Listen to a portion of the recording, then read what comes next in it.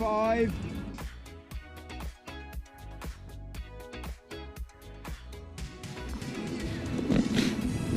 Well, good morning, ladies, gentlemen, and everybody else, and welcome to the Lee Valley Hockey and Tennis Centre for the Not Sports Schools Championships Finals Day. There's been 2 long, gruelling days of semi-finals and playoffs already, as well as quarter-finals away from home. But here at HQ for English Hockey, the Lee Valley Hockey and Tennis Centre, we have nothing but finals live here on Pitch 1 all day, starting with this Under-16 third-fourth playoff, but moving quickly on into the Under-16 Cup final, the Under-18 Tier 1 across the boys and girls, and finishing off with the Under-14s comps later on this afternoon. I'm Wilf Kemsley, who will be bringing you through all the games alongside my co-commentator today, Anna Rose Gravitas. Anna Rose, thanks for joining us. Well, you're back at Lee Valley Hockey and Tennis Centre. You spent a lot of time here recently, but this is a huge day for these players. Yeah, exactly, and what a place to play as well. I remember doing it when I was at school so vividly. Best times of my life being here. Yeah, very excited for today. Well, it's a good time to bring up the weather today. It looks pretty bright so far, but the wind is howling across the Lee Valley Hockey and Tennis Centre as we approach centre pass in this Under-16 playoff game. It's going to have a big impact today on all of the fixtures. Yeah, exactly. I think just the noise of the wind as well is really hard when you're on pitch trying to listen to your players and also to the whistle as well. I can imagine umpires are going to be tense today as well. It's a huge team here at English Hockey that have put this together. It's been a massive finals day, and this is as big and as best that it's ever been. There's so many people involved, volunteers, umpires, and the team who are in that far office just at the top, making sure everything runs smoothly. They've already managed to circumnavigate one disaster this morning from the admin front. They're doing a top job, and we cannot wait to get stuck into our first game. It is the losers from the semi-finals yesterday in this Under-16 girls competition. It is, in our first game, Wellington College taking on Kingston Grammar. We're going to run up to the comms box behind you and get ready for this one. But Anna, just how excited are you for all of this top quality hockey? Yeah, really, really excited, and we start with an absolute banger. Can't wait to watch. So ahead of the Under-16 Girls Cup finals come at 11:30. Centre pass at 9:30 for the first game.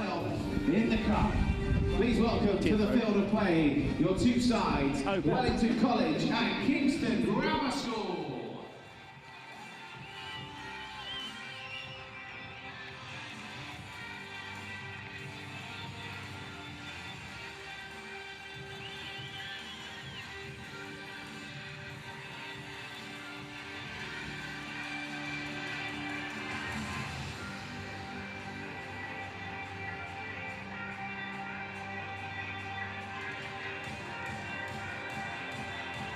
Your umpires for this third and fourth playoff, Gary Joy and Jake Shelley.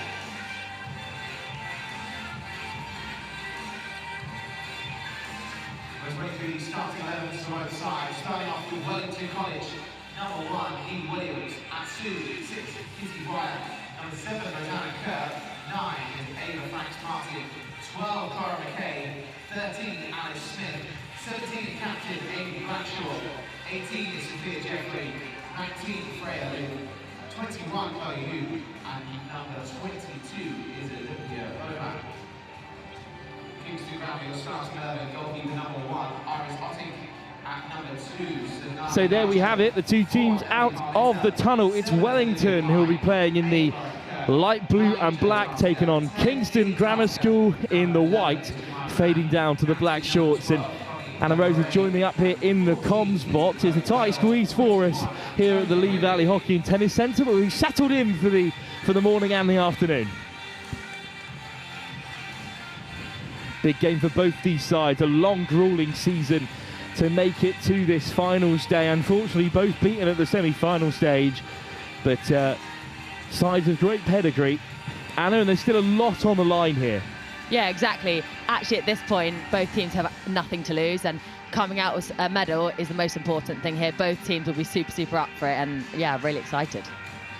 And there are some big names to watch out for in these 2 sides. They've been read out here live on the announcements, the team sheets.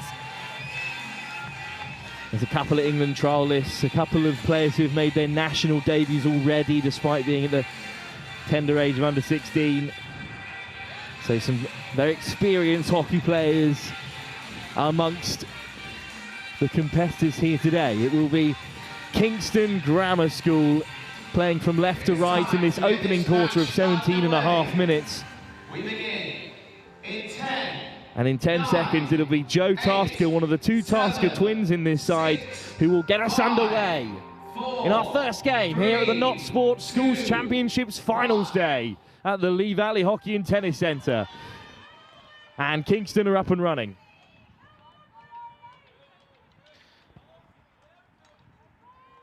Really nice play from Kingston Grammar there, making sure everyone's getting touched on the ball, which is the most important thing to start off the game.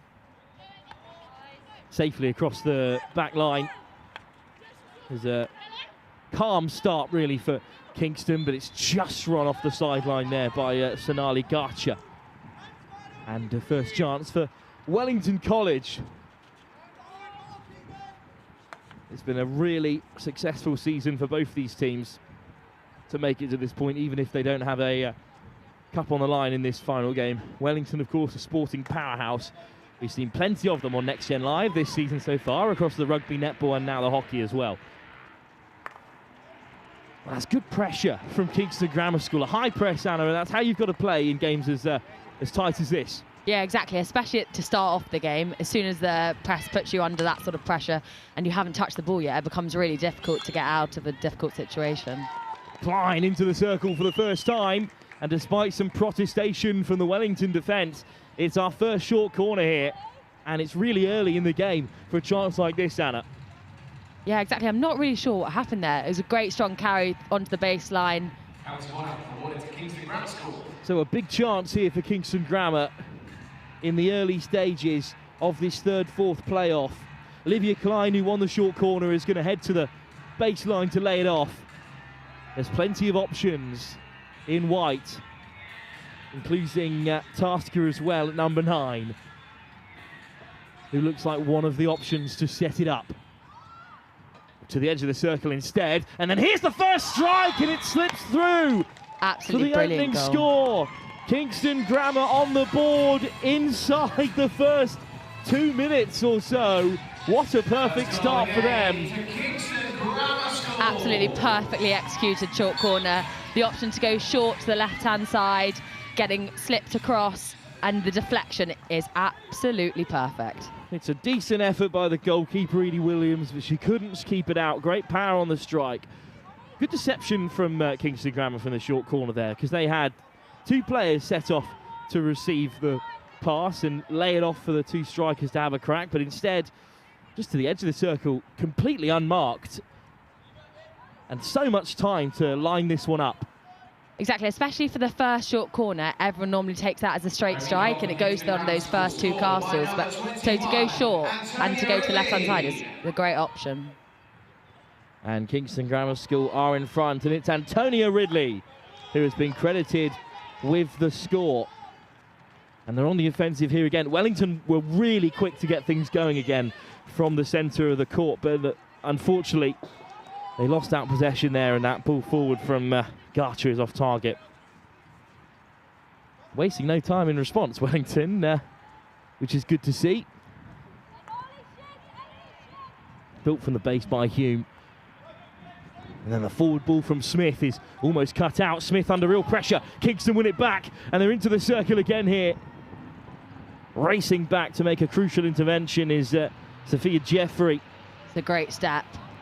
Making sure she got back to the line to go and just steps and got the ball. But Kingston keep the pressure on, and then it's nicked away by the captain, Rosanna Kerr.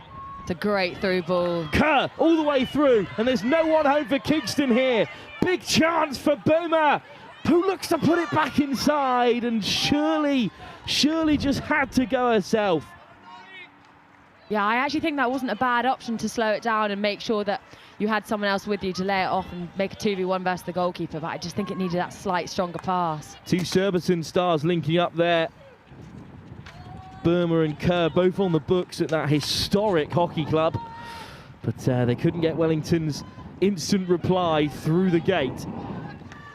But, well, if it's going to be end-to-end like that all morning, we're in for a cracking opening game here at the Not Sports Schools Championships. And you're so right, Wilf, as the Kingston Grammar pressing so high, giving the Wellington defenders, the back line, no time at all. Long ball forward, really the only option at the moment. It's been nicked again by Kingston. And Klein waits in the centre of the circle. On the turn, desperate to win another short corner, and it's great work from Kingston Grammar School, and they will have another huge opportunity here to go further ahead. But you think here from Burma, she does well to draw the goalkeeper out, and if that pass connects, it's a tap-in. Yeah, exactly, but credit to the Kingston Grammar defender running back, making sure that she's marking that player, because it's so easy to give up in that situation. That's lovely work on the turn. Nothing much that Wellington could do about that. Contact with the toe, short corner it is. Klein looks to send another in here. And they'll be more wary this time of Antonia Ridley. But it comes back to Ridley on the edge. Oh, it looks like one of the Wellington players might have broken early, so we'll have to head to the halfway line and they'll have to defend with 3. Well, Rosanna Kerr was right up there. Just thought it was great pace off the line. But now Kingston Grammar handed a huge opportunity to go twice ahead. Again, it's Ridley. This time, a fantastic bit of defence, but the second effort is tucked away. A great block from Blackshaw, but it wasn't enough. And Kingston Grammar School, 2 up inside the first quarter. 2 short corners. It's clinical. Yeah, it's a great reaction off the first running defender, which is really good. She blocks it really nicely, and the Kingston Grammar girls, she's so good that she doesn't take a touch, just that backspace shot. Kingston Grammar School 2 ahead. And now here's Klein. They've won it back already here, Kingston. And Klein sticking to the sideline and making plenty of yards here, trying to get on the outside of Luke. Klein slips it into the circle again. Second goal for Kingston Grammar School, scored by number 11, Jemima Mack. And it's Jemima Mack who's been credited with the Kingston goal as well. What a start for them. Up by 2 and still keeping the pressure on. One back in the centre of the park by Sophia Jeffrey. And it's going to be a free hit as well for Wellington. And Chloe Hume sends it all the way across. They've just got to have a bit more time in possession here, Wellington, as they give it away again. Kingston certainly dominating the stats at the moment in terms of possession, Anna. Yeah, exactly. And it looks like Kingston have also, they're swapping between the 4 and the 3 at the back, which is really impressive stuff for girls that are only under 16s. Makes it that much harder for Wellington to press against.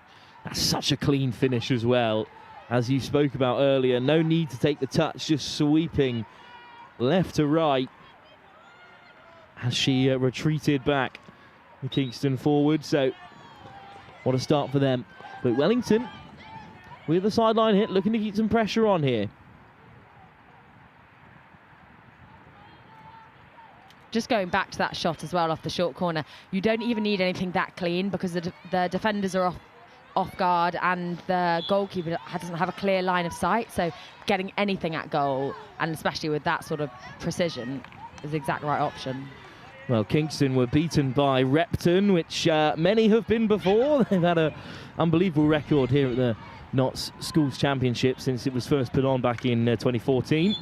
Yeah, I remember being beaten by Repton 1-0 in this exact competition at under 18, and I don't think I quite have got over it even yet. And their under 16s are through to the final to take on Marlborough. Now, free hit in a dangerous area for Kingston. It's patient from them to begin with here. Real battle forward on the edge of the circle, but Kingston drive towards the baseline again. Well, this time the umpire's call goes Wellington's way, and that's the break they needed, really. Yeah, exactly. I think it's really well defended by Wellington as well. They didn't dive in the circle there, knowing that they've given away 2 short corners, which have ended up in 2 goals. They were patient, went in for the block tackle, and I think it was given as a stick block. Well, Repton were in charge in the Cup semi-final. They went ahead inside the first quarter, inside 12 minutes, and Irish Otting, the goalkeeper, was yellow carded in the third quarter, and a penalty tucked away as Kingston are on the front foot. So they're going to need to clean up that discipline. That was the only thing coming into this game. A green card and 2 yellows all in that third corner. That was really how the game got away from Kingston. So maybe a bit of ill discipline that sent them to this playoff. Really the only thing separating them from a spot in the final. So we're keen to avenge that here against Wellington. As a really great shot by Jo Tasker there from Kingston Grammar, taking it on. I think she's been really impressive so far up front. both pressing, and then she just takes it on. She's really direct. Wasn't messing around with that shot either. Klein looks to win it back, but it's a free hit here for Rosanna Kerr. And Kerr just drives forward. The Wellington captain. Almost dispossessed, but there's another free hit. That's good stuff from Kerr. A real talisman for Wellington, speaking to their coaches before the game. She carries the ball really nicely. Her carry position's absolutely great, because as a defender, you don't know whether she's going to pass or whether she's going to carry. It's really deceptive. Well, flicked up into space, Blackshaw the target.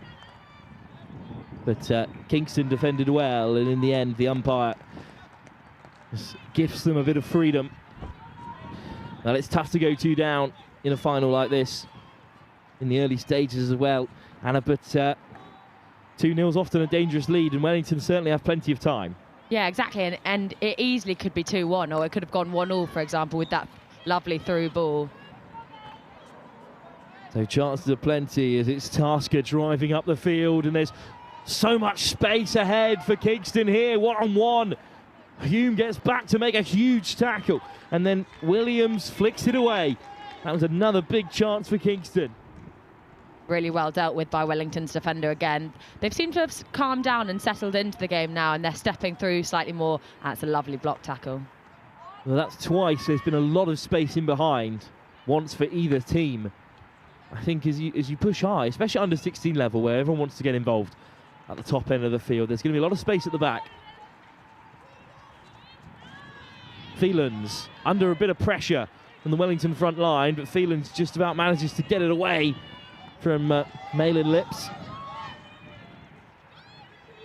Malin Lips that's a great pressing, and I think that she's giving Kingston a bit of a taste of their own medicine. They've pressed Kingston so high.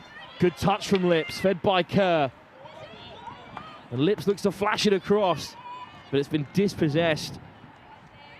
Olympia Burma unable to get away, but still putting the pressure on Tasker, who wheels around the corner. Good work from Tasker. Slightly overhit.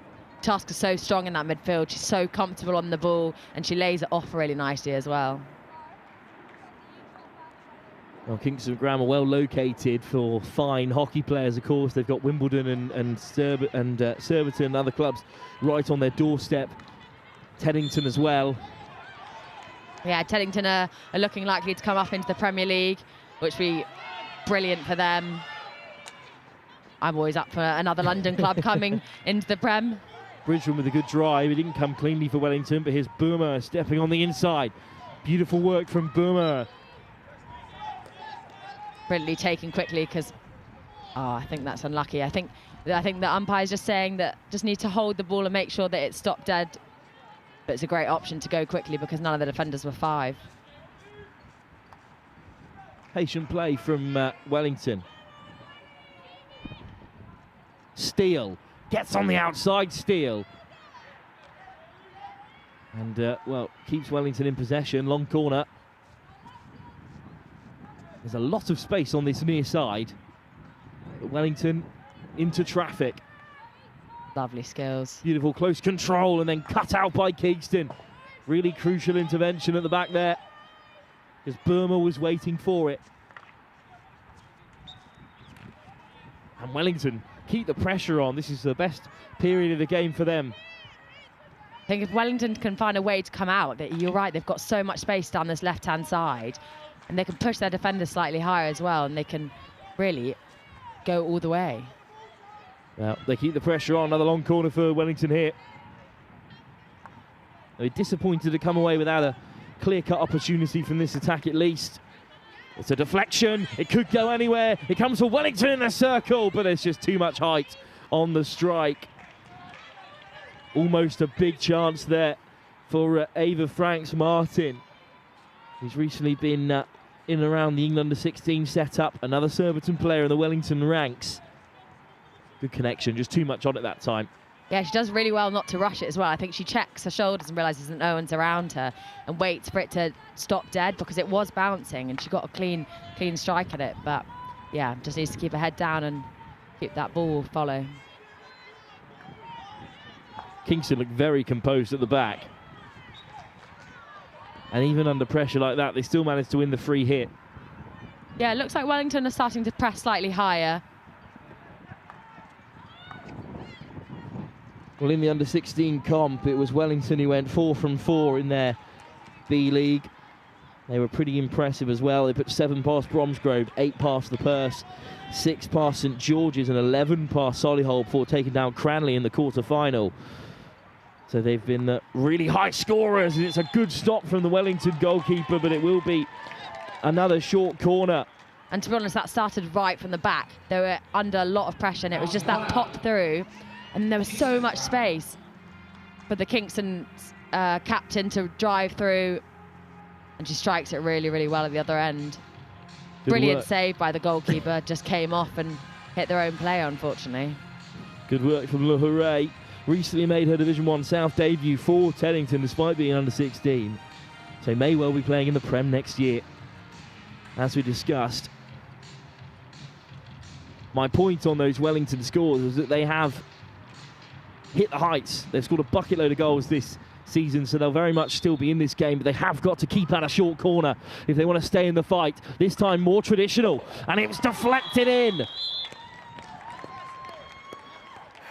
Well, almost kept out right on the goal line there. It was tucked towards the corner. This is such a villainous deflection for Kingston. That is unfortunate, because it was almost a great defensive set for Wellington. Yeah, it's really nice from the deflector, because she stands right in the eye line of that defender who can't actually see whether it's going to get deflected or can't really see the ball. Well, Emily Parmenter scored. She's also been in her first look England trial, which is the start of the pathway at this age group. So congratulations to her. And Emily Parmenter, this great season continues. And again, it breaks for Kingston in midfield, and Wellington leave too much space at the back here. Le Hurray, one-on-one. Great save by Edie Williams. The Kingston captain denied. Connie Le Hurray is so comfortable on the ball. She absorbs that pressure really nicely, but she's got such a strong and direct carry. Could have been 4, and that could have been the game really in this first quarter.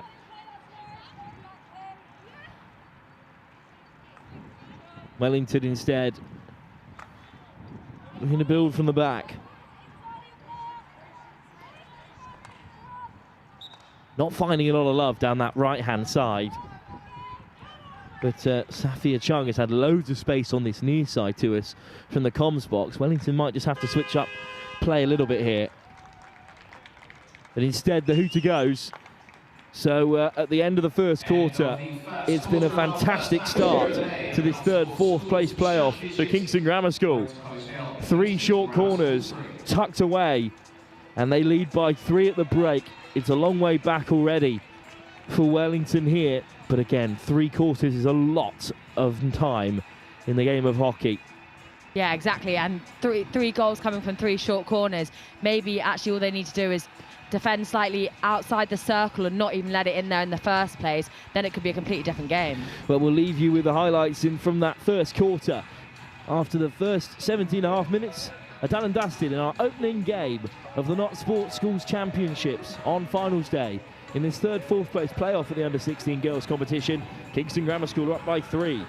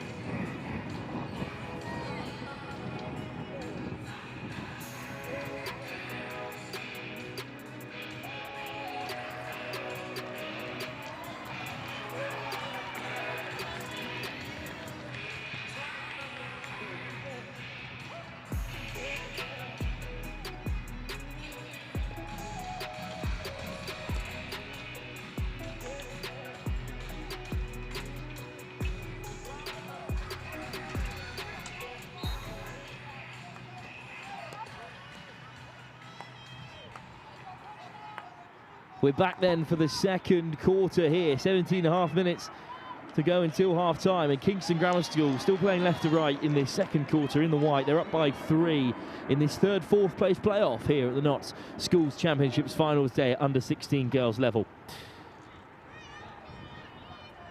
3 short corners, 3 goals. Wellington have had a couple of chances, 2 big ones come to mind in that first quarter. But, well, Kingston, they're more clinical of the 2 sides. Anna Rose Gravitas still alongside me for this second quarter. And that's been the difference. Yeah, exactly. And to be honest, 3 really well-executed corners. You can't really argue with that as a defensive set and as a defensive unit. They've executed it perfectly and changed it up as well. But Wellington on the front foot here. It's Kerr racing away. And then that's a fantastic ball. What a strike as well. But it's off target from Wellington. Another big chance. What a hit from Bridgman. Great connection on the strike. Kerr has popped up everywhere from the base of midfield so far for Wellington, and that's such a clean connection, Anna. Yeah, that's such a great strike. She hits it perfectly. She waits, she watches. That split grip. Good start for Wellington. They've come out with a bit of fire, but Luhuray, the captain for Kingston, drives it forward. In the end, the pass is loose. What a bright start to the second quarter and an early goal. And, well, this tie is back alive, really. Although Kingston with a long corner. Played short by Garcher. And Wellington put in a strong tackle. It's one back. Nice ball forward. Wellington to keep the pace alive. Eva Franks Martin with a good drive. Deflection will come for Jeffrey. He finds Franks Martin round the corner. And they're past the 23-metre line. It's Franks Martin with a beautiful bit of skill. Beats another defender. But there's 2 back for Kingston. Franks Martin. Oh, it just takes a deflection there. Advantage being played for Wellington. But what a run by Eva Franks Martin. She started on the halfway line on the far side. Ends up in the bottom left corner. Yeah, she received it in that screen position in front of the defenders, and she does so nicely. Her first touch is great, and we've seen 2 lovely spins from Wellington. Well, that could have gone anywhere. Just miscontrolled by the defender in the circle. But in the end, it's a free hit for Kingston Grammar. A lovely bit of skill. That spin, which is so hard to defend. Well, what a start to the second quarter for Wellington. Not a mountain, but a bit of a molehill for them to climb. Certainly at this early stage in the third, fourth playoff in the under-16 girls competition. Cut out again by Wellington. And they win the free hit from the umpire. Well, they'll take it from the sideline here. Good start. And maybe a chat at quarter time was about Wellington, how they press, because they've come out slightly differently, and they're pressing with one splitting the two full-backs, which is really interesting. Maybe they've identified that the captain for Kingston is a really strong player for them, so to stop her getting the ball back. Well, Tasker won it back for Kingston, and she's keeping the pressure on here. But Franks Martin with another daring run. Franks Martin skips through 3 players. Well, Franks Martin has really come into the game in the second quarter. Kerr, the captain, looks to slip it through, but Tasker cuts it out. Free hit, though. Franks Martin will take it quickly. Franks Martin looking to sneak it through. But look at that for composure at the back for Kingston. But it hasn't come off for them here, and it's a strike at goal. But it's slid wide from Kitty Breyer. But Eva Franks Martin has turned this game around in the second quarter.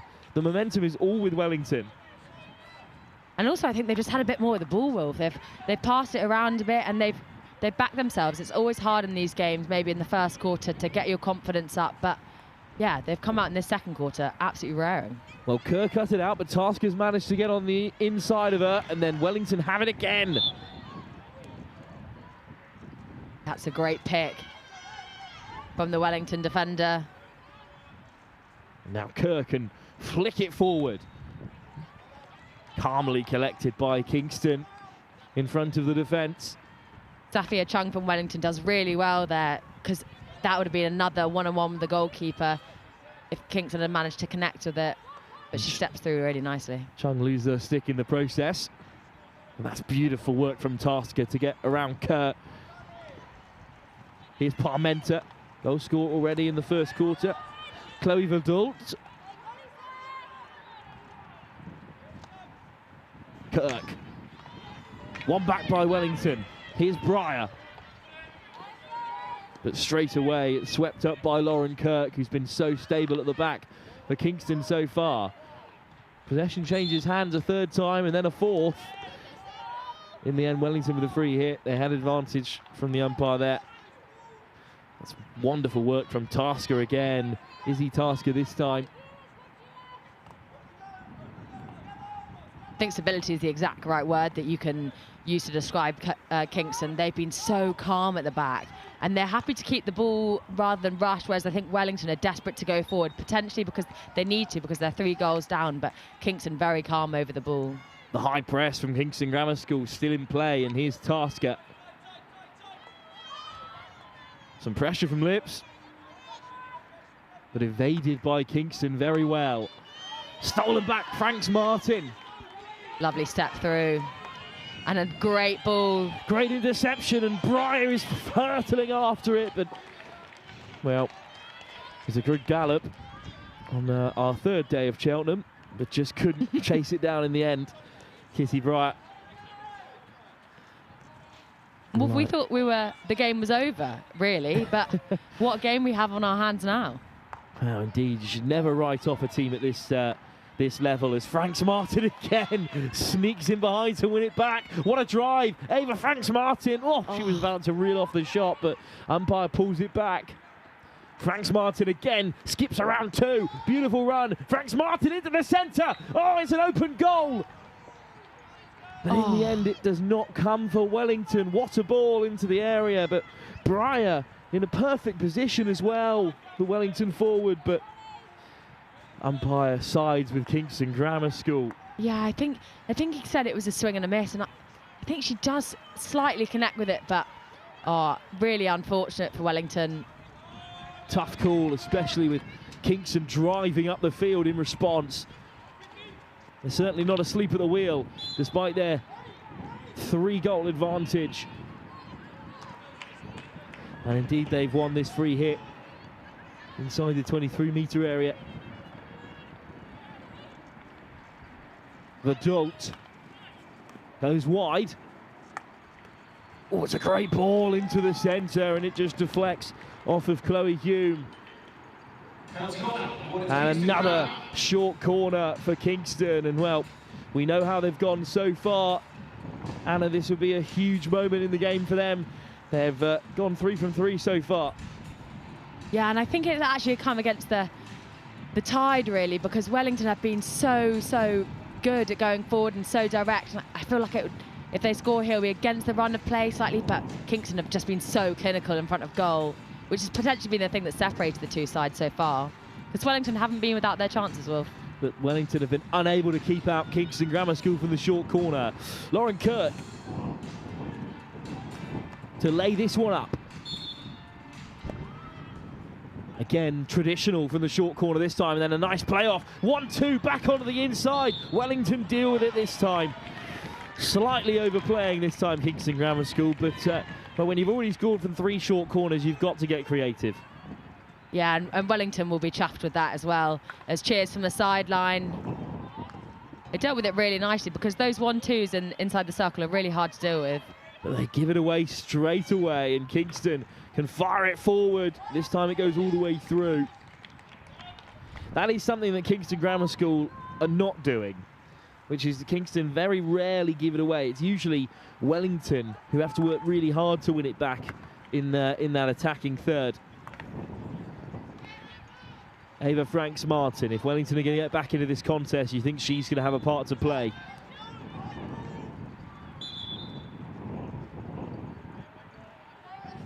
Yeah, she's been reading the game really nicely.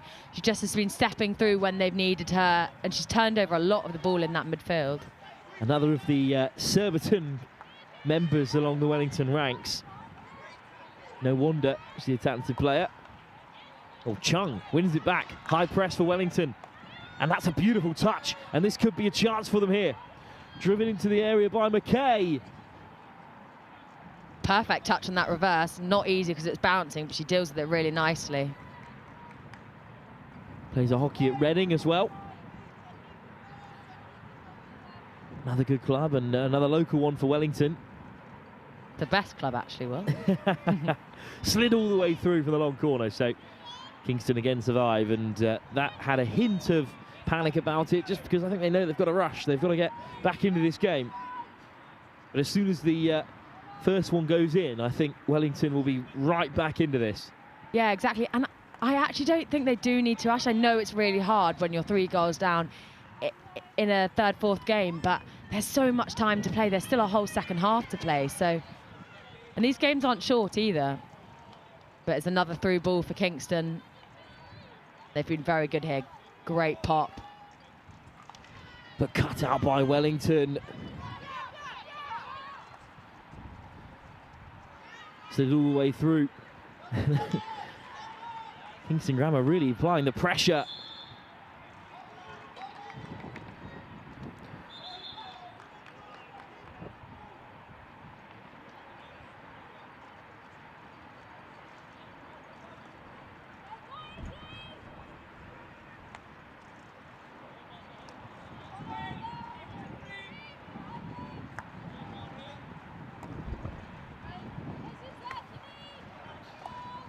Play continues with Kingston, really patient. They've come all the way round the front of Wellington's press for Gartshire to fire it forward.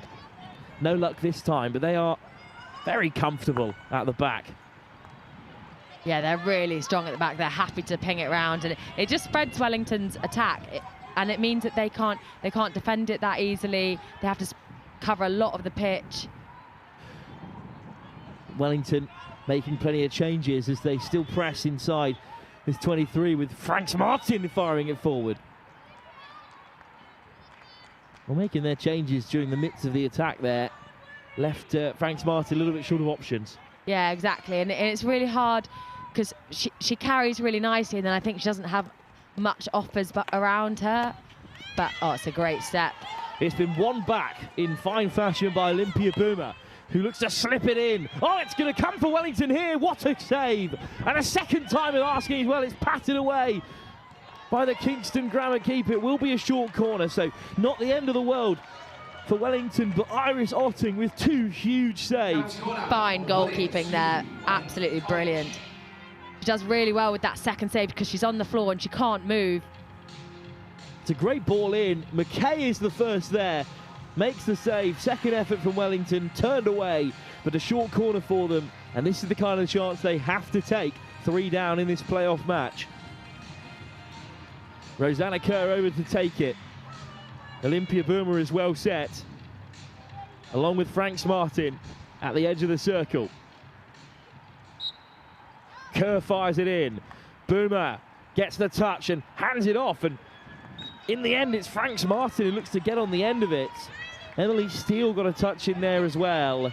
And Kingston have gone quickly here. Well, that was not the right result for Wellington, and Kingston can counter. Forward from Duffy, and then slid in. It's a massive tackle from Wellington at the back there. That's a huge intervention from Chung, because, well, they were matched numbers really in the circle there for Kingston.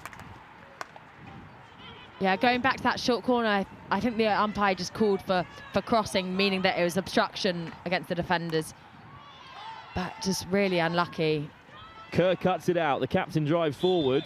Kirk looks to win it back for Kingston Grammar, but Rosanna Kerr, it's her call. And again, she looks to go aerial over the top, and this time it's a fantastic pass, and Boomer should be the first one there. Boomer dispossessed. That's great defence from Kingston Grammar.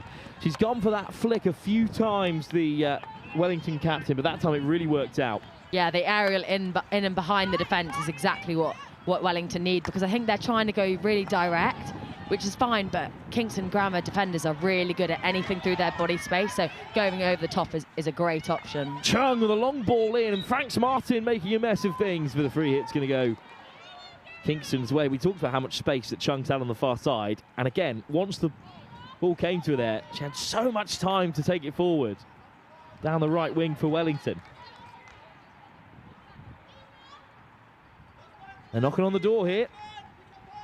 No scores as of yet in this second quarter, but Wellington have perhaps been the better side of the two. A mistake at the back is cleanly mopped up by Chloe Hume. And the umpire just adjusting things. Eventually, the free hit will be Kingston's. Well, that could have been a lot worse. But it's great skill down the short side from Duffy, who slides it in. Kerr cuts it out. Good work from the captain. She pops up on at both ends of the Wellington attack and defence here. Lehuret. Connie Lehuret. Olivia Klein's doing really well in that screen position, just sat right in front of the Kingston defenders. She holds the ball so nicely, draws a couple defenders to her, and then lays it off to someone else that has more space. She's a really key and pivotal player for them right now. Just hovering at the edge of the circle at the moment. Slid in. And it's another fine attack from Kingston. And another short corner coming their way. I thought this was going to be a big wind-up and a big reverse, but actually she does it perfectly because she lays it off and it's just a little bunt, and that's exactly what Kingston need. And if you're an attacker waiting on that P-spot, all you need is a little gentle one. You don't need a big swing, and that's absolutely perfect. So they've carved out a big chance here, Kingston Grammar School. They've been so good from the short corners so far. Lovely injection. Off target this time. But every time they set up those short corners, they look dangerous. Wellington at the moment, not sure whether to come or go. That time it's the captain, Lehuret, which just hits it wide. Or it's Tasker, sorry, I should say, who was there to strike it for Kingston Grammar School. And the other thing about the Kingstons winning the short corners, it just eats away at that time, which is not what Wellington want at all. Kerr for Wellington. 4 in white surround her, but Kerr brushes against the sideline and just runs out of time in this second quarter. Well, Wellington much improved as we head into half-time. They had some big chances to cut the deficit. At the moment they remain 3 goals down, but if you're in the Wellington coaching staff, I think you're delighted with how the side have reacted. Yeah, exactly. They came out, pressed more aggressively, they split the 2 full-backs, and actually they've had way more opportunity and they've had way more time on the ball, which is exactly what you want. Still 2 quarters to play in our first game of the day here at the Not Sports Schools Championship Finals Day, live from Lee Valley Hockey and Tennis Centre in this under-16 girls 3rd, 4th place playoff. It is Kingston who retain their 3-goal lead that they built up in the first quarter through 3 fine short corners, I should say, as we head into the half-time break. Plenty of time still for Wellington to get back into this one.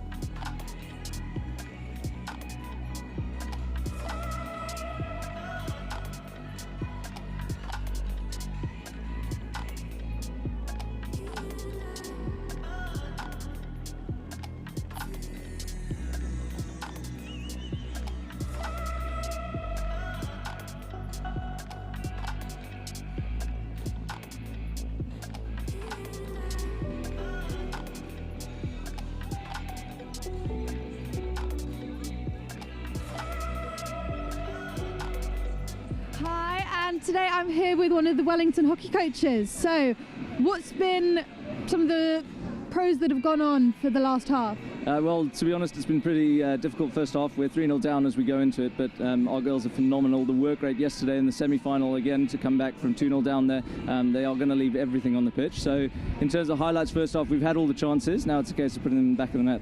Yeah, because you guys have definitely had some good control over it as well. It's just getting that final goal, isn't it? What's the plan for the rest of this half? Well, hopefully we'll see some physicality coming into it. The girls are just going to hopefully turn it on and say, right, I will win every challenge. That's what we've encouraged them to do. But as we know, with our girls, we've been here before. We've been in underdog positions where we're up against the pump, and so it's a case of just taking it to them and hopefully come up with one. One leads two leads three, and then either shuffles or a win. We'll see. Everyone loves an underdog story as well. But yeah, getting those 50-50 balls. But brilliant. So good luck for the next half, and thank you very much. Thank you so much. Thanks to England Hockey as well. Thank you. Cheers. Well, great to hear from some of the Wellington staff and from Beltane down the sideline, who'll be there all day today, gathering up people to chat to us here live at the Lee Valley Hockey and Tennis Centre. We were just discussing the facility at the break, and it's a really lovely place. And when it gets busy, it is absolutely jumping. Yeah, exactly. It's always such a nice place to be when the Pro League's on, and have just vivid memories of watching GB playing in London here. Feels like a lifetime ago now. But Franks Martin, though, for Wellington, who had a fantastic second quarter, looking to drive forward, but Kirk so calm and composed at the back, and that's a lovely ball. Great vision from Kingston Grammar, who still lead by 3 in this second half, but it's flashed forward. Plenty of pace on that one, but not going to trouble the Wellington defence. Kirk's been so good for Kingston, just so calm. And exactly what you want from your fullback, to step through when you need her, but also she carries really nicely out the back as well. Bit of danger. Tasker did really well to win it high up the field, and it's Tasker again getting stuck in. It's Joe Tasker, one of the two Tasker twins, one at the back and one up front for Kingston Grammar. And the pressure really on here. Verdon. Lauren Kirk. Wellington seemed to survive that scare for now. But if you get that high press right, especially at this under-16s level, really hard for the opposition to do anything about it. Plenty of power on the strike. Yeah, and great defending, to be honest, because all you want to do in that situation is move out the way of the flying stick, but she does really well to stay calm. Well, you're talking about catching GB here at the Lee Valley Hockey and Tennis Centre. You can catch England men and women who are back in action in the FIH Pro League from the 13th to 28th of June. Tickets are on sale now at the England Hockey Tickets website to book yours. Some of the best teams in the world will be live here at the Lee Valley Hockey and Tennis Centre. Can't wait for international hockey to be back here at HQ. Yeah, they're out in India right now for the World Cup qualifiers. Well, the women are, and they've been really successful so far. Lots and lots of goals. It's been a brilliant watch.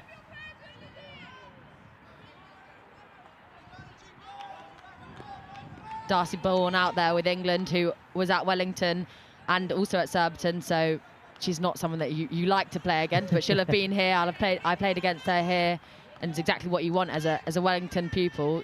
Someone to look up to like her is is absolutely brilliant. Certainly a traditional pathway in terms of Wellington hockey. The Wellington to Surbiton pipeline, it's alive and well in this team, as we've discussed throughout the game so far. Tasker wings it back for Kingston Grammar and is under real pressure, and it's been nicked away again there by Clara McKay, but not legally so.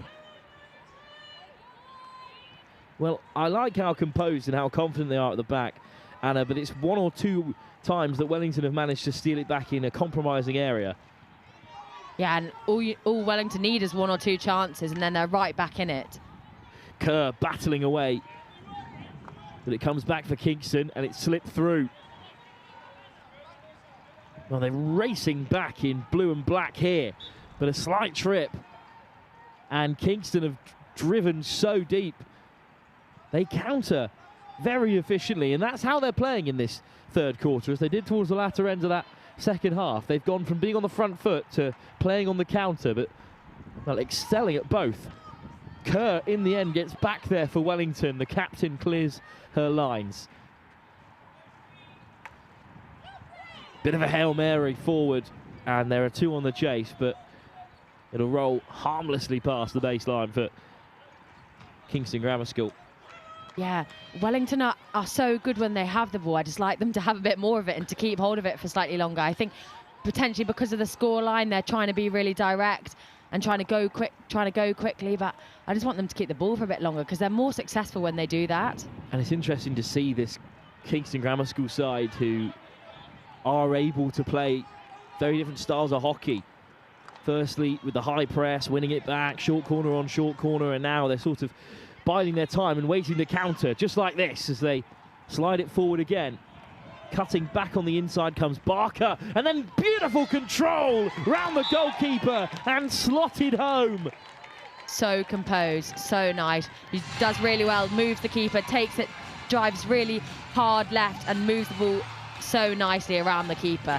Very, very hard as a goalkeeper to do anything about that. We were just saying how quick Kingston can hit you on the counter, and Barker, perfectly weighted pass into the circle. And I think it's Tasker who slips around. Joe Tasker it is this time, on at the break. And it is the number 9 who has Kingston's 4th, and that is a really tough one for Wellington to concede. We were talking as well at the break about how Wellington needed the next goal, and they haven't got it.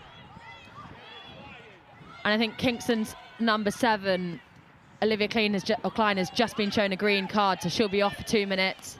Well, that happened in the thick of things, didn't it, straight after the goal? So maybe a way back for Wellington with Kingston down a player for the next 2 minutes. Although they have swept it up again at the back. And how about this for a break? Beautifully played forward. One touch round the last defender. Mack, stolen by Kerr, but then it deflects Kingston's way again. Kingston move the ball so nicely. They two-touch hockey, they play into space. It's really fast and free-flowing. Good defence from Chung. Swept away towards Jeffrey, who's marshalled off-field.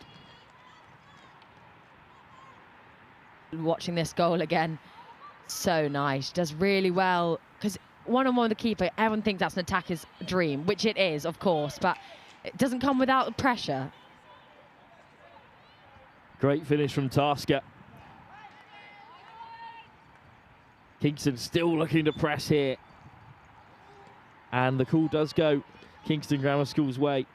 Well, both Taskers have had a part to play in this game, and they were both part of this amazing Kingston Grammar School cricket team. This under-15 girls group, as they were last season, were national champions in 3 separate competitions, and so many of the players in this hockey team were part of it.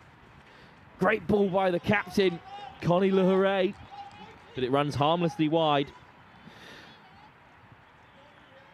It's always great to see a fullback driving through, because it really messes with the press. As soon as a defender drives with the ball from their outlet, it makes it really hard because you have to step off and you have to do something slightly different. And again, Kingston keep the pressure on. They are not settling at all in this third quarter. Tasker couldn't be controlled. Well, again, back on this unbelievable success for Kingston Grammar School last season at under-15s level. Sonali Garcher, Klein, both taskers, Mac Price, Ridley, who's also scored. Antonia Ridley scored the opener. They were all involved in that cricket team, which had such unprecedented success at under-15 girls level. Great to see some multi-sport athletes at this age group. Yeah, exactly. And it's so transferable. That hand-eye coordination and the control that you have is so important, and we can see it now in the GB women's squad. Both Hamptons, Olivia and Sophie Hampton, both cricketers, tennis players. It's so important to be able to play multi-sports. Klein slides it back. Verdolt takes it beyond halfway. Klein looking to get away from Kerr. Much easier said than done. Kerr tracks her all the way. Cut out in the end by Sophia Jeffrey. But Kingston, they are dominating possession across this third, fourth playoff. Tasker has her pass intercepted. Maybe a chance for Bulmer to break. Lovely control, but needs support here. Bulmer loves a right to left drag, goes in that reverse. Very, very nice. But unfortunately, when Wellington lose possession, the break is on for Kingston. It's 4-on-4 at the back at the moment. Good effort from Wellington to race back into the defensive third, but Kingston have it. Well, that might have just run beyond the baseline. But Wellington will still be able to keep the pressure on. Well, Kingston Grammar, they break so cleanly, so quickly as well. And if you end up 4-on-4 like Wellington were there, you're always under pressure against a team of this quality. Yeah, exactly. And because they're so good, it means that you have to, such good ball carriers, I should say, is that it drags 2 or 3 defenders with them. And so you can't just leave it one-on-one. You can't go man for man or woman for woman. It's really difficult. Wellington win it back in a promising area, and the front line just drifts forward, but there needs to be a connection between the two. Supplied by Jeffrey. Great drive down the left-hand side. Wouldn't be surprised if they see another card coming here. Indeed, there is another card. And Kingston, who weathered the storm of being a player down very efficiently, are going to have to do so again. And maybe this time Wellington can be a bit more commanding going forward. Indeed, in the end, the short corner is given. That's probably the right call, Anna. Yeah, exactly. And Wellington will want to, or they need to score from this. It'll be interesting what they do. Last time they didn't actually have a trapper down, so they had 3 castles, I should say, at the top, but they had 3 defenders back, and I think get more up there. Indeed, Martha Staines is up to join the short corner for this latest attack. Kerr is over the captain to lay it back, and indeed there's only going to be 3 defenders back on halfway. So Wellington with a big chance here to get back into the game. Good strike! And they're back in the contest. Very calmly collected by Clara McKay, who found the pass, and it reached the bottom corner. No chance for the goalkeeper. It's really nicely held by the person right on the top of the D, drags that first runner and slips it to the left, and it means she's got time to strike it so cleanly. Sophia Jeffrey, the right goal scorer as well. She won the foul that led to the card and to the short corner, and Wellington on the board, and who knows, another goal perhaps before the end of the quarter, and we have a real contest on our hands heading into the final 17.5. Oh, I thought Rosanna Kerr had won it back in a fantastic position. Well, Jeffrey's also played around the England under-18 squad. She's part of East Grinstead, another great club, and a top-tier club outside of London as well here in the south, so it's always good to see. Yeah, exactly. Their first team just been really successful in their indoor. They went away to Poland and got 3rd in the Europeans very recently. So, yeah, brilliant and really strong club. And part of that indoor championship side will be, I believe, represented later in the under-18 Girls' Cup final. Yeah, Amelie Carter went out there and played, and she'll be playing again later on. But for now, we'll stick with the under-16s, which has got lots of time left to go in this third, fourth playoff. And then, of course, we've got the cup final straight afterwards, scheduled to start at 11:30. Well, Wellington have got a bit of a spark back here, but a long ball like that will hand Kingston possession. Excellent first touch from Mack. Mack skips away. Well dealt with by Wellington. Great defence from Alice Smith.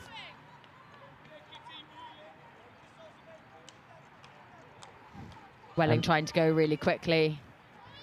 Hume. Almost away from Smith. Press is the call from the Kingston midfield. But Smith with a good carry. And wins the free hit as well. Take it quickly. Oh, that's a shame, Anna. Forced back by the umpire. I love the option to go quickly, because that's exactly what Wellington need. They need to break that first line defence, and then it then creates 2v1s all the way down the pitch. You're after a little bit more flow from the umpires, I think, today. I can sense it. Always. Let the girls play. Does so well to control it to begin with, but misses out in the end. And again, across comes Wellington's covering defenders. That time it's Jeffrey. Still a player down here, Kingston. Still playing really well. Still on the front foot. Connie Hooray, the captain. Hooray, still going. Winds it up. Oh, it's off the post. It's a brilliant strike. It's gone in. Well, it was off the inside of the post. And from our angle, it looks like it's deflected straight out. But instead, Connie Hooray with an outstanding strike. Let's have another look at it here. It glances off the inside of the left-hand post and then shoots back out, but over the line first. What a hit from Connie Hooray. And despite being down a player, the Kingston Grammar School captain has settled the nerves, really. Yeah, you'd be absolutely delighted with that. Both the carry, and then she had the time. She winded up early. I thought Kingston might get her. No, I thought Wellington, might get a stick in there, but she knew that no one was around her and strikes it so cleanly at the near post. Hooray, as we said, has been playing senior women's hockey this season for Teddington already. What a bright future in the game she has.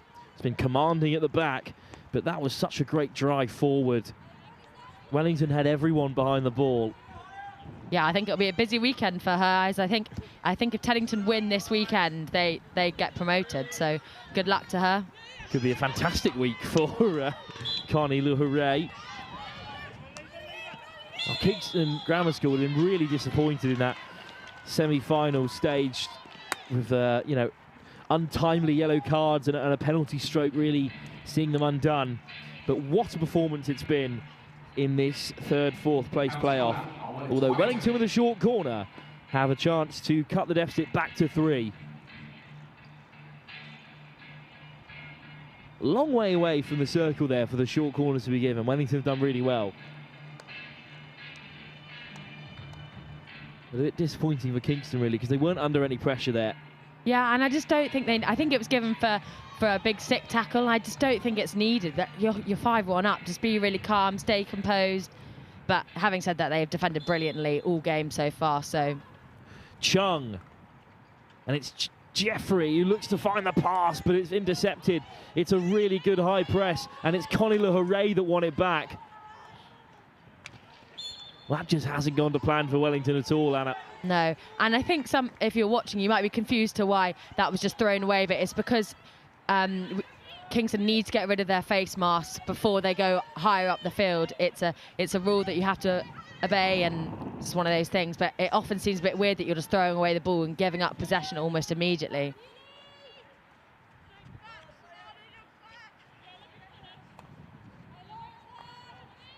Hooray.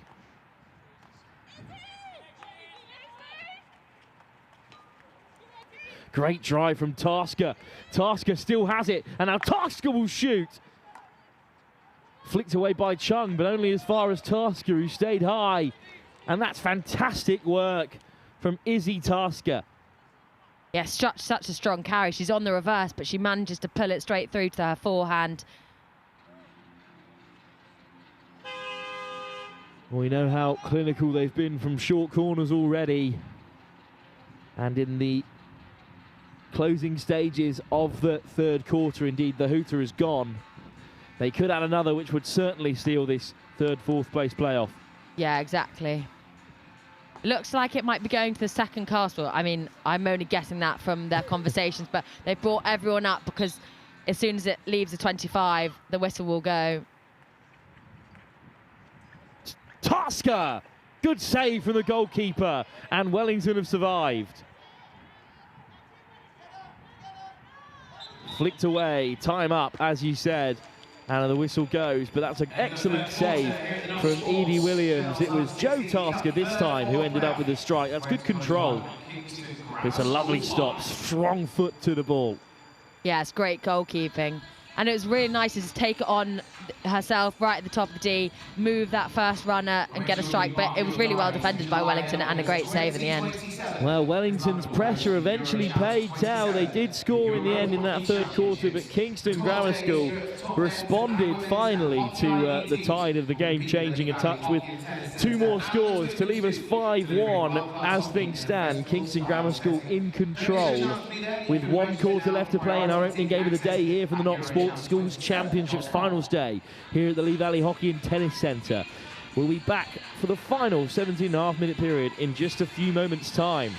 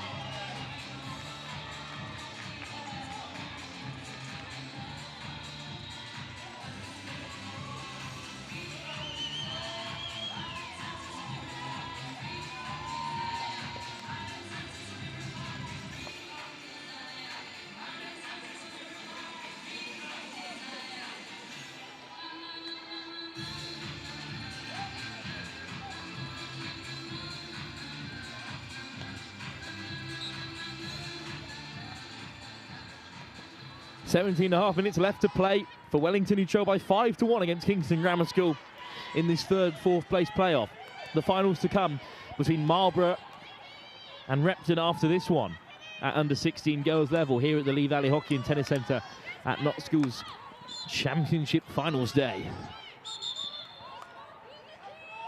Good start again from Wellington. They've started all of the quarters pretty well, barring the first when they went down early. But unable to reap what they sow at this time last game, and now Tasker. Yeah, I think that's credit to Kingston defending. They've just been so calm and so everything at it. And they've still come up with the ball.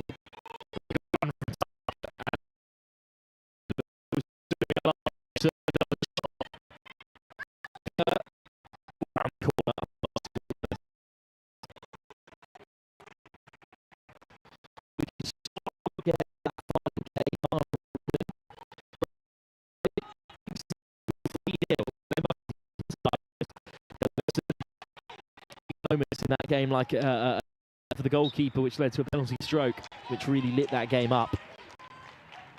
Marlborough beat this Wellington team 3-1. I think Repton are slight favourites in that final, as they often are on finals day, although they haven't made the last game of the under-18 girls all-boys competition. Very loose in the circle there, but Wellington break. And they're flooding forward here, the blue and black. Unfortunately, the out ball just isn't there for them at the moment. Yeah, it's really unfortunate. I think they just need to connect in there. And if they want to play long, that's absolutely fine. But the forwards just need to be slightly more aware of it and just try and get their best to get on the end of it. Kingston back in control. Cut out by Chung and flung forward. Chance for Wellington to counter here. That's a great first touch. Lovely first touch. And Wellington should be on here. what a drive it is for Wellington. And a lovely spin as well. She had 2 players on her, and I think she managed to get it just in between the 2, and as it goes for a long corner. That's a brilliant drive from Clara McKay, who got the assist for Wellington's goal as well. Kept in play by Blackshaw.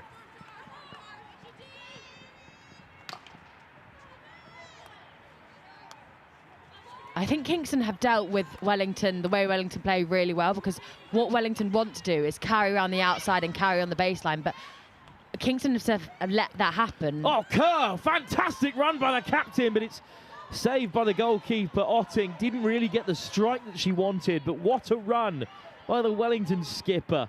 She was so direct and just beat 2-3 players, and then, yeah, great save at the end of it. Crucial interception for Kingston at the back, but the Wellington coaching staff up on their feet, much better from their side. Smith with a nice ball forward. Jeffrey, and England under 16 already, fires it in. Oh, it almost came for Wellington there. Breyer unable to get it under control. Long corner. Jeffrey. That's exactly what you want from Kitty Breyer there as a centre forward. She just sits really nicely in front of the keeper and hits it first time. Runs out of play for Wellington this time, but that's much better from Wellington College. You can see why they've had such a successful season and made it to finals day. Yeah, and I think Iris Otting from Kingston in the goal has been absolutely impeccable so far. But it's this Kingston Grammar School side who have been unbelievable. They've had the likes of Surbiton in their league, and they've still managed to see them off. They beat Millfield 9-0 in the quarter-final stage as well. Their wins against Surbiton by 6-5. They beat Brighton 2-0. They took down Cranley, who of course were defeated by this Wellington side at the quarter-final stages. And they beat Epsom as well on their way through. So that genuinely, what a league that is.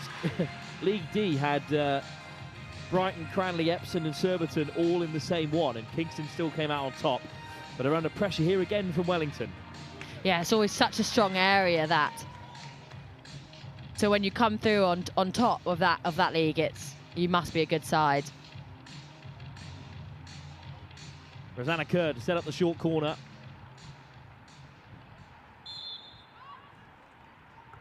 Jeffrey flicks it to the near side again, and it sneaks in at the near post, but in the end it's just wide. Oh, that's so close for another score for Wellington.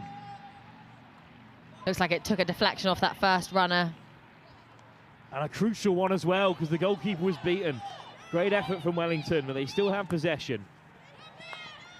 Great touch. What a touch from Jeffrey, who wheels it in. Oh, it's a fantastic touch to begin with by Kitty Breyer. So unfortunate there, just nicks it onto her foot, but that's exactly where you want her to be, right on that P spot for the deflection in front of the goalkeeper. The hooray to the far side. There's a real battle out there, but Wellington have won. Still playing to the very end here, Wellington College. And what they've done really nicely now, they've tried to play the ball slightly more directly and playing it inside rather than carrying around that outside. Jeffrey's been fantastic in this final quarter. Will eventually be Wellington's free hit to take. There's calls from Wellington's coach then to get 2 or 3 players in the D, and maybe that's what it is. They've all been leading outside the D, and then when it's come through, haven't been ready to test the Kingston goalkeeper. It comes for Kingston, who look to play it forward. And it's high pressure again at the front of the line from Tasker. Tasker beaten by Kerr. Great tackle by the captain. And Smith can flick it away. Well, it comes back for Kingston. Mack. In the end, Wellington do deal with it. And Rosanna Kerr needs to slide it through. Deflects off Mack. So Kerr with another chance here to pick out a Wellington player in space. Flicked over the top, and Le Hooray is right up in the face to win it back for Kingston. Lohare does really well there, just holds her ground underneath the aerial, makes sure that she's called for it, and turns over the ball just because there's too many players in there and it becomes dangerous. Tasker winds it up. Oh, it's saved by the goalkeeper, but it just slips through in the end. Catches the goalkeeper unaware. I thought she'd done enough to keep that one out, but in the end, Tasker scores, and now both Joe and Izzy are on the board. It's a great finish, and from such a wide angle as well. So unfortunate, it goes through the keeper's legs, but she hits it with such pace that it becomes really, really difficult to deal with. I think as a goalkeeper there as well, you don't expect anyone to shoot from there because it's such a wide angle. You expect it to be a cross. Well, she winds up while the ball's still outside the circle. It's beautiful timing. And Kingston have 6. What a performance by them in their final game of the campaign here at Not Sports Schools Championships Finals Day. Kingston have been so good in front of goal, so calm and so composed, and they've just got a few unbelievable hitters out there. Both Taskers, the twins, on the score sheet now. But one back in a really promising area for Wellington. What a strike! And a second effort. It's 2 massive saves from Otting. I think the second strike was after the umpire's whistle, but goodness me, Otting got down well. Iris Otting has been so good in front of goal. I think the first save that she makes falls onto the Wellington foot. So she's got a hand in the air asking and appealing for the hit out. But she does very well with this. Bridgman does really well for Wellington. That first stop is important. The second save... She doesn't even need to make it. It's unbelievable. Well, Wellington looking to finish the game with a flurry here. The final score, it may certainly be in Kingston's favour. Still looking to make an impact. Bloomer looking for Kerr at the edge of the circle. But fantastic work from Kingston to track back and win possession. And Tasker with a fantastic run as well. Well, that's what you love to see from a forward, coming all the way back to nick it off the opposition at the edge of the circle and then to drive out really well. Yeah, exactly. And I think she recognises the scoreline, she recognises the time in the game, and it isn't desperate to go forward. She just wants to keep hold of the ball. Really well played. What a run from Kirk out of the back, but there's no one there in white to pick up her loose pass. So Kerr comes forward, but cleaned up by Kingston Grammar again. Parmenter does really well there because she recognises that the fullback's carried and she fills in that position in and behind. She moves from that screen roll to the fullback as a bit of counter cover, and that's exactly what they needed at that time. Haven't talked about Parmenter a lot today, but she's done a lot of that unseen work that's required at the base of defence and midfield. Yeah, to recognise that there's a big gap in your back line at this point in the game when you're 6-1 up, it just shows how crucial and how good of a player she is. Lohare out for Phelans. Phelans under pressure from Wellington, and Lips almost wins it back. Lovely ball from Parmenter. Maiden Lips has been relentless for Wellington, just pressing, making sure that the Kingston defenders have, especially their halfbacks, have no time on the ball whatsoever. Kerr. Oh, that's wonderful from Kerr to battle her way through a crowd of white and black. She's been excellent today for Wellington, even at this stage with her side 6-1 down. Jeffries as well has come alive in the latter stage of this one. Jeffries, it deflects off a Kingston defender and goes straight through. Unfortunately, because that was hit from outside the 25, it doesn't count as a goal. If she was inside, then it's play on, and the goal will stand, but Wellington will be unhappy with that. Just a long corner instead, but again, fine work from Jeffries. Carr tries to pick her out. There's good cover on this near side. Kiara Duffy. Well, this is great work from Jeffries, and you can see it's running all the way through for Breyer, who again finds herself in a great position. Deflected in, but obviously just a long corner. Smith playing a lot higher in the end of this fixture. Here's Lips. Into the circle. Looking to slide it across. Watch Plumo, who's won it back, and Boomer has a strike. Dealt with by the goalkeeper, Otting. Came a long way out there to clear her lines. Yeah, Wellington have started and have gone all the way through this quarter really, really strongly. Kind of wish that they'd have had this sort of passion the whole way through. Well, they've certainly had moments. That second quarter, after going 3-0 down, they were certainly on top of that stage, and they were unable to score. We went into the break 3-0. If they had nicked one back then, maybe the game would have come differently. Because in that third quarter, they were also excellent, but Kingston hit them on the counter a few times and managed to score 2. Yeah, make it 5-0, 5-1 at that point. And then at that stage, the game is getting away from you. Exactly, and I think it's testament to Iris Otting as well, the Kingston goalkeeper, who has been so good in goal. Just any sort of sniff that Wellington have had at an opportunity, she's rebutted and said, absolutely no way, not in my home. Jeffrey's been fantastic, and it was great control from her again there. But here's the Kingston captain, Connie LaHouray, who scored one fantastic finish already so far. Klein back on after a couple of cards. Saw her take a long rest in this second half. Klein teasing Wellington. Kerr gets a stick down well and makes the stop, and maybe the break is on for Wellington. Great through ball. Here's Lips.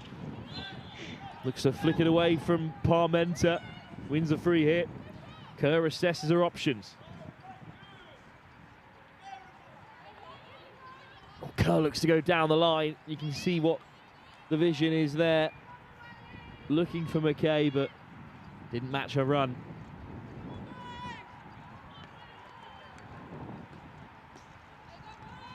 So much high-quality hockey still to come, of course. We have the under-16s final up next between Marlborough and Repton. Repton who beat Kingston 3-0, so we're expecting them to be an outstanding side. Marlborough who took down Wellington 3-1. And then we're on to the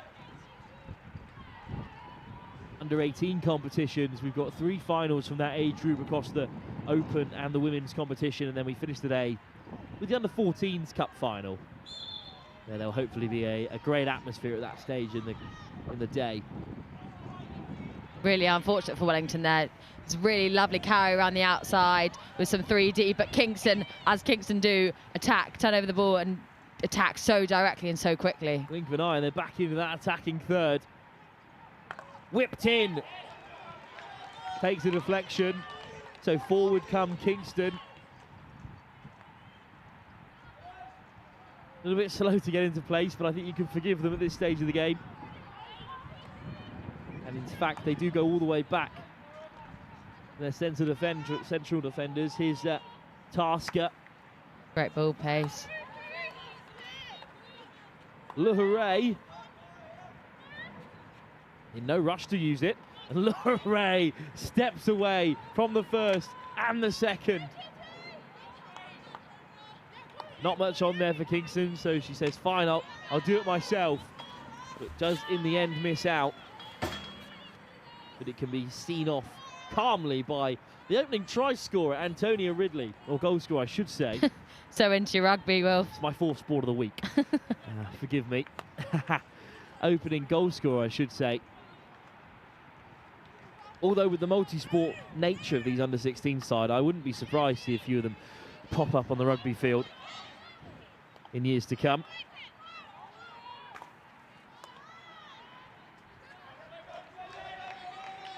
Deflected off of Ridley. Just speaking about there, of course. Feels like a long time ago that she opened the scoring 2 minutes in from that first short corner of the day. Yeah, exactly, and I have a feeling this might be the last attack for Wellington in the game with only 1 minute to go. Kerr searching for a path through. Strong carry on the reverse. Jeffrey with 2 for company. Jeffrey does so well. What a final quarter she's had. Jeffrey's really come alive here, Sophia Jeffrey. And I was thinking that was going to be a short corner because one of the Kingston players goes to ground, she puts her knee on the floor and tries to defend with her body on the floor, which you're not allowed to do. It's an automatic short corner, which is great umpiring.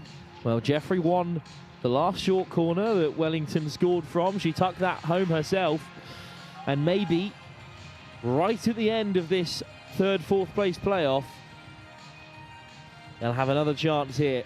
Well, they look pretty disappointed there, Kingston, to give the short corner away. That says a lot about the side. 6-1 up and still upset with the decisions not going their way. Kerr will take as the buzzer goes, so this will be the last action of the game for either side. Kerr.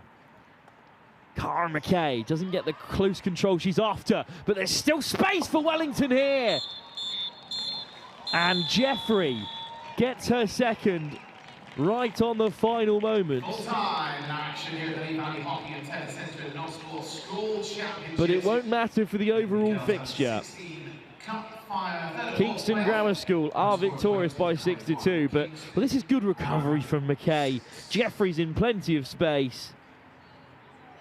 Tucked home for Wellington second, and she deserves that after a fine final quarter. I think it actually might go wide. I don't think it actually goes in the goal.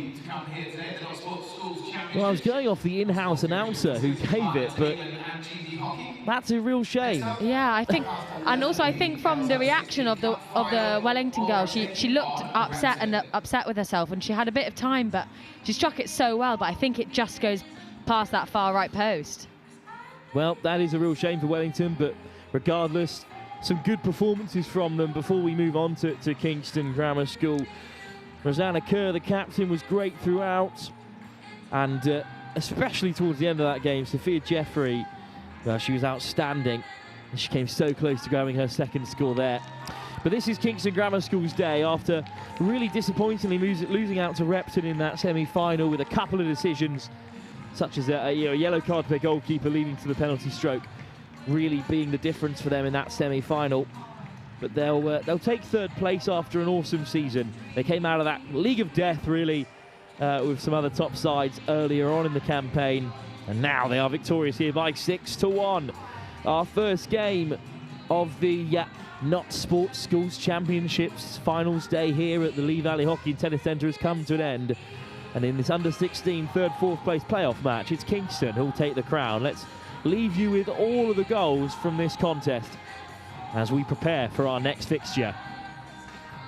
We've got a bit of time until then. It's about 40 minutes until centre pass, where Marlborough take on Repton in the under-16 Girls' Cup final.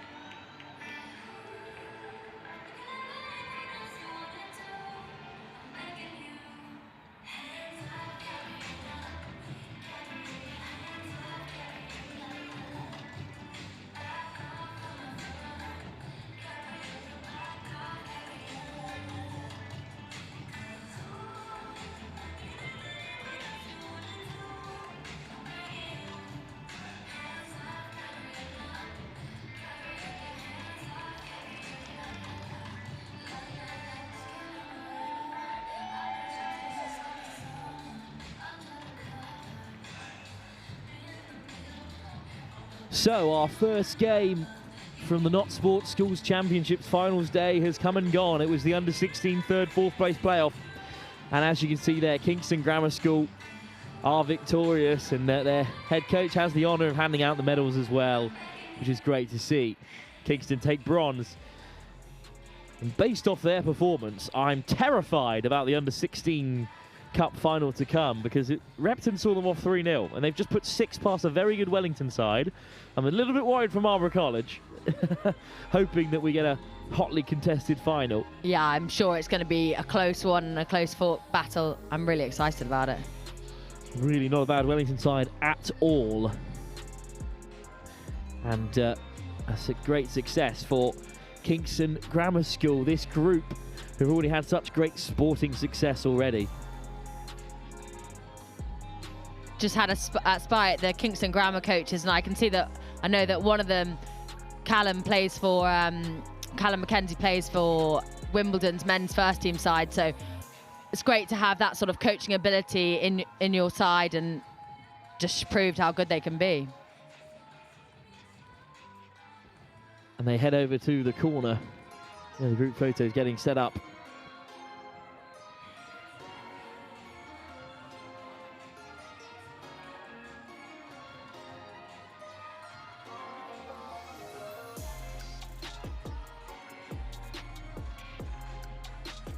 I think Kingston are going to the corner to have a photo in front of the 6-1 scoreboard. Of course, who can blame them? What a performance it was.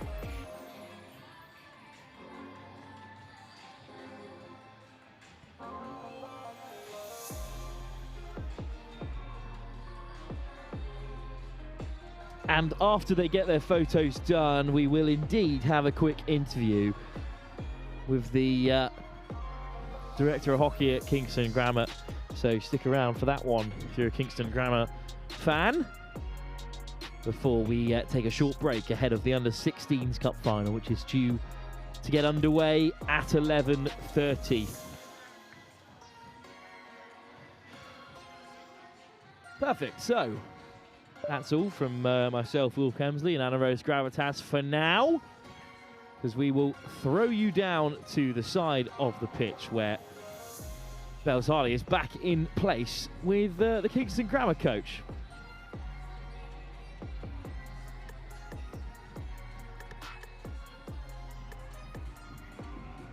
Right, and off the back of that, we are here with Kingston Grammar coach. Obviously, you must be happy with that score. What was kind of the overview of happened for you guys there? Yeah, absolutely thrilled. Like, the girls were brilliant today. I think coming back from, I guess, the disappointment of yesterday, all I kind of asked was go out and fight for it and earn a medal that we felt like we deserved. And the girls scored 3 early in the first quarter, and then we kind of never looked back, and I couldn't have asked more from them. It was just brilliant, yeah. Yeah, I mean, a 6-1 win, that is pretty impressive for the playoffs.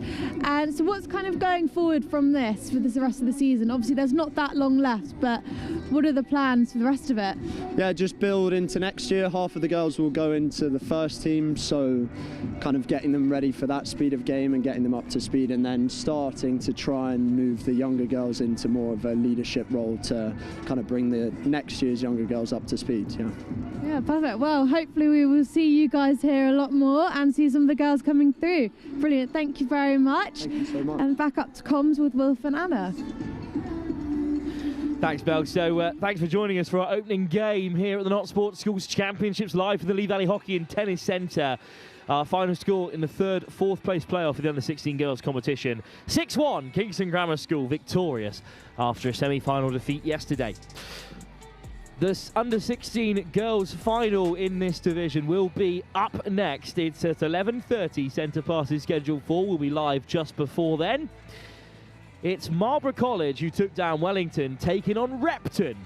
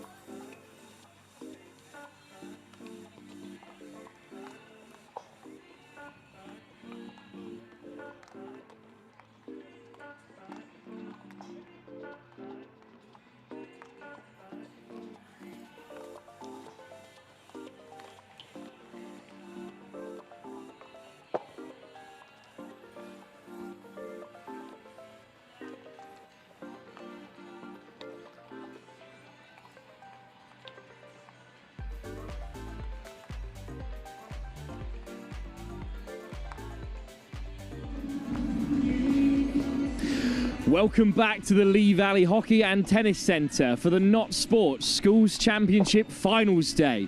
We've already had our first taste of action from the Under-16s competition. It was the third fourth place playoff, which saw Kingston Grammar School come through 6-1 the victors over Wellington. And behind me here, you've got the sides that took them down at the semi-final stage to make this big dance. It is, of course, Repton, one of the finest hockeying schools in the nation, taking on sporting powerhouse Marlborough College. Some great stories to unpack here today. Repton are made up of two sides at year 10 and 11. Last season's under-14s who won the National Cup, and 2 years ago an under-14 side that made the final and will be desperate to go one step further today.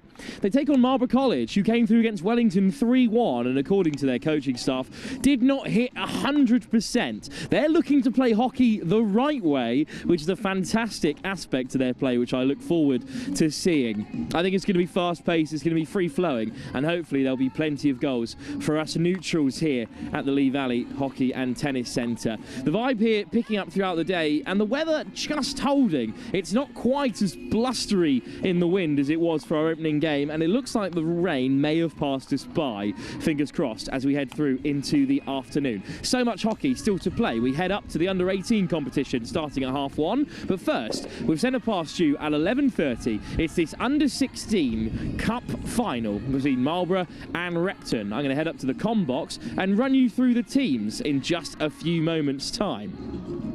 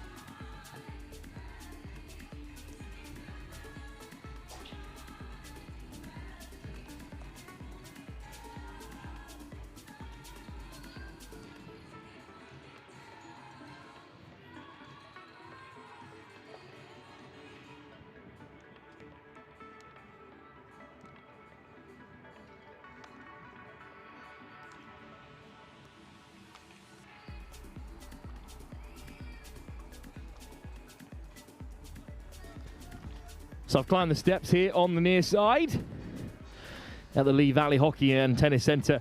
And Anna Rose Gravitas is back alongside me for this huge one. Anna, welcome back. Marlborough taking on Repton. You know both these sides reasonably well. Yeah, exactly. Played a lot of them when I was at school. And yeah, that horrid defeat versus Repton and the under-18 cup final that many years ago, still not over it. But, and actually the person that I actually ended up saving a goal on the line for me when I was at Repton now helps coach them, so yeah, she doesn't lose it. It's a pretty stacked coaching staff that Repton have as well. I was just chatting to Adam Dixon, the former GB athlete, before the game as well. But let's take a gander at these two teams that are lined up in this huge game, the cup final.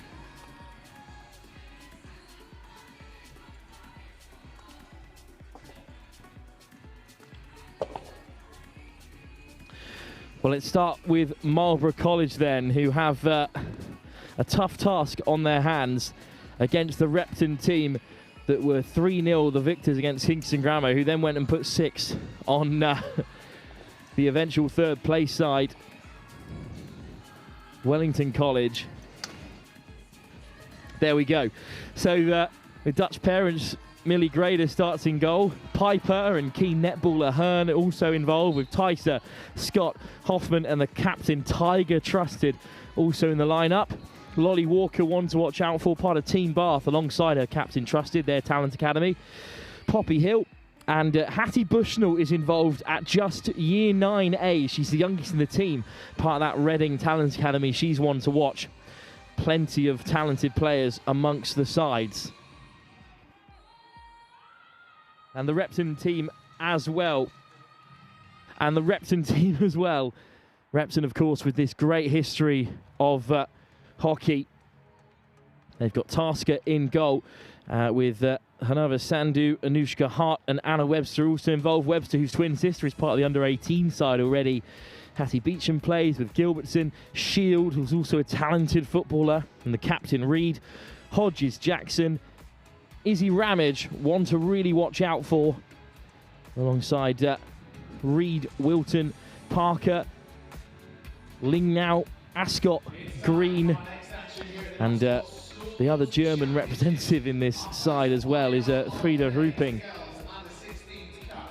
There's a lot of talented players in there. They've got a close connection with Repton Hockey Club and Beeson as well, Talent Academy. But out they come then, the two competitors today. It is Marlborough College taking on Repton.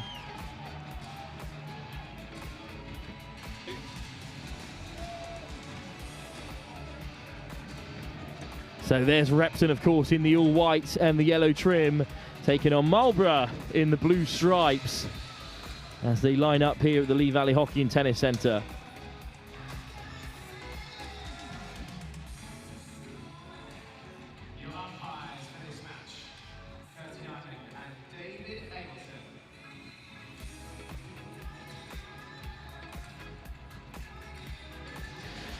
Anna, what are you expecting from these two sides? Repton have a way of playing they try to embed throughout the age groups, throughout the girls and boys hockey, and Marlborough, though, just talking to their coaching staff, are very keen to play, again, as it was described to me, hockey the right way, which I love to see. They want to play on the front foot, they want to be aggressive, and that's exciting to hear. Yeah, I think that's exactly what's going to happen. Both sides are going to be aggressive, both sides are going to be very, very skillful, athletic. I think it's going to be a great game. Well, Repton have only conceded twice this season in the under-16 Tier 1 league.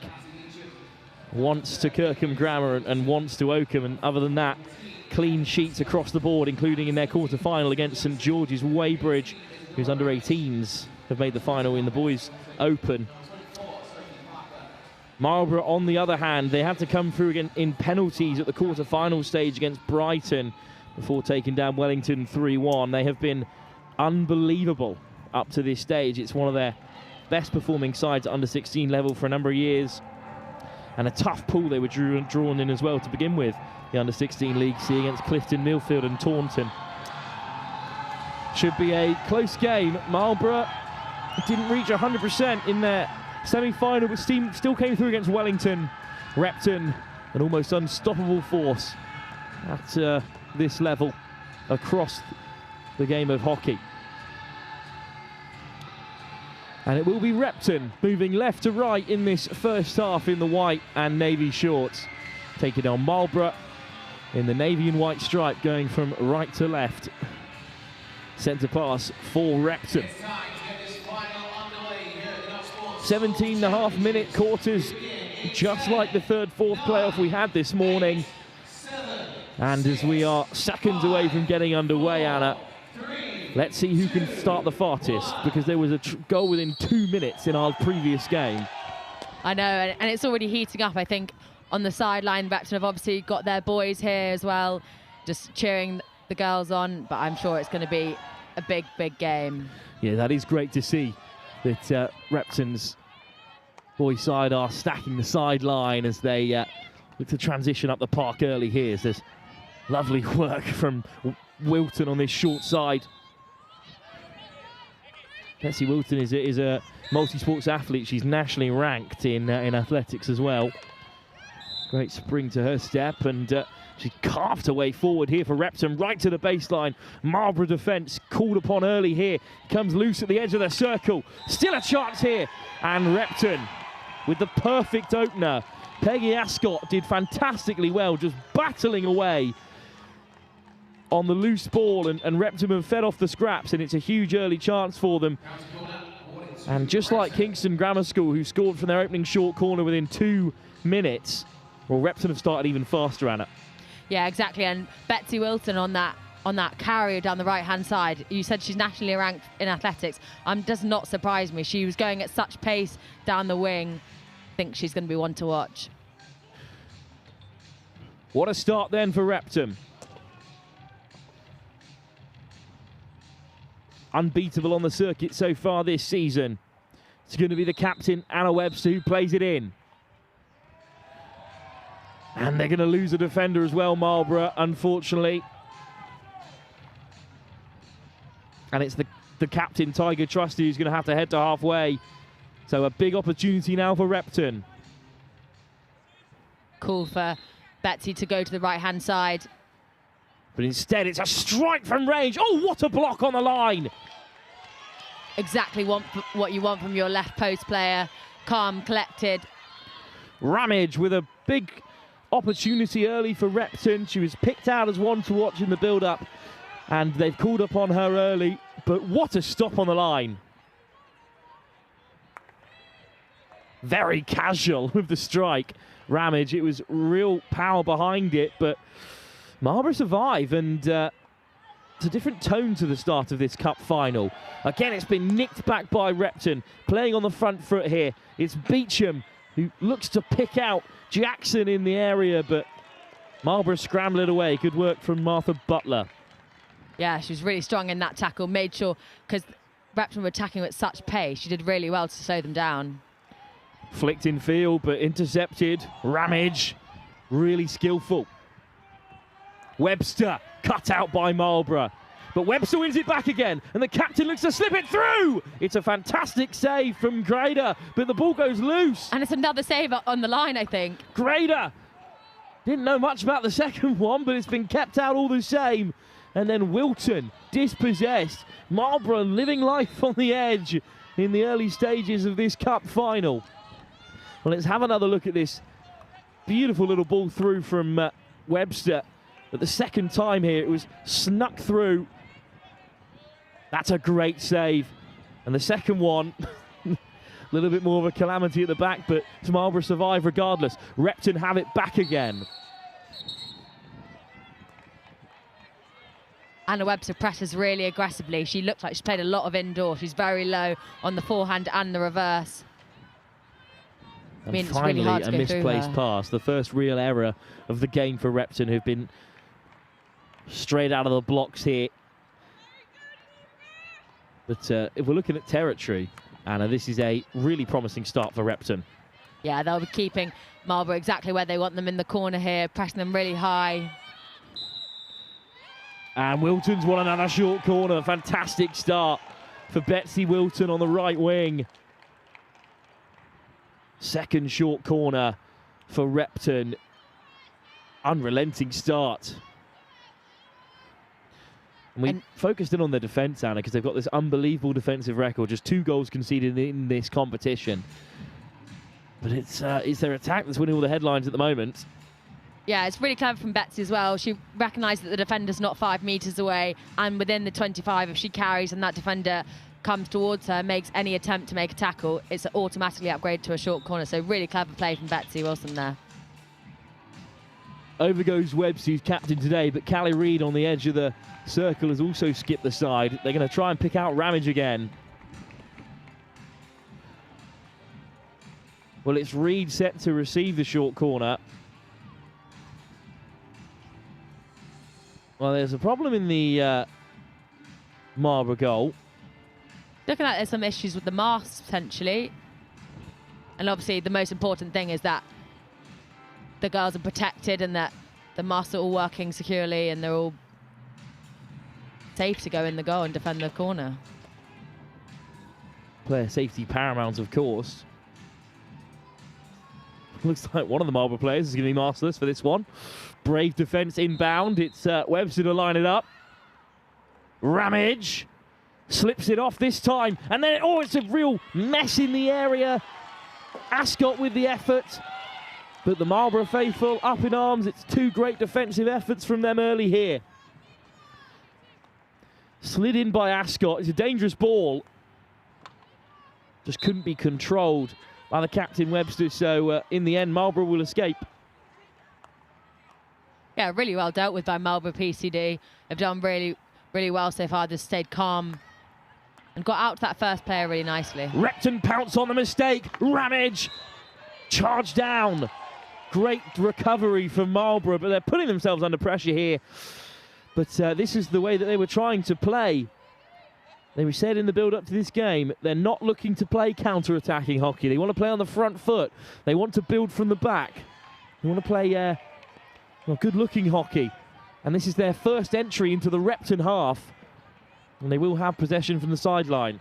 It's a really important tackle there from Tiger Trusted on the top of the D as a big swing, and I'm sure if the Repton player had got hold of it, it'd be a really hard thing to save for the goalkeeper, but she makes a really good tackle on the top of the circle. There's two pretty young teams out there as well. There's a big Year 10 contingent in the Marlborough setup, and of course the Year 10 group from Repton are national champions. There's still so much talent out there. Here's Marlborough with possession. A fleeting opportunity for them, but up goes the cheer on the far side from the Repton faithful. But Marlborough will have it. Slip forward, and now they're into the attacking third for the first time. Nice work on the roll from Hattie Bushnell, the Year 9 student. She's the youngest player out there. Miles plays it in, cut out by Repton. Patient from Marlborough. But they're going to play in from the sideline here. It's Hill. Piper. Miles, under pressure from 2, gets away really well. Marlborough doing a really good job to just spread the game, making sure the pitch is as wide as possible. Oh, but Repton have it back, and they could look to counter here. Marlborough with their first taste of possession, really. And in the end, I think there's going to be a card here. It's a green card for young Hattie Bushnell. So for the next 2 minutes, Marlborough down a player. Just 9 outfield. And there should be some space for Repton to operate in. That's a good bit of defensive work from Poppy Hill.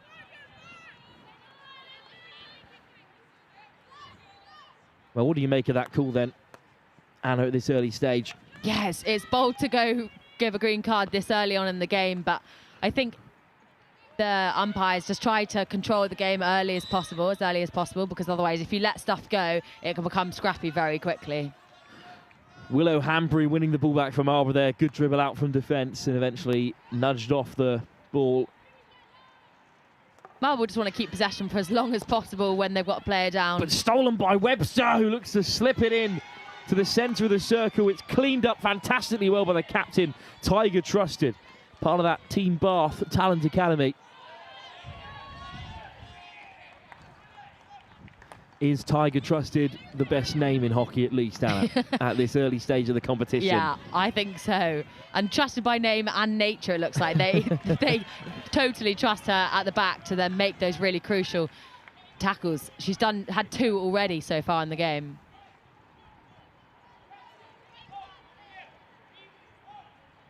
So Repton certainly with momentum in this first quarter, but nothing to show for it yet.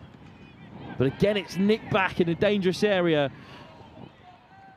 Tiger Trusted stepping out of the fence.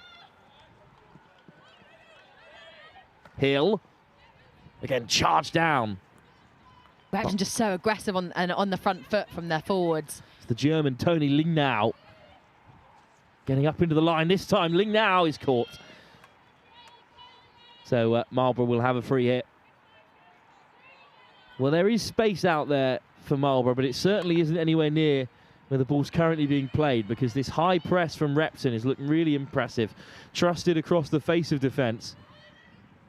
Miles just about misses out, so Repton have it back inside the Marlborough half.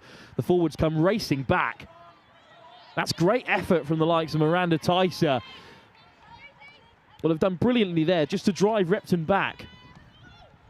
And they've cut it out in midfield, and that's great work from the forwards. Yeah, exactly. They pushed out, made them play all the way back, and then has put loads of pressure on it and tucked in field and turned over the ball. Well, Bushnell's back amongst us and looked to slip it in there, but cut out by Reed. And it's a short corner in the end for Marlborough. Protestations from the referee, but you're not going to change his mind. Well, a chance out of nowhere, really, but you can see clearly there it's come off Reed. Big chance for Marlborough against the run of play here. Yeah, exactly. And I think Repton is so aggressive, and Marlborough have done really well to stay calm and move the ball and use the whole length of the pitch. Tiger Trust has been really good at the back. She's dropped very deep and trusted it all the way around the back. Conceding a bit of the ball and conceding a bit of pressure, but making it move and switching the play really nicely. What a chance then for Marlborough. Miles is looking to play it in. There's plenty of options around the edge of the circle. Slight miscontrol, but the chance is still there for Marlborough. Down they go, and it's swept away by Repton. They dealt with that pretty comfortably. Yeah, Marlborough will be disappointed in that. Just a missed trap on the top of the D. Understandable with the nerves of a cup game. Repton come away with it. Not out of danger just yet. Slid forward though for Walker. What an impressive start to the final she's had. Slightly overhit. Wilton not getting on the end of that one. Well, talking of Marlborough, again, 3 from 3. They came through a really tough part of the nation, beating the likes of Millfield, Taunton and Clifton on their way through to this stage. Webster fires it forward. Oh, it should fall here for Repton. It's a good spot by the umpire. It's off the toe. So Marlborough with perhaps a slightly tougher but a slightly smaller group at the under-16 level, League C. Less fixtures in the run-up to this final. They're playing such nice hockey. They're playing in to out, 2-touch. And they're winning another free hit here. And this is the hockey that they are looking to play.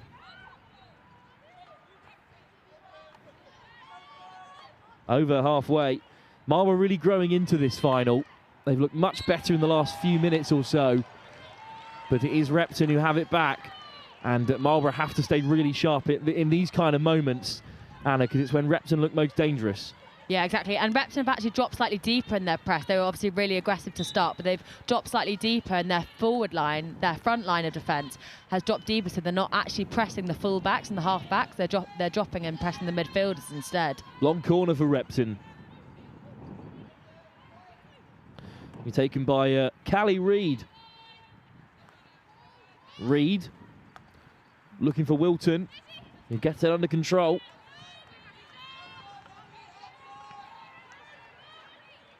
Really well dealt with there by Marlborough, not diving in. Well, that's great defence, but Repton can still keep the pressure on here from the free hit. Wilton will take it on herself. Well marshalled by Marlborough at the moment. Wilton gets it away, and the strike is off target from Anna Webster. Great positioning from Anna Webster there in front of the goalkeeper. Well, Wilton did fantastically well to manage to squeeze out a cross right on the byline. But Webster has it back. Marlborough give it away just outside that attacking third for Repton here. Again, it comes off her leg, so they're lucky to get away with a few of these. It's another pass that goes astray for Marlborough. And it comes back for Repton, who keep the pressure on as we head towards the end of this first quarter. It goes all the way through for Webster. What a save! Tasker got down to do enough. Marlborough again right on the edge here. It's a great ball through. Great goalkeeping, makes that space really, really small. Sophie Tasker with a big stop. Well, in fact, in the Marlborough goal, it's Melly Grader. Two Dutch parents, the goalkeeper. Well, it's not in this area of the field that Marlborough need to worry. They look pretty good going forward. And in fact, they've defended really well. It's when they break between the two that things look dangerous. But for the first time, Repton give it away. It's Bostock. Wow, umpire's call goes Repton's way. That could have been a chance, Anna. Yeah, exactly. I think it just was a back stick, unfortunately. But yeah, they were through. So Repton do have the odd mistake in them. See if Marlborough can capitalise. They haven't asked too much of this Repton defence as of yet. But the high press is causing problems. It's good work from Poppy Hill. Minute and a half to go in this first quarter. I don't think Marlborough will be too unhappy with this performance at all. Repton have looked really strong, of course, and there's been the odd error at the back, but once Marlborough break through that first press, they look really dangerous, Anna. Yeah, exactly. And actually, they've absorbed a lot of pressure. We've spoken about Trusted being very good at the back and very calm, and they've absorbed that pressure, and then when they've chosen the opportunity to go forward, they've looked really strong. Can Repton grab something before the half, though? Certainly well supported on that far side by their men's team, also here at finals day. But Marlborough put on the pressure. Eventually it does fall for Webster. Lovely first touch from Webster. And Webster gets on the inside as well. 3 in blue looking to crowd her out. Free hit. One last chance before the break then for Repton. Certainly against the clock here. Great defending. Beecham ushered out of it for now. Hattie Bushnell, great defending there. Parker does well to keep it in play. Wilton, bit of space for her on the edge. It breaks loose in the circle. But Marlborough survive, and that should take us through to the first break. All level, with the buzzer to go any moment. If this game continues at this pace for the whole time, it will be ridiculous for both the players and the umpires. They're playing at such a pace. Every time there's a dead ball, they're taking it really quickly. Be a test of fitness for sure. Well, we're certainly in the dying embers of the first quarter, but Repton keep the pressure on. Just away from Wilton. And there's about 30 seconds or so to go on the in-house scoreboard. But I think Marlborough will be happy to go into the break level. Yeah, and just a call from Lolly Walker there from Marlborough, just to slow the game down. She's obviously checked the clock and trying to manage the game going to the end of the first quarter. Well, there goes the buzzer. And we are through to the first break of play in this Under-16 Girls' Cup final here at the Not Sports Schools Championship Finals Day. It is a nervy first 17 and a half for both teams, really. Repton have had their chances, but Marlborough College have had a few great opportunities. It's certainly still all to play for with so much time left in the game. And I think anyone watching or just looking at the statistics will see that Repton have been on the front foot in that first quarter, but what matters is the score. It's still level, and Marlborough have had chances. Yeah, it looks like the Marlborough coach there just saying they've started really well, and just to keep going. Maybe I would, if I was the Marlborough talk now, I'd just be chatting to them, say, try and slow it down a bit, try and control the pace of the game, because Repton look like they're trying to go aggressive and quickly all the time, and Marlborough have played the ball inside and outside really nicely, so just to be a bit calmer on the ball. Well, it's getting busier and busier here at the Lee Valley Hockey and Tennis Centre. But at half-time in our first cup final of the day, Marlborough College level with Repton with 3 quarters still to play.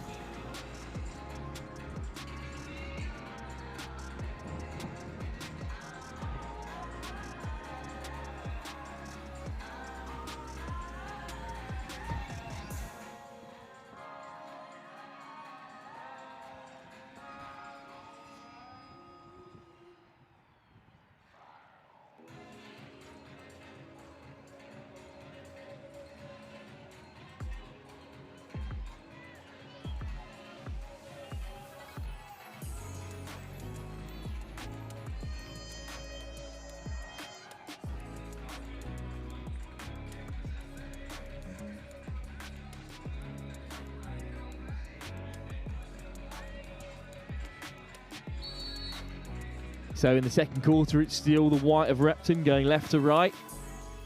17 and a half minutes for them to get on the scoreboard. They have certainly been on top in terms of field possession, in terms of time with the ball at their stick. But Marlborough, full of talent, full of quality. But just a couple too many loose passes like that in the first quarter separate the sides, really, in terms of the momentum of this game, Anna. Yeah, but when Marlborough get in and behind the defenders, they look really good. Well, cut out by Marlborough. That's a really good stop. But Webster wins it straight back for Repton, and the captain is rolling forward here. Jackson gets away from one and wins the short corner. Great work from Jackson. It's Martha Butler penalised in the end. But if you give the ball away like that against a side like Repton, you're always going to put yourself under pressure. And again, Marlborough backing themselves to play from anywhere. Yeah, and just anything through Anna Webster's body space is going to get taken. She's so low, she's so available. And so anything, and she's rangy as well, so she's got good length either side on her forehand and reverse. I think you've got to play much wider around her. Ramage came very close to opening the scoring from the first short corner of the day. Webster lines up the second. Here comes the strike again. It's a great stop in defence. Annabelle Piper this time. Very calm, very controlled in the circle. And Ramage with a sideline hit. It's intercepted straight away. Marlborough's defence holding firm. Yeah, Marlborough's defensive setup has been brilliant so far. They're so calm, as you said, and just so unfearful. They're so good at blocking that first shot, getting their body in the way of it. So both short corners dealt with by Marlborough, and that's a lovely ball forward and a chance really for them to get on attack for the first time in this second quarter. It's a good drive from Hattie Bushnell. Again, great first pick on the reverse It's only as well. a year 9 in this team, so she's so young. She's playing 2 age groups up on finals day. Such an achievement. Yeah, she looks like such a gifted technical player as well. That first pick on the reverse, so nice. It's bobbling and she's very calm and collects it perfectly. Well, Repton Reedy at the edge of the circle, but the clearance catch is one of their own. So Marlborough with Miles. Umpire calls the stop to it again, so Lolly Walker can collect. Another member of this Marlborough team, part of that Team Bath Talent Academy. Miles to the edge. Oh, it's a great ball in. It just deflects the way of Marlborough, but Balding couldn't keep it under control. So Repton will break. Those are the sort of chances, even half chances, that Marlborough need to take in this second quarter. Yeah, exactly. I think those bobbly balls that are there putting into the circle are really hard to control, because the defenders, all they need is a bad touch or a bad nick off their stick, and it could easily be a short corner. Good control there from Hoffman onto the field as well. Another Bath Talent Academy member in this Marlborough team. That 7, 8, 9 of Hoffman, Trustin and Walker, they're all going to have a big part to play today.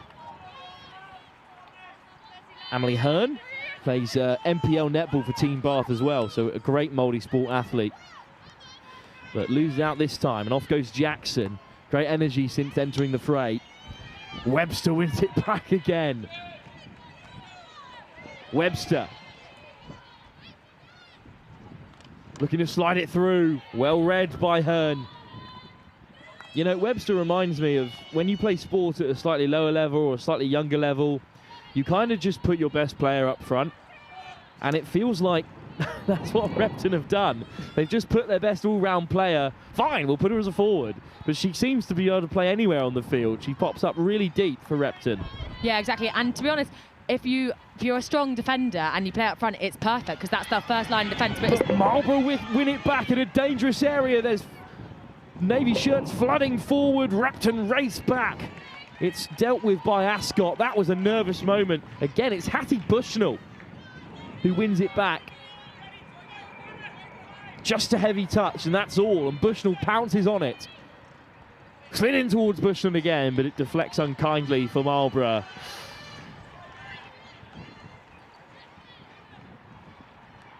Just couldn't get it under control. But chances for Marlborough again.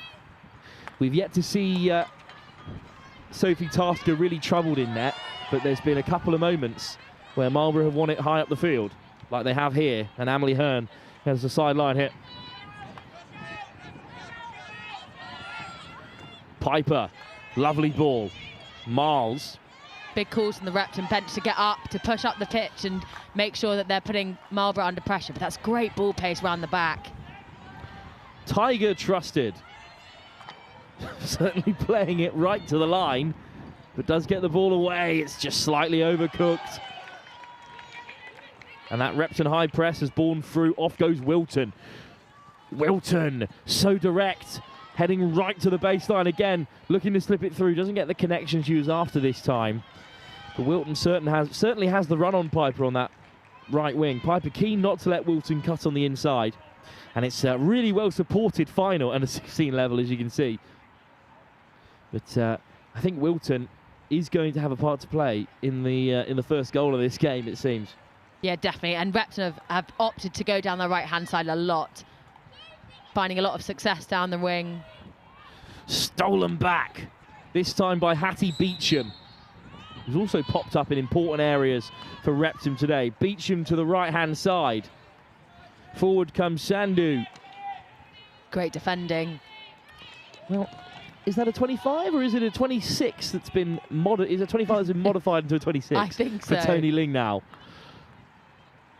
Reed just misses out, but wins it straight back again.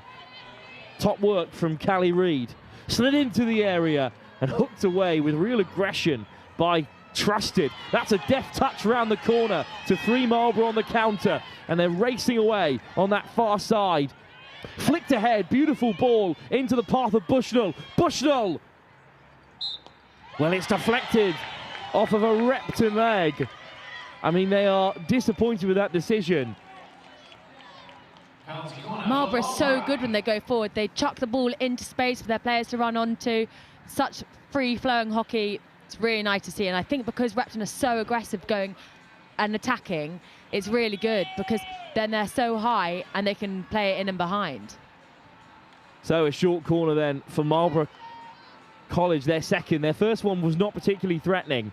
So I think they'll have to buck up their ideas here, but wonderful work from Bushnell. Miles will feed it in. Trusted, the captain, is right up there as well. It's left for Tiger. Trusted! Deflects it, and Miles couldn't get connection on it. It's a good bit of defensive play from Repton. Long corner for Marlborough. That's a great block from the first defender. Yeah, exactly. I'll be really interested if Marlborough go ahead here because they're playing, Repton and Marlborough playing two very different games. Marlborough waiting for their chance and putting it in and behind on the counter-attack, whereas Repton are more consistently attacking. Florence Balding with a good little drive, but can't whip it in to a dangerous area, so Sophie Parker at the back for Repton. Ling now, the German, with good pace down the right wing. Under pressure from Hearn. But Ling now wins a free hit. Good work from Tony Ling now. Reed. Well tough. Lovely 1-2. Reed still going. Beautiful work from Reed. Oh, it's just flicked up by Repton, but they miss out there. Well, it was Tess Reed that time. Not to be confused with Callie Reed. Different spellings between the number 20 and 45. I think Isadora Ramage is going to be one to watch for Repton as well. She looked very skillful there, nicking it over the Marlborough defence. No nonsense from Miles. Right option, I think, because Marlborough were almost playing themselves into trouble there. Well, a hooter went, not to be confused with the hooter. It was coming from the Repton supporting area.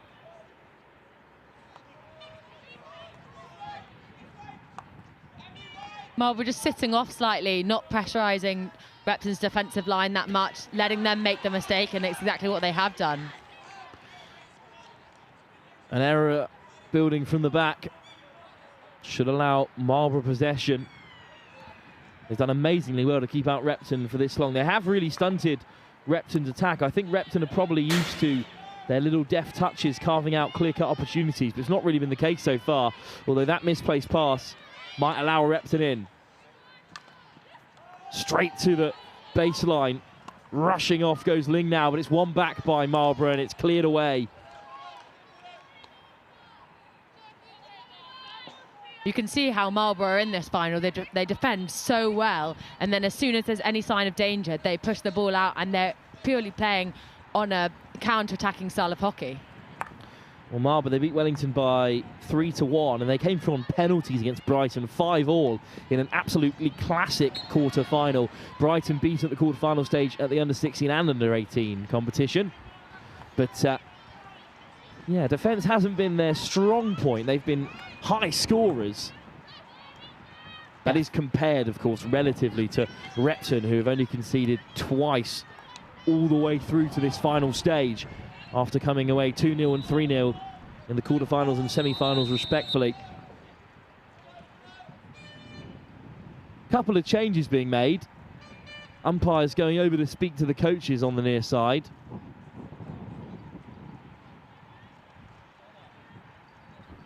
Not sure what the stoppage is about here. The officials are getting involved. Maybe talking about the hooter. Oh, I'm not entirely sure, to be honest. It is far too similar to the hooter used at the interval of the quarters here. There's changes being made in the meantime.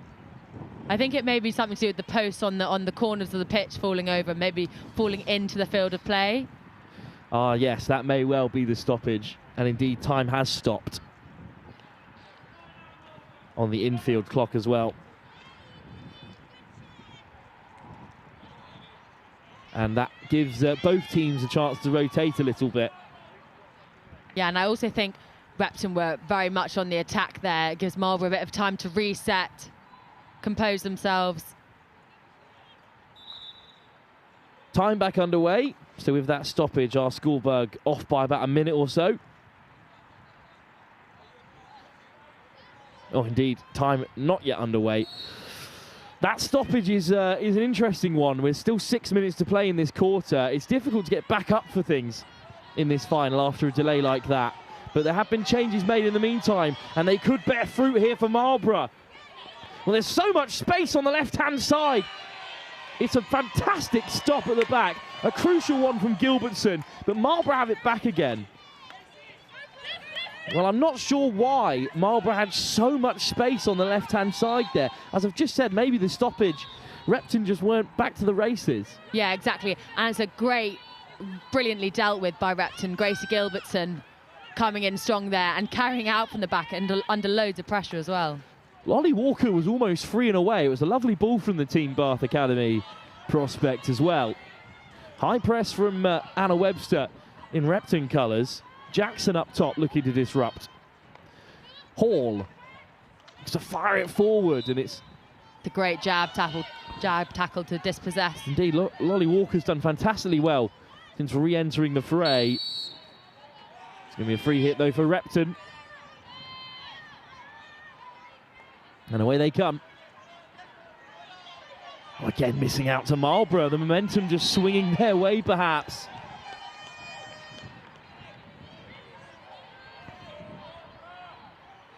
Bit of confusion there about whose ball it was. In the end, it is Repton's. And here is Gilbertson.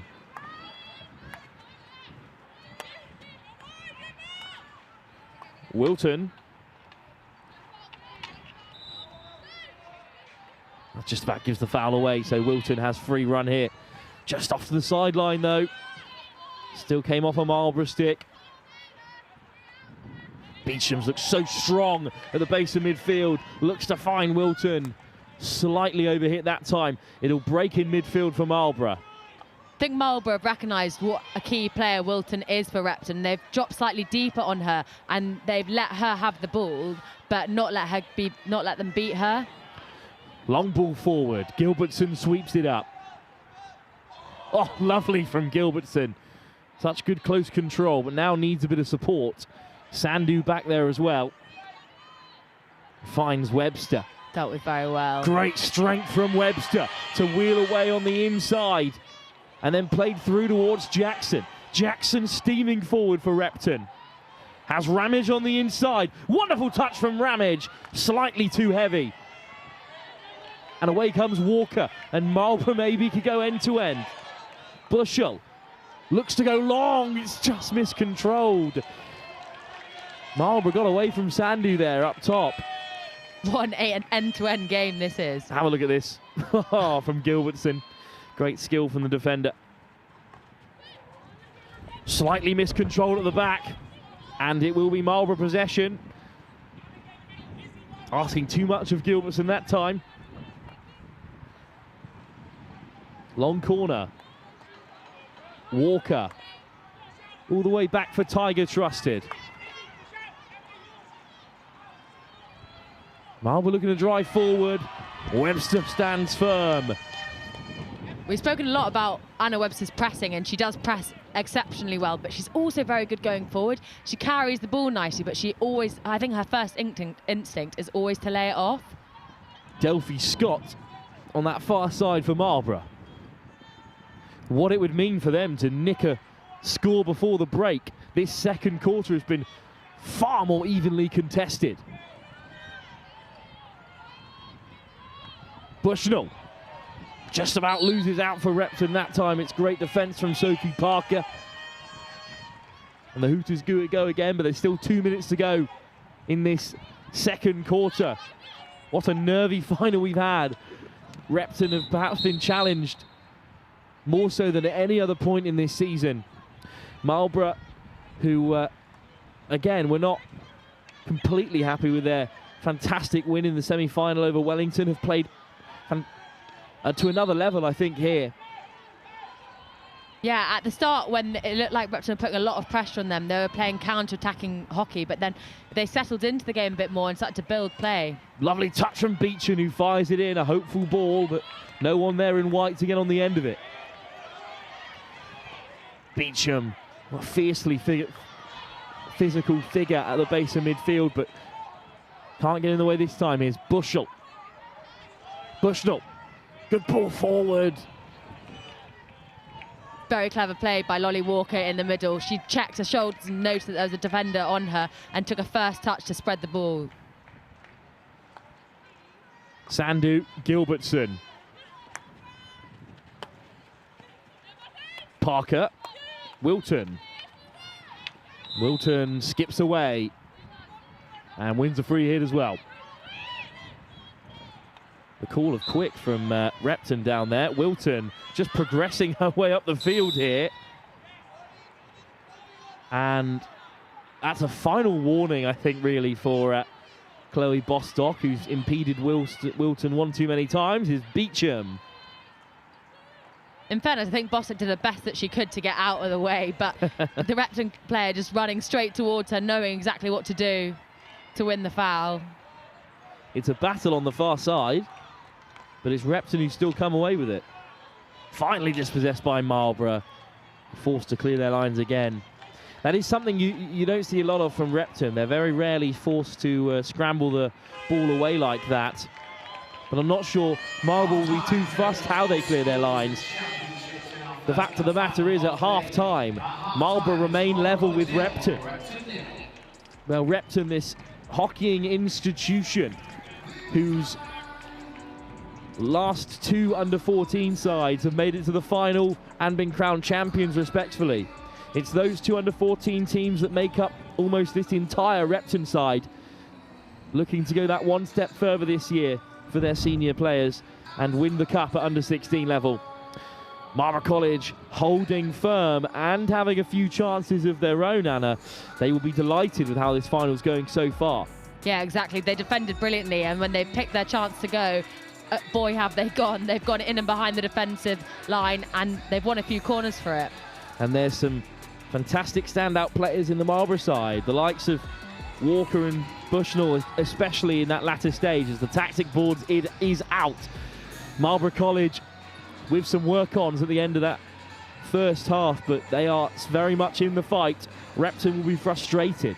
Can they break through this talented Marlborough defence? At half-time in our second game of the Not Sports Schools Championship Finals Day, live here at the Lee Valley Hockey and Tennis Centre.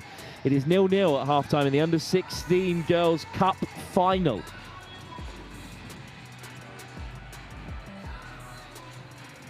We'll be back in just a few moments' time for the second half as the messages are imparted by the coaching staff.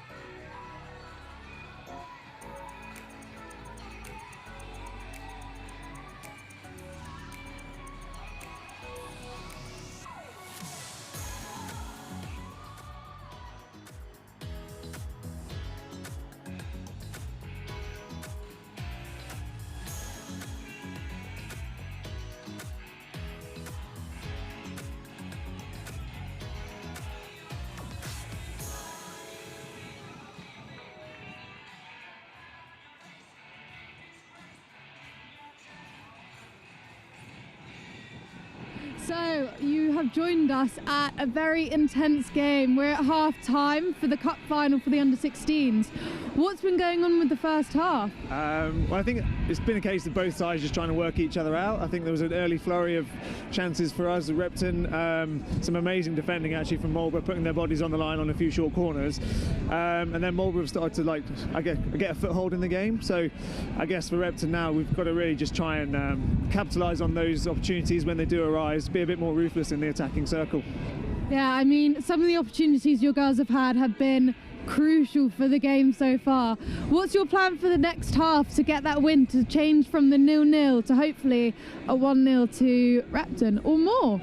Well, I'll leave the specifics to the head coach, Mikey, but I think it's just going to be a case of just keeping their nerve and not letting the occasion get to them too much. It's just a game of hockey. They've been doing an amazing job all season. It's just a case of replicating it one more time when the pressure's arguably a bit higher, but these girls are capable of it. Yeah, and hopefully we will see that in the next half. So thank you very much. And I will send you back up to Wilf and Anna at comms. Thanks, Bells. Back up in comms. Anna alongside me for this one. So interesting to hear from Repton that they're not losing it just yet. There will be some frustration, especially from some of their top players up front who might have been starved of opportunities, but it's good to hear them acknowledge just how well Marlborough have defended so far. Yeah, and I think they were spot on that Repton probably started the game slightly better, and then Marlborough got a foothold in the game and really turned the tables. It'll be interesting to what the second half brings. 2 green cards, though, so far as well for Marlborough. So twice they've gone down to 10, and they've still not conceded. But we'll clean up that discipline a touch, I think, in this second half. Third quarter about to get underway. Marlborough College with centre pass in that navy blue, now going left to right. Repton with the first block of defending to do.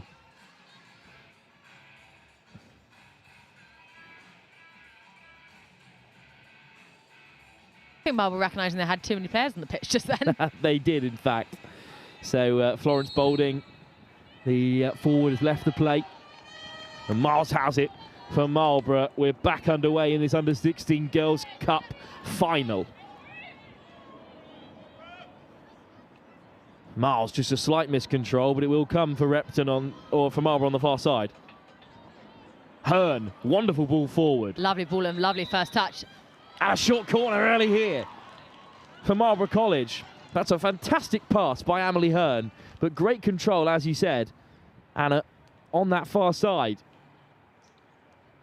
Yeah, this touch here is so good. She pops it over the Repton defender's stick. Forcing the error out of Sophie Parker. Well, Repton are certainly going on the offensive here. They only had 3 players back, and those 3 players are still going to stay inside the Repton half. They're on the front foot here. What can they create? Walker tees it up for Hoffman, but it's miscontrolled. Disappointing for Marlborough. Yeah, that's gutting for Marlborough, really. They'll really want to capitalise on those short corners. They've had a few now. And I can't imagine that Repton will want to give them any more. All goes wrong here. It's just miscontrolled, but... Yeah, it's just a miss trap. I wonder if they... Because they've had a couple so far already in the game, that they just take that trapper out and let someone receive on the forehand. Ramage out of a phone booth to move Repton forward. Jackson looks to go round the corner. Right option, but Wilton wanted it ahead of her. What I've noticed as well is Repton play with only 3 at the back, which is quite uncharacteristic for lots of under-16 sides and lots of school sides generally. Indeed, it's Beecham and Callie Reid who sort of sit at the base of midfield. One back by Ramage. And Ramage fires it through. Fantastic control by Jackson. Jackson looking ahead into the circle. Again, brilliant defending by Marlborough. They've stacked up, made sure that there's no chance of even entering the circle. Free hit right on the edge of the circle. Looking to slide it in there, and it will be a short corner. It's come straight off the leg of the Marlborough defender. Nothing she could have done about that. No, exactly. And I think that's what Marlborough have done previously. They've done so well. They've stepped out of the circle to defend, so that even when they commit the foul, it's on the outside, but just unfortunately there, hit the foot. And yeah, as you said, nothing they could really do about it. Peggy Ascott with good work to win the short corner, and over goes the captain, Anna Webster, whose twin sister is playing up at under 18 level as well. So they're a very talented pair. But it's Anna Webster to take this short corner. Back to Webster, who looks to slide it through, but it was off target. Although the Marlborough clearance goes straight to Beecham. Beecham slides it in. It should come for Jackson. Umpire's call saves Marlborough this time.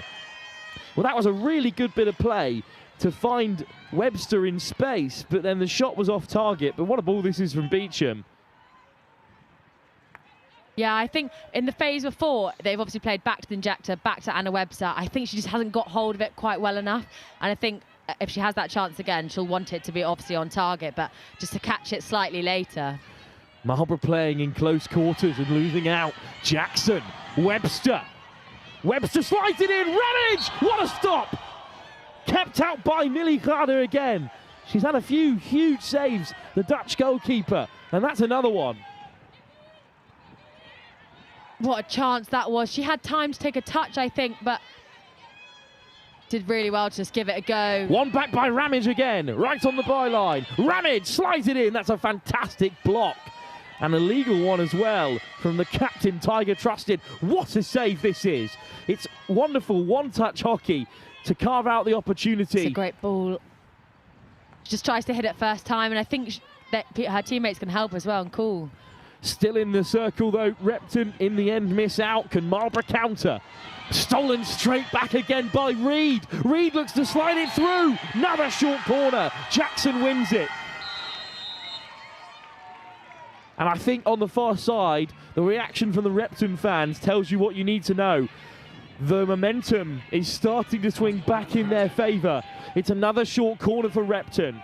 Repton doing so well to press so high. I think they know that Marlborough are under a bit of pressure, so they're stepping up and they're coming all together and pressurising the defenders together, which is really well done. What a moment then for Webster. Great work from Jackson and Ramage. They are carving out opportunities time and time again. They're both poised on the edge of the circle now. Is this the breakthrough in the cup final for Repton under-16s? Ramage! Webster! Straight through! Really well executed corner. Goes to the near castle, slip to the right, which is stopped dead for a flick back to the injector, which Anna Webster puts well in the goal on the reverse. Really nicely done. Ramage looks for all the world like she's going to fire that one in. It's a fantastic pass from Izzy Ramage. And then Webster, this time, finishes off cleanly. And you said just a moment ago, Anna, she'd love to have that chance again. Was gifted another opportunity and took it, slipping it underneath Melikada. And Repton have the breakthrough. And what kind of response are you expecting to see from Marlborough now? Yeah, Marlborough going to go and attack quickly, and as they have done. Just miscontrolled as Marlborough try to fight back right away.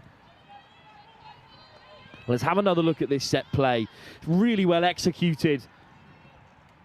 Because everyone buys that Ramage is going to hit that. Yeah, I think Anna Webster does really well because she turns her back, which isn't the optimal position to try and score a goal, but she takes it really well on the reverse. Piper, good control. Cut out by Repton.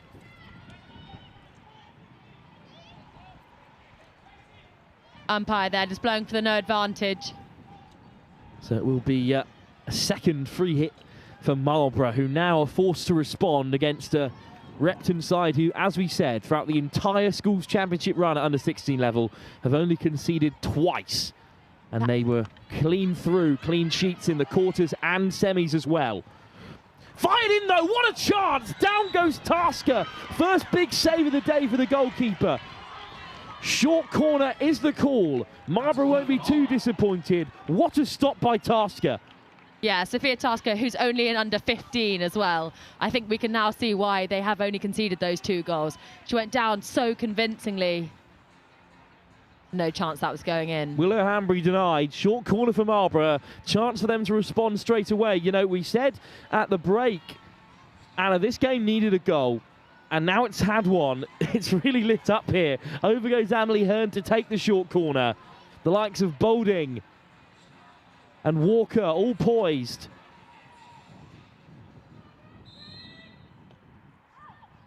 It is teed up by Boulding. Walker to the edge. A long swiping strike from Tiger Trusted, but a great bit of defensive acumen from Repton. Marlborough keep the pressure on. Well, in fact, it's going to be Repton with the sideline hit. Good defence from them. Anna, that's how you deal with a short corner. Yeah, exactly. I think Marlborough will be kicking themselves. They've had a few opportunities, those short corners, and none have really come off. So I maybe think when they go in at quarter time, they'll be having a chat about what to do next. Oh, but Bushnell's want it back again. Good recovery from Gilbertson. Repton's still looking for a way out here. Gilbertson. We know how classy she can be with control at the base, but Marlborough want it back a little bit too keen. Harneva Sandhu. Gilbertson. Marlborough pressing high.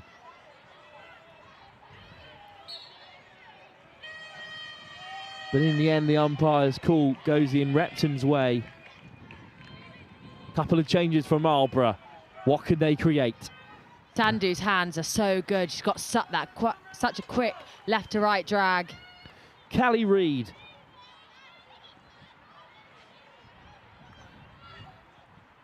Well, it's gone all the way through, back to halfway, but been collected by Minty Hoffman, another Team Bath Academy member. Good control from Hill, but ushered out of play by Ramage. You can really tell the way that Marlborough are trying to play. They're trying to play it into their screens, their midfielders, and then pull it back wide to move the Repton defenders. It's a really nice style of play. Marlborough pressing high. It will still be Ling now, looking to drive forward. Beautiful work by the German. That left to right drag again. Tony Ling now with a lovely drive. And winning another free hit. Kind of 2 Germans in the side. Tony Ling now.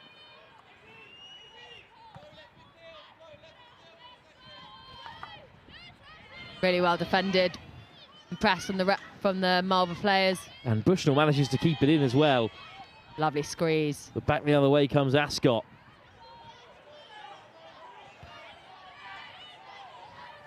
Boulding.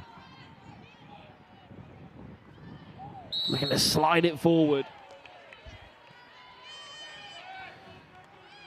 Now, the game has settled down again after that really frantic period of play. Just saw that squeeze skill from the Repton number 14. So nice as at first time hits the ball into the ground and squeezes it over the Marlborough player. Walker, heavy touch, cut out by Repton. Repton comes steaming forward.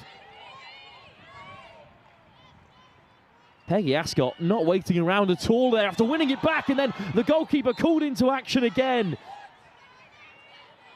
Umpire's whistle went, but this is a heart-in-mouth moment for Marlborough. Yeah, it's not where you want to play across your defensive goal. Especially not with Repton right up in the face of it, but Melly Carter did well. And Marlborough have done well on this near side. Hill looks to fire it forward. It might break for Repton. Umpire's call doesn't come their way. Marlborough, so they're back on defensive duties again. Callie Reid, part of that two-player pivot in defensive midfield. Beecham amongst them, looking to fire the ball forward, but it leaves the field. been really impressed with Peggy Ascott in the last 10 or so minutes. She's been very, very good in defence, turning the ball over and immediately moving it out of that really congested area into more space. It's fair to say that this third quarter has absolutely flown by. There's 5 minutes left to play, and Repton nick it back again in this final third. Cleaned up by Marlborough, but the umpire hands Repton a free hit. I think Marlborough, are lucky not for that to be a short corner. Lingrau slips it in for Webster, doesn't connect cleanly, still a chance. Oh, it's just slipped in. Can you believe it? It's Phoebe Hodges, who since coming on has been really impressive up top. Just checking with the umpire there. Hodges has been given it. And they're absolutely delighted, Repton. I'm not sure how much Hodges knew about it to begin with, but it was a brilliant touch to get it under control. And look at that beautiful moment between herself and the captain, Anna Webster. And the goal is finally given. And it's Phoebe Hodges on the end of it. Well, who cares how they go in? What matters is they do go in. Repton, 2 goals up in this final. It won't be the prettiest goal that Repton have scored this season, but it might be one of the biggest because Marlborough was still in this contest, but now they've been tasked with scoring twice against Repton, and Anna, no one has done that this season. Yeah, with the defensive efforts of Repton and the goalkeeping that they've got, I think it's going to be a tough feat for Marlborough. Phoebe Hodges has the score. And that's what you want from your forward, really.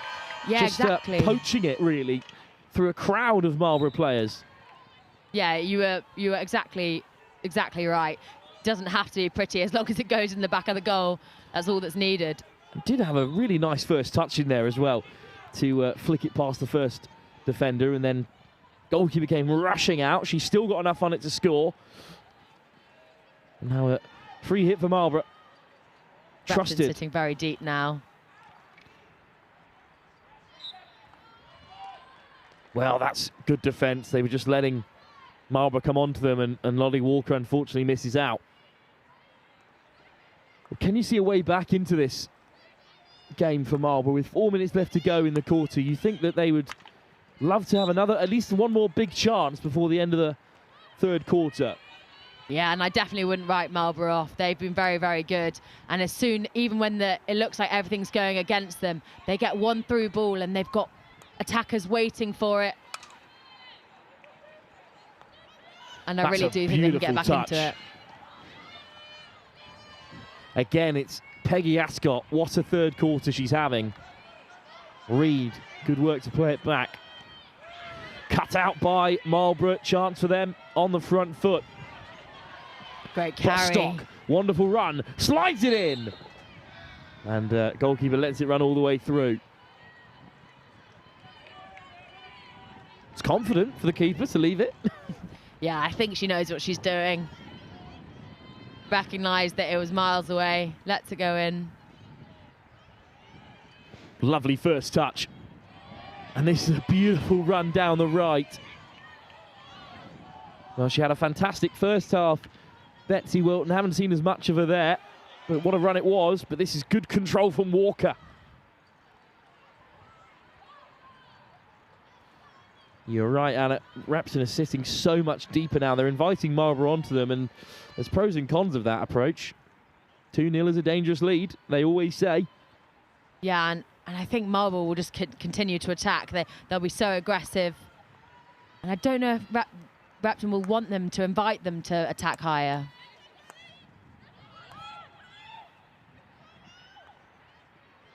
Flick round the corner, but almost stolen back by Bostock.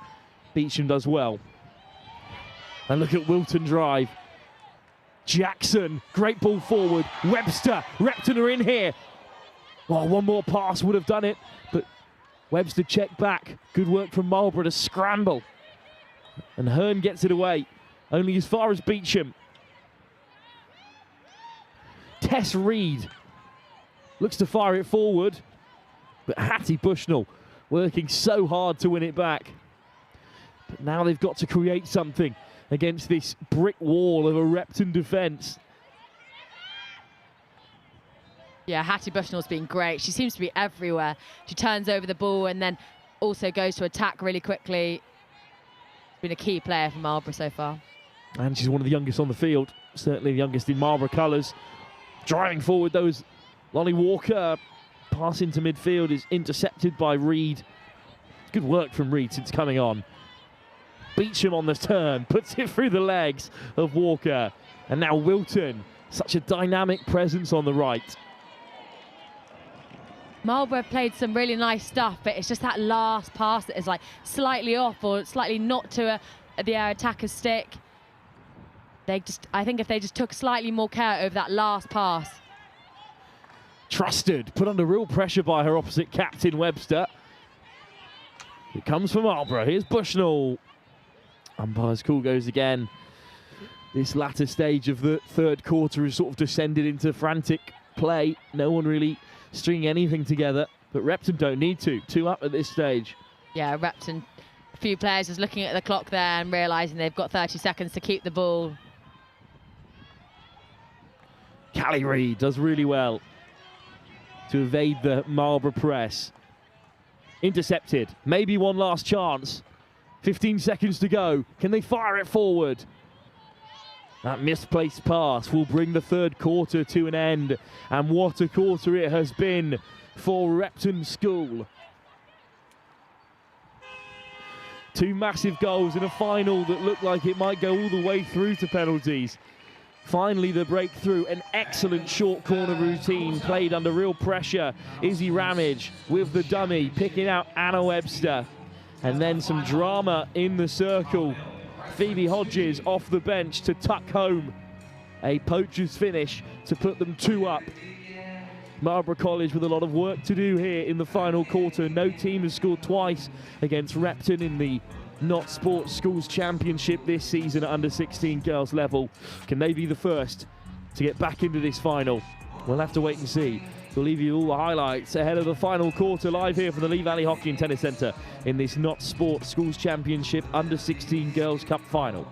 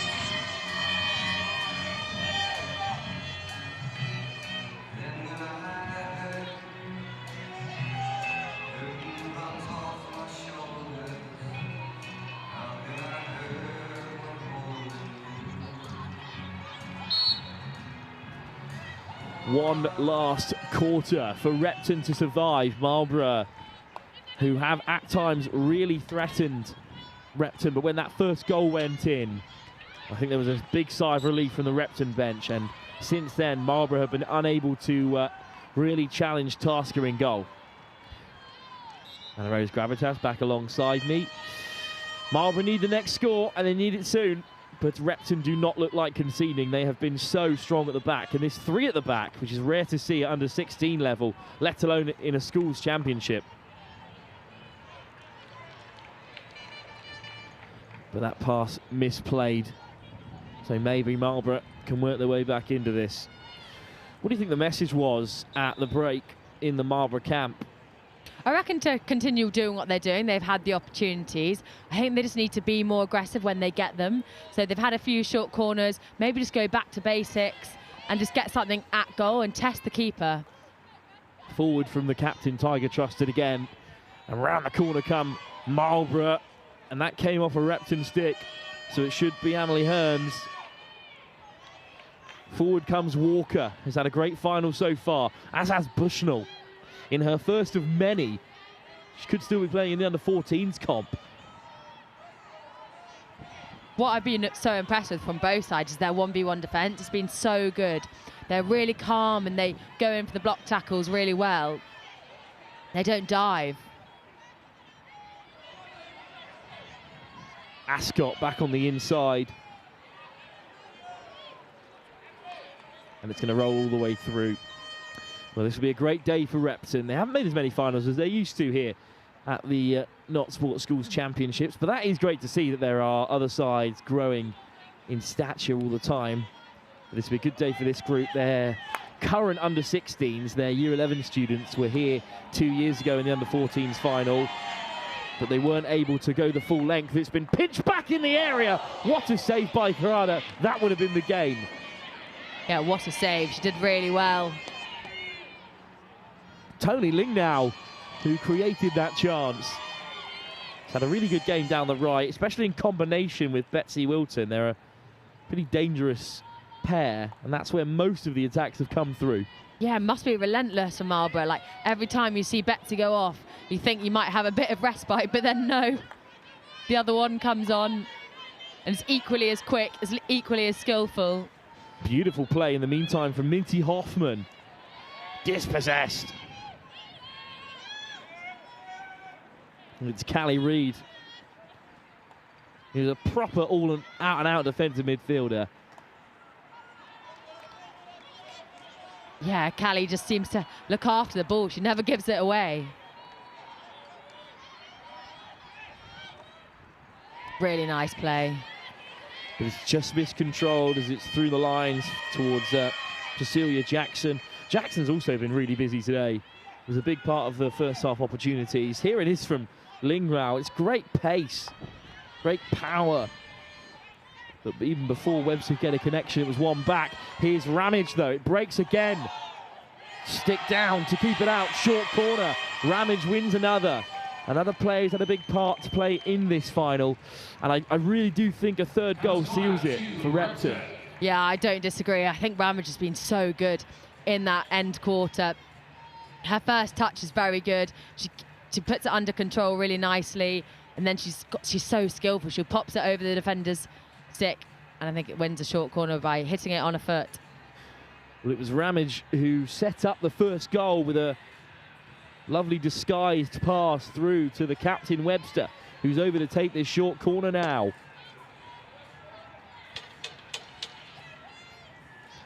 Could this be the game for Repton? A short corner right down the end in which they scored their first. Reid all the way across. Lingnau, what a hit! Oh, it's Ascot who's tucked it home. What a strike from Peggy Ascot. She deserves that as well. She's played so well in this game. Down the right-hand side and through the middle, both defensively and then turning it into attack. And what a strike that is. In so much space, into the far corner. Not much that anyone from Marlborough can do about that. Well, they might have had to tape up their numbers, Repton, but there's nothing half-baked about that shot from Ascot. The goal for Repton scored by number 44, Emily Shield. Well, that's an interesting call. It may well have been Emily Shields who tucked it home. Again, there's tape all over the shirt. I'll be upset if Shields' contributions have been misportrayed throughout the game. In-house call has it as Emily Shields tucking it over, and a round of applause went up from the Epsom bench. The Repton bench, I should say. Long corner for Marlborough. Let's not dwell on it. Regardless, it's a third goal for Repton. In fact, it's a free hit from right at the edge of the area. Here's Miles. Looks to just fire it in and hit something. Really interesting that I heard Callie from Repton there, who's playing right in front of the defenders in that midfield position, screen position. She was telling the Repton players, slow down, let's keep a bit more control of the ball and a bit more control of the game. We're 3-0 up. I'm not letting this go. I think the tape just signifies a 4. It's an interesting one. So it may well have been Emily Shield who tucked it home and has been playing so well in the pink trainers. Also a fantastic footballer for Repton. And also, if it is her, it's a birthday goal for yesterday. What's important is that Repton are 3-0 up in this cup final. Good play from Gilbertson, just to drive out of danger.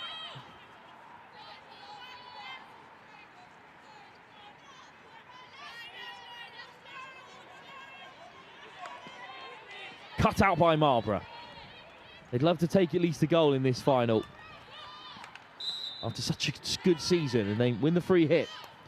Taken quickly by Bushnell, fired into the area, just looking to deflect off someone from Lolly Walker, but it will break instead for Wilton.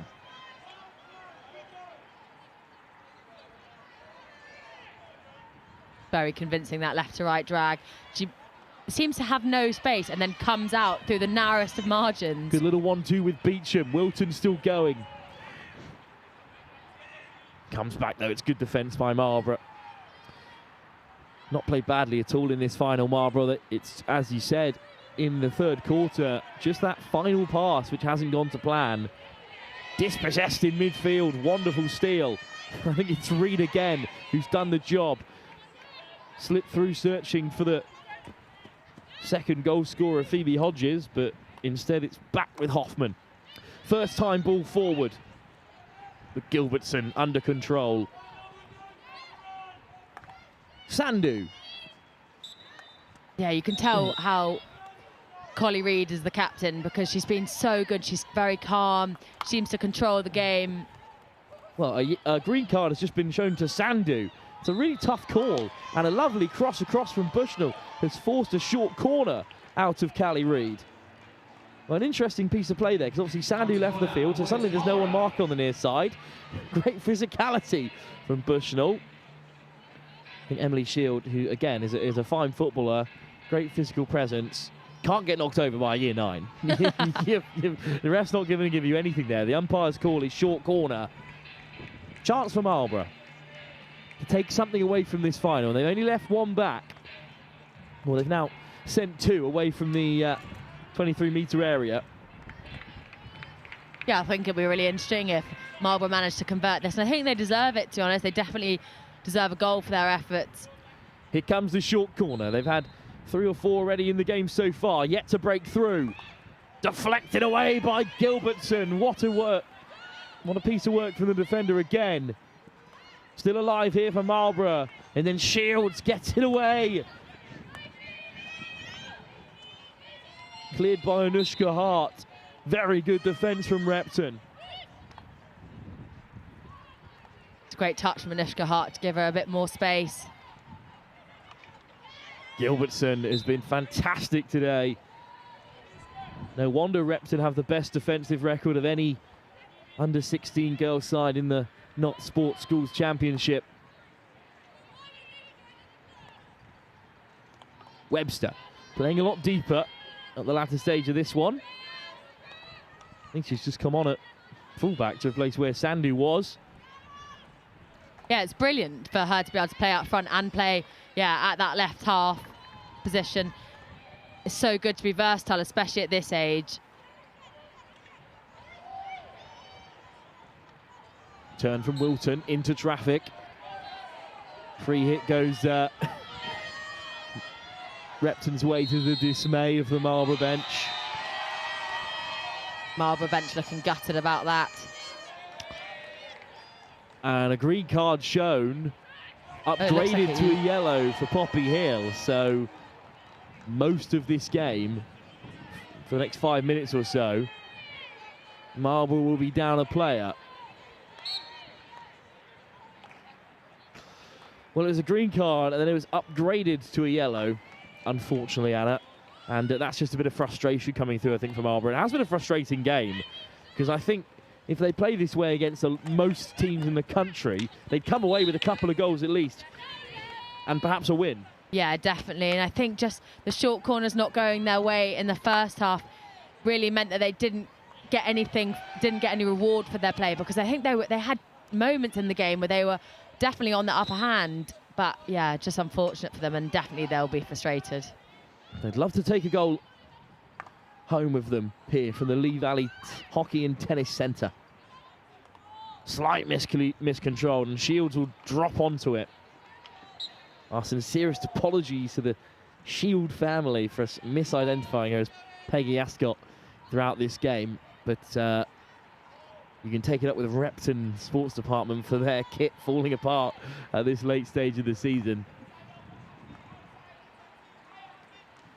Will be great for this under-16 group, who are previous finalists at under-14 level in the past 2 years, for their seniors to cross the line for the first time after the current Year 10 group got the job done last season. And it looks to be going that way with just 5.5 minutes left to go. And indeed, Repton have been pretty impressive. Right from the first centre pass, they looked on top, and they've kept up that tempo as Wilton again skips past defenders. Wilton makes it to the baseline and whips it in. It's cut out by Miles. Good stop from Marlborough. But a short corner it is. Well, that was really good defence from Evie Miles, because Wilton managed to slip through again. Yeah, and Anna Trusted there, just looking a bit deflated. Just really unlucky there. It is unfortunate. It was a long sweeping clearance. Another short corner, and Repton will look to add a fourth. Plenty of changes lined up as well for Repton, but I think the short corner is going to come first. And over goes the captain again in this one, Webster. Also, I've just had confirmation that it is Emily Shields that was the goal scorer. Well, congratulations to her. Another great multi-sport athlete in the Repton lineup. And here's Shields! Off target this time. Looks a bit disparaged, but no need to be. They're up by 3. This is more of a traditional short corner. A little bit slow to get out there, Marlborough. Except for Tiger Trusted, whose work rate could never be questioned.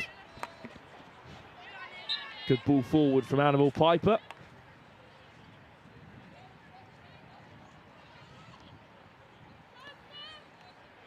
And Marlborough will play out the last 3.5 minutes or so.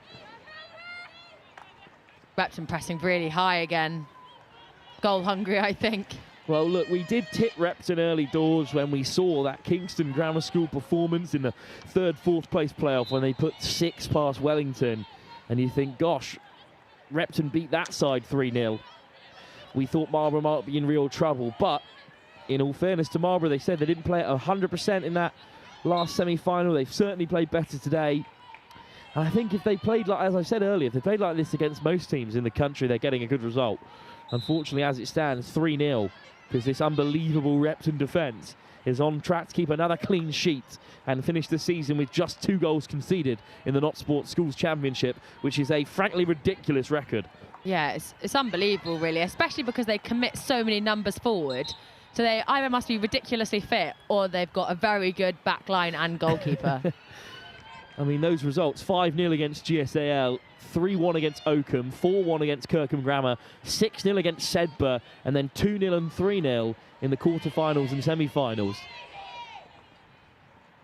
They are far and away the top side at this under-16s level, and they've done really well to make it through to this final, where they have taken on this high-flying Marlborough team who scored more than almost anyone, only finishing behind Wellington in the scoring charts in the league stage, and then putting 3 past Wellington as well.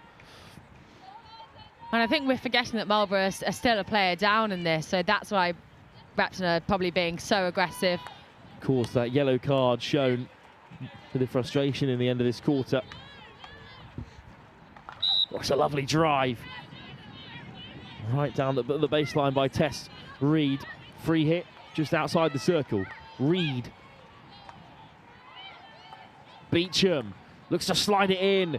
Excellent stop from Walker, who hammers it away. Sandu collects for Repton just inside their own half. Gilbertson. Now the long ball forward. Great touch from Beecham.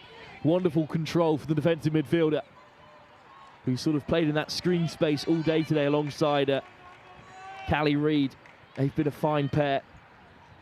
And the Repton defence and that fine record, it starts with those two. Yeah, exactly. And to back your defenders to only play with 3 at the back is really impressive, especially at this age. I can imagine it's got a lot to do with Callie as well, being quite a defensive midfielder. She's sat right in front of them and means that she can really help with the defensive efforts. Reed looking to slip it through. 3 in Navy to close it down, but Reed gets it back again. A long corner for Repton. They're still playing right to the very last here. About a minute to go on the in-house clock. They've gone to the corner to try and see the game out. Ramage, who's had a fantastic final, keeping it in the corner with a 3-goal advantage. Long corner it is. Reed. Plays it back to Sandhu.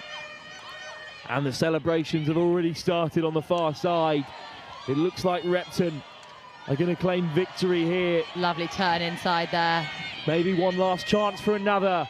The Shields dispossessed and cleared away by Marlborough. But you can see on that far side, they're desperately waiting to enter the field, the bench. And the ball actually hasn't gone out yet, so. Still good work from Gilbertson at the back, desperate to keep this clean sheet. What a defensive record they have. And it looks like the under-16s cup final at the Not Sports Schools Championship finals day will go to Repton.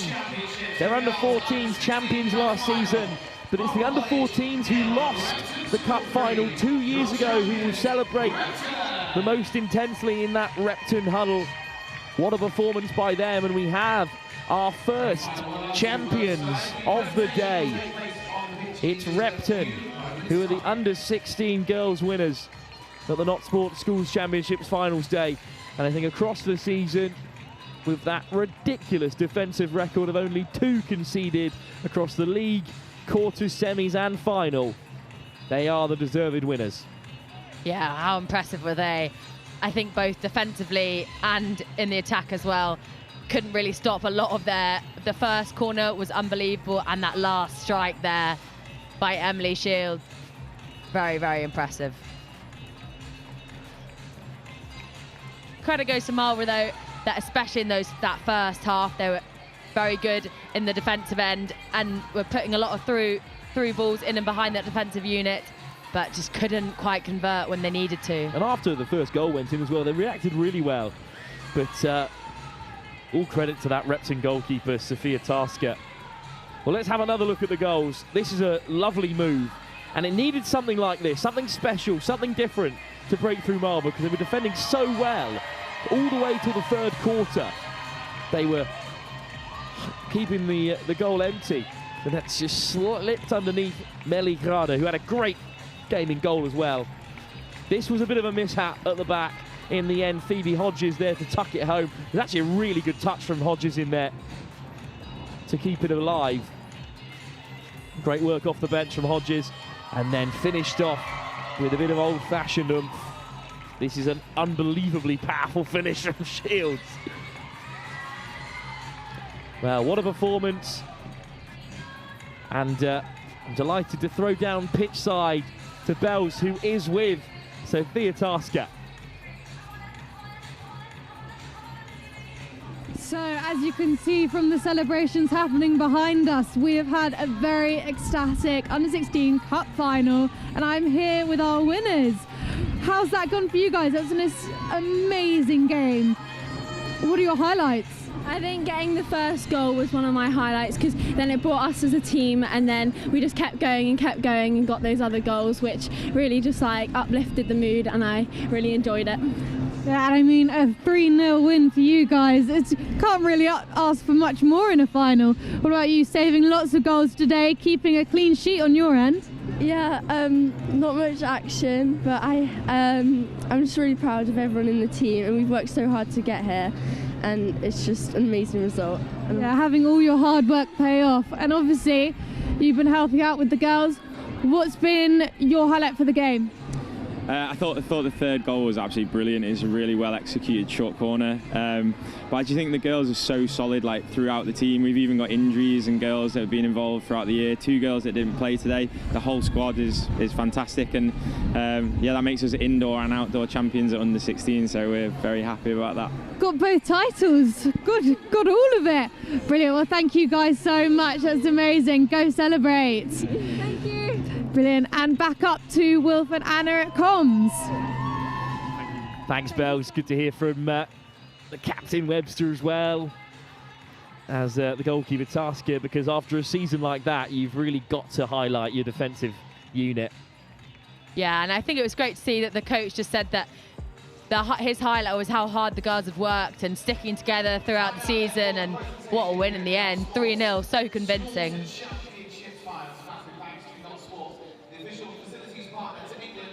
Wow, what a game here at the Lee Valley Hockey and Tennis Centre. There's so many more big games to come, of course, as we head into the summer. Anna, we were talking just about how excited we were for international hockey to return here to the Lee Valley Hockey and Tennis Centre.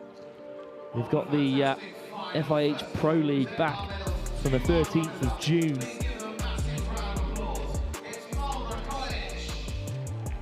And out come Marlborough to take their silver medal, of course. Kingston Grammar School finished 3rd in the under-16 competition, taking bronze overall. But Marlborough, who beat Wellington 3-1 in the semi-finals and were absolutely outstanding in the group stage as well. Came through against Brighton on penalties in the quarter-final. It's a long road to this moment, Anna, and they'll still be very pleased with how they performed across the season. Yeah, and right now they'll obviously be gutted, because all you want to do in a final is to get that gold medal. But hopefully in a week or two, when they can compress and have a bit of time away from the pitch, maybe they can realise what they've achieved. And actually, second place isn't bad when you're second in the country. Not at all. What a performance by Marlborough across the campaign. Also, who knows, in 2 years' time, revenge could be very, very sweet. And you say 2 years, but some of these players, they're a really big year 10 cohort in this Marlborough side, and also a big Cheam prep cohort as well. So shout out to Cheam for providing a lot of the players in this Marlborough team who have done so well. But it's all about Repton this morning. After the under-16s playoff and the under-16s cup final, it's Repton who come out on top here at the Lee Valley Hockey and Tennis Centre. And it's delightful to see they're being led out by the goalkeeper as well, Tasker, after a historically impressive season defensively. She'll be back again next year as well, because she's only an under-15. Absolutely ridiculous. Yeah, great day for Repton, who are champions at under-16 level. They also had a big under-15s set up, as you said. And a lot of these players will be back next year. A lot of them will have already taken the step up to under-18 level. And the coaches were saying in the build-up, Alan Dixon, the former great British hockey player, was saying they're such a well-balanced team. They don't have that one standout player. They've got a really well-rounded side, made up of 2 under-14 groups who are previous finalists as well. Yeah, they had strength in every layer, which then just becomes so hard to deal with, because once you think you've got past one layer, there's then 2 further walls, or 3 in Repton's case. And I'm sure their support didn't go unmissed as well. It was brilliant to have such a strong contingency of Repton on the sideline as well. Webster raises the cup in front of a large travelling supporting group here for Repton. What a season it is for them, and Repton have yet another name on the trophy as perhaps one of the most successful sides in history here at finals day at the Not Sports Schools Championships.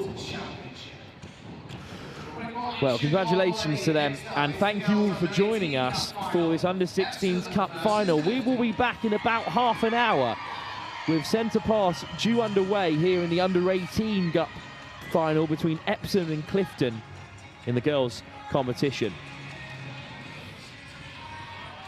I'll leave you with the scenes and celebrations here at the Lee Valley Hockey and Tennis Centre and be back live in about 20 minutes' time to preview that semi-final. But first, I think Bells is going to catch up with a few more. All of you. Is this then the end of the season for you guys? Is this your last competition? Yeah. What are your pre-game celebrations going to be?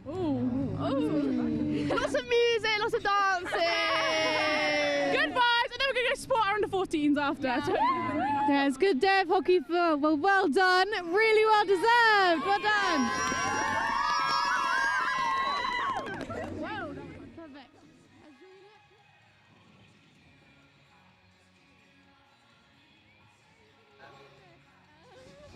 In the...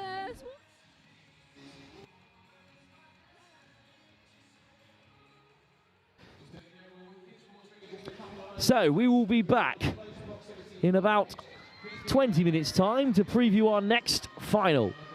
It is the Under-18 Girls' Cup final. Clifton taking on Epsom.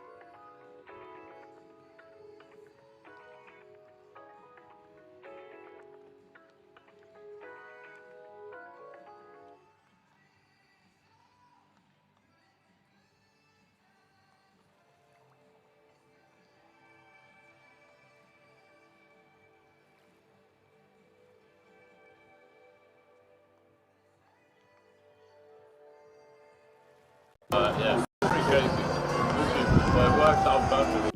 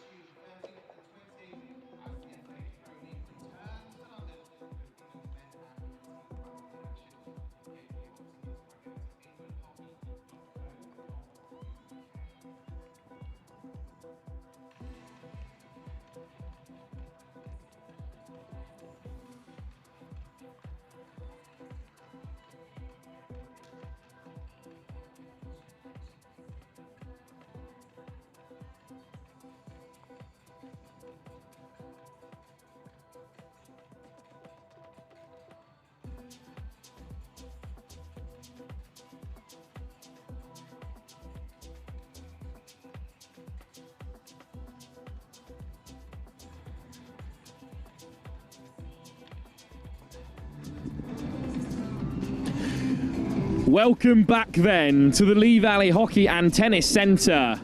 Well, we've got only a couple games left in the Not Sports Schools Championship Finals Day, but we step up a level for our next two. It's the Under-18 Cup Finals. The first is from the girls' division, of course, and it's Clifton College, who are coming through a dramatic and devastating week after losing their director of rugby, Matt Salter, to come through to yet another fantastic sporting achievement, making the final of this incredibly tough Under-18s division. We were there at Cherham Sports Ground for their quarter-final, where they beat Brighton 2-1. They came through a semi-final yesterday to face Epsom. Epsom are already national champions in the independent schools division. They also made the semi-finals of the indoor championships as well, and they're here today in the finals of the English Hockey Not Sports Championships finals. They are one of the top sides in the nation. They've got under 21 and under 18 Antonosh coming out of their ears, as both sides do. There will be practically a fully fledged international side at under 18, under 21 level available for selection across the 11 players on the field. It's going to be unbelievable quality. And I'm going to head upstairs to the comms box to run you through the teams before the wind completely takes us out, because it is whipping frostily across the turf here at the Lee Valley Hockey and Tennis Centre. So we'll see if that has a part to play in these finals. The weather staying dry but throwing us around at the moment. I'll be back in just a few moments to run you through the teams in this huge Under-18 Girls' Cup final.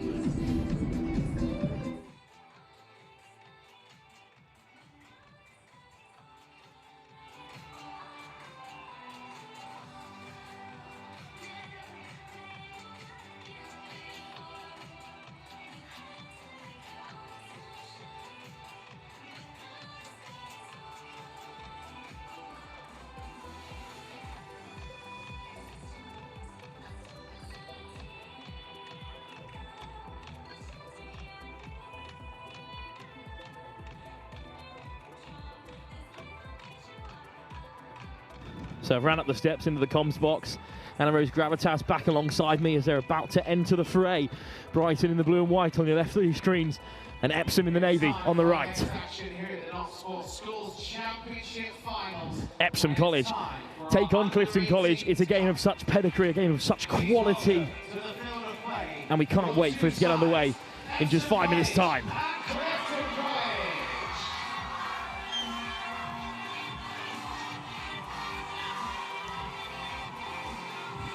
Well supported, both these teams, but especially Epsom, because it's not a long way for them to travel. Clifton have come up from Bristol way, and I was there at their quarter-final against Brighton. They're an outstanding team, and a sports department that is coming out the other end of a real tragedy to make yet another cup final. Just an example of how important their sports staff are to them at the school. They leave a real legacy of success. And we're still thinking of Matt Salter's family and friends at this dear time, ahead of this huge game here at the Not Sports Schools Championship Finals Day at the Lee Valley Hockey and Tennis Centre.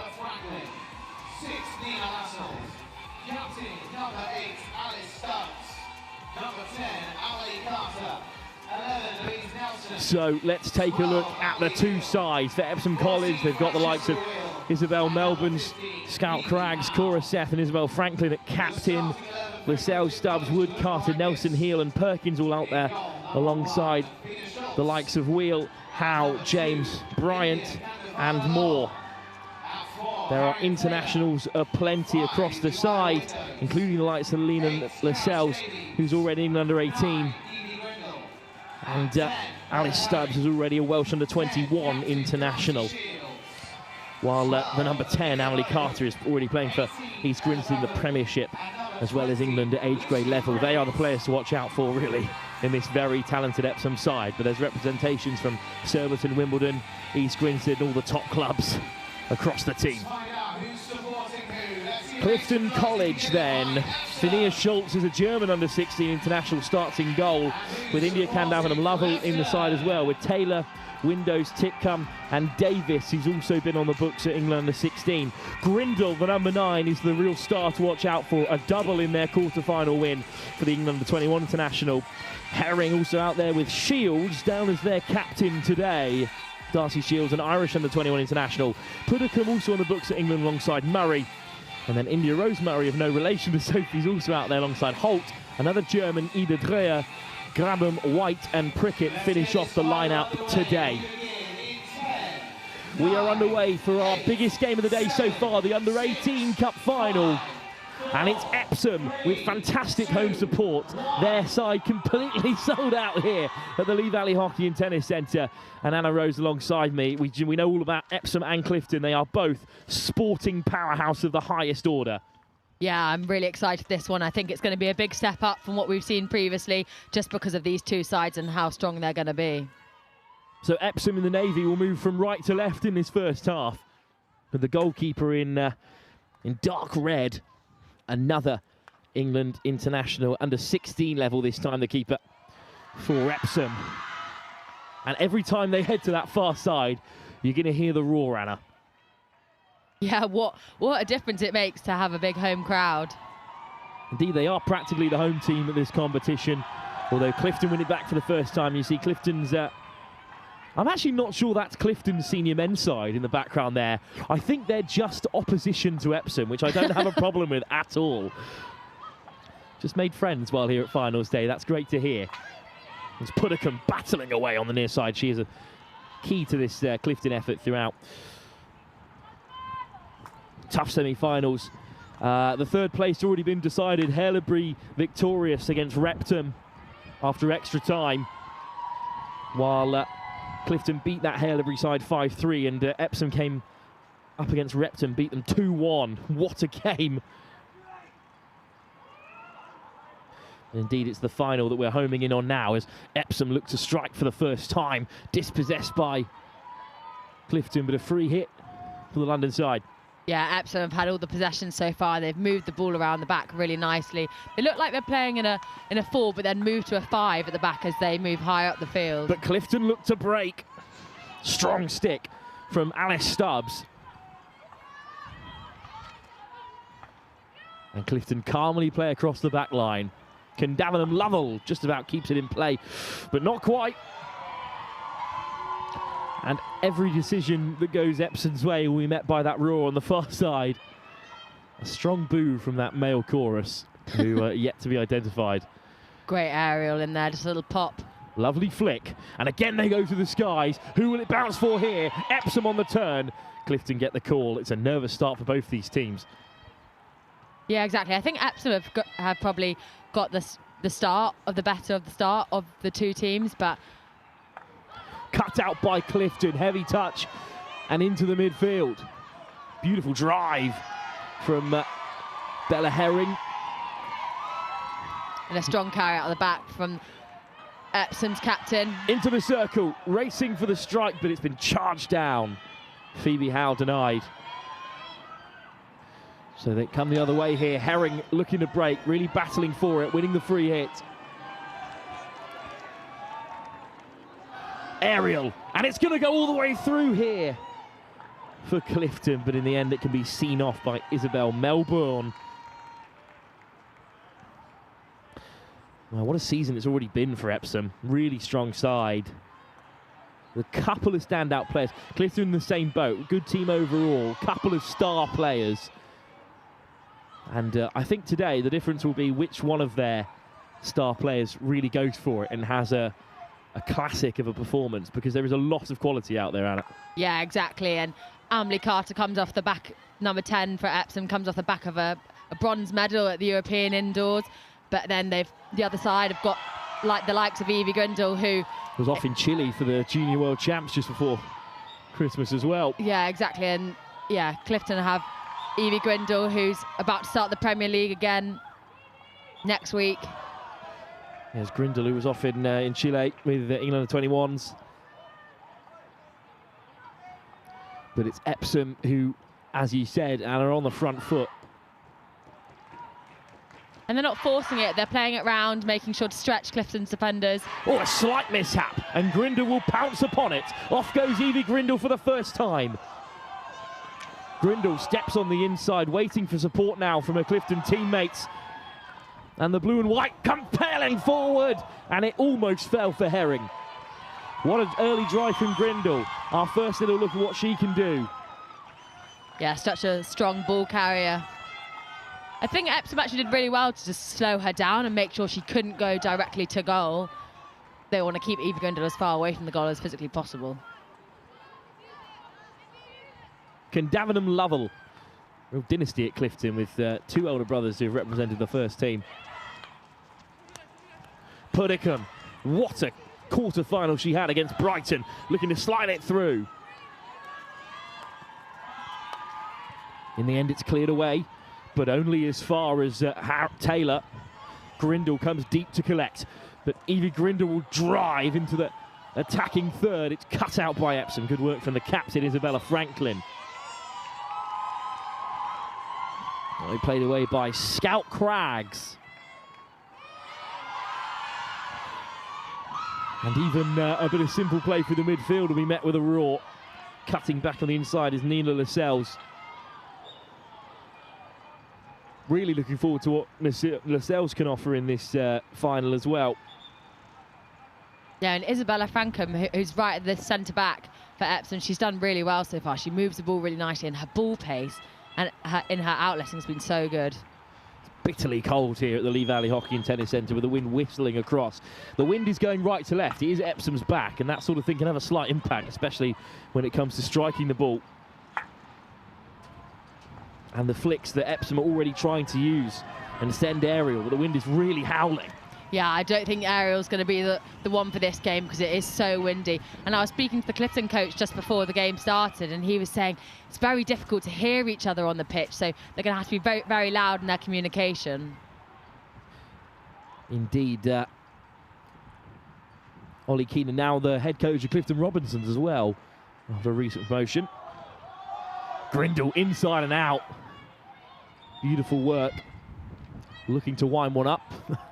The umpire's going to slow things down. We're hoping that the game is played with real pace today.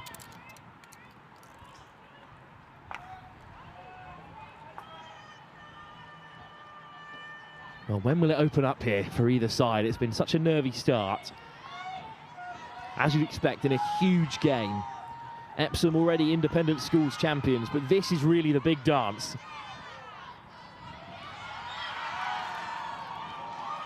I think it's going to be a physical one as well. Well, down goes Caitlin White. She's another England under 16 in this Clifton team. Good chat from the touchline as well. Two experienced coaching staffs as well. We've talked about Keenan and Gary Catchpole with Clifton, but this Epsom bench as well. They've brought plenty of support with them. Yeah, exactly. And both sides know exactly what they're doing. It's just going out there and executing it. It's hard. You're against two very good sides, and I'm sure they'll have come against each other and played against each other a lot. So, and especially after the semi-finals they had to come through as well. They were really tough efforts in the end. If you look at that Haileybury game, 5-3, Clifton came through as victors. I mean, that is a stunning game. Whereas the Repton game sounds like a real classic, just 2-1. And it's a great pick-up on that right-hand side in the reverse, and the game's really opened up. It's a fantastic drive from Lascelles. Lascelles looking to slip it in. Cut out by Clifton. It will still come for Epsom here. First shot in anger, and it comes from Lola Bryant. It's off target, but Lascelles just drifting through defenders. Lascelles did so well to keep hold of it. She didn't stop. She wanted the advantage. She didn't want to be brought back to be given the free hit. She wanted to continue at goal. And Epsom keep the pressure on. Well, in that semi-final, Epsom actually went 1-0 down inside 4 minutes and fought back into the game 2-1. They're hoping for a brighter start in this one, but it's Grindle on the counter for Clifton. Grindle skates through, almost robbed by Lascelles. That's going to be a real battle today, sort of on that left-hand side. Yeah, I think they'll all know each other. They'll all have played at national age group stuff together or even at club against each other. So they'll know exactly what each other can do, and it's how they negate that. A great cut inside. Lovely dart on the inside for Clifton here. It's fed through, but inches away from the first big chance for Clifton. What a moment that was. It was so close to India Rose Murray, I think, almost on the end of that. Grindle. Taylor. White can't break through. So both sides have had half chances. Karis Taylor's ball, Davies' ball straight through, that was so nice. Really direct. Clifton building from the base of defence. It's Darcy Shields, the captain. They're going to feed it in for Grindle, but it's been robbed back by Emily Carter. First chance to really see her run with the ball at the edge of her stick in this game. She is one to watch. Craggs. Stubbs. Very confident to play out of defence, but Stubbs goes gliding through. Long ball, important cutout from Clifton as well. Well dealt with there by Epsom. Indeed, it's both sets of defences on top at the moment. All the way back for Stubbs. Here's the captain, Franklin. Pace across the defence, really impressive, Ava. Nicked by White. And finally, one side has blinked. It's Epsom who give it away, but Clifton, well, it's the safe option, but it's the mature option as well to build from here, Ava.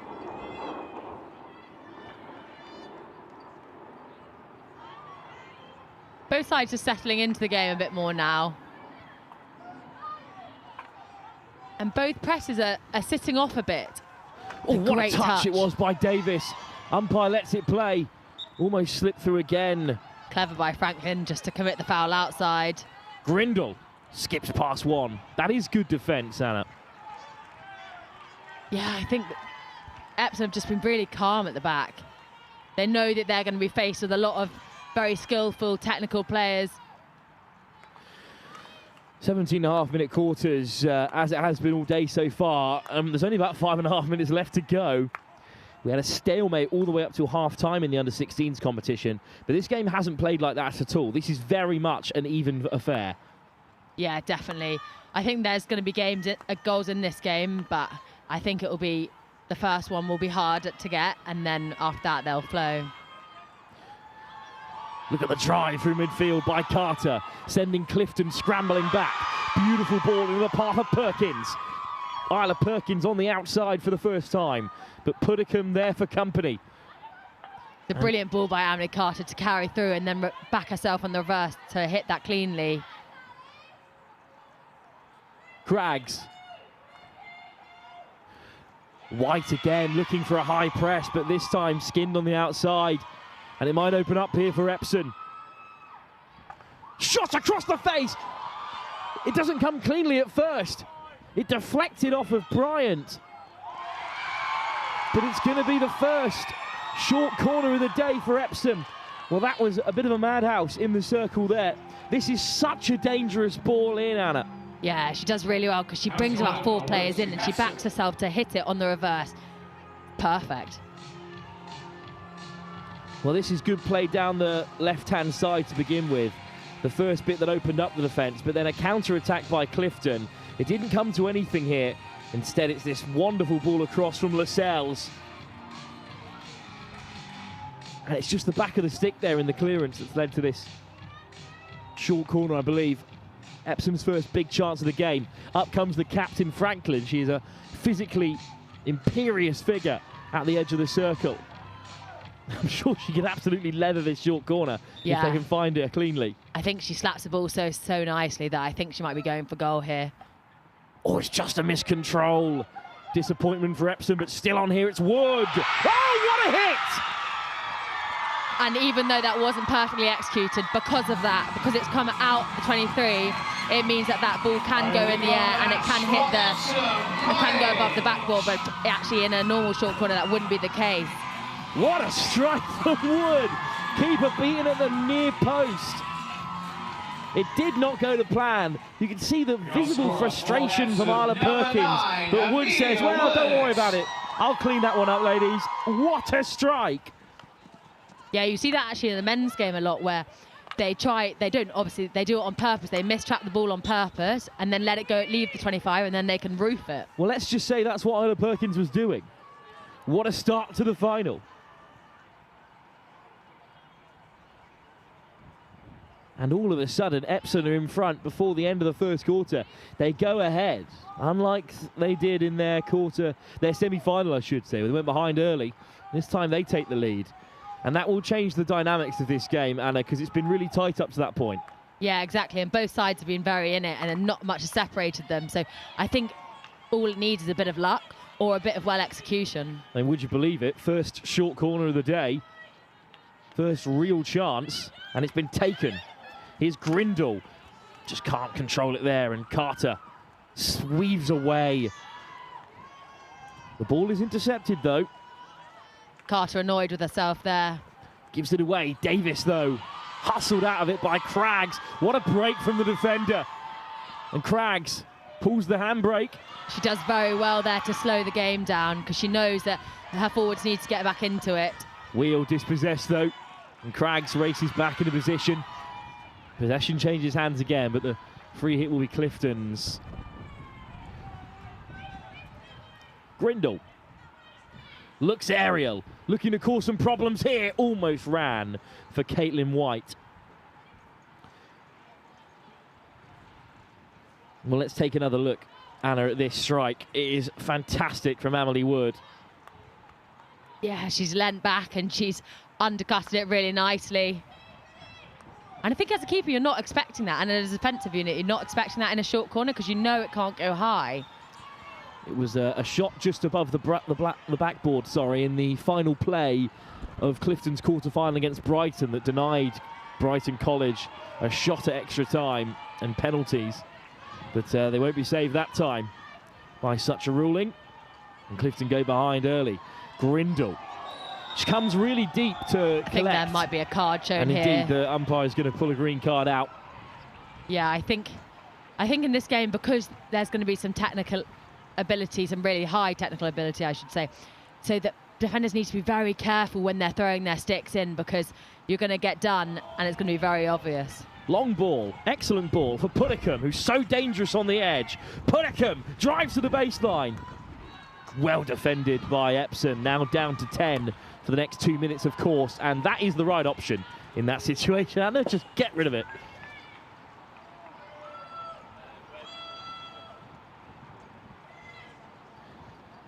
Well, not long to go here, and that was an excellent clearance because it's got the ball dislodged right in the corner, so there will be no further action at the end of the first quarter. Yeah, good gamesmanship from Amelie Carter there, knowing that they don't want the ball near their defensive end, chucking it to the other end, and then they can reset at quarter time. Well, what a first quarter we've had. It was a nervous start. It was all about who was going to have the first clear-cut opportunity, and it came Epsom's way, and my, did they take it. An unbelievable hit from Amelie Wood to take us into the break. Epsom College lead by 1 with so much time left to go. Ollie Keenan keen to get his message across right away. The tactics board is out. We'll be back for the second quarter in just a few moments' time.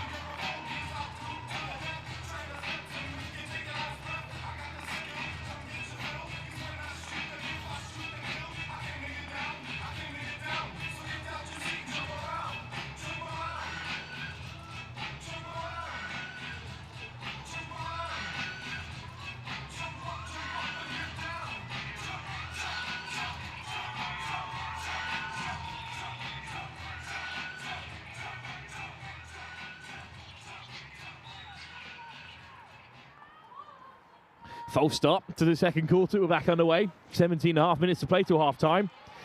Clifton still playing left to right in the light blue and white. They're down by 1. And you were just saying that, well, Evie Grindle's came really deep to try and get involved with the play. But Epsom just frustrating her at the moment. Clifton's key player. Yeah, exactly. And I think if they manage that, they'll come out on top because she's so pivotal in this team. And I think Clifton look to her to make the difference. But so if Epsom can control her, then they'll come out on top. But Grindle back with it and stepping on the inside of Carter. 2 internationals going at it. That's wonderful work to get on the outside of Wheel. Murray freshly onto the field.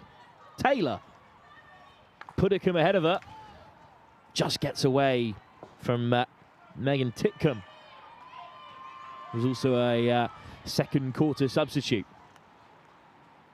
And what tactics do you think Ollie Keenan was going through at the break there? Had the board out.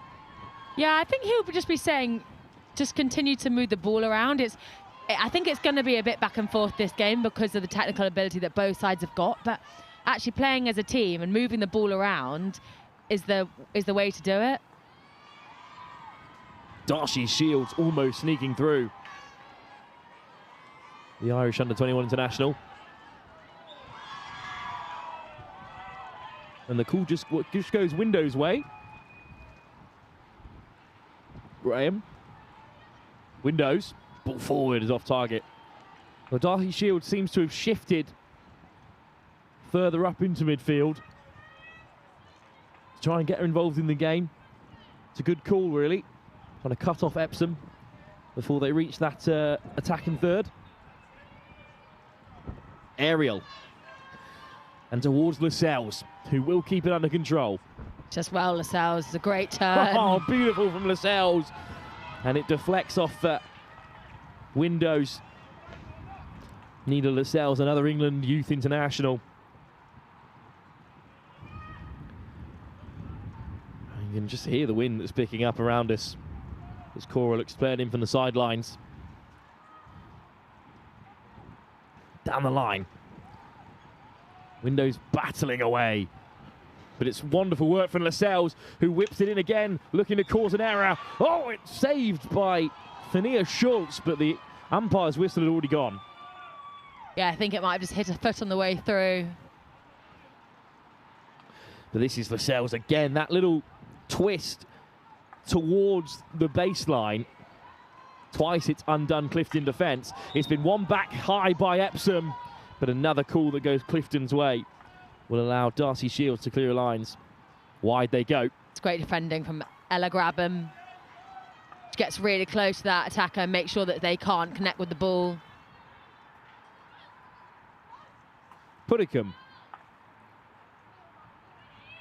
Taylor.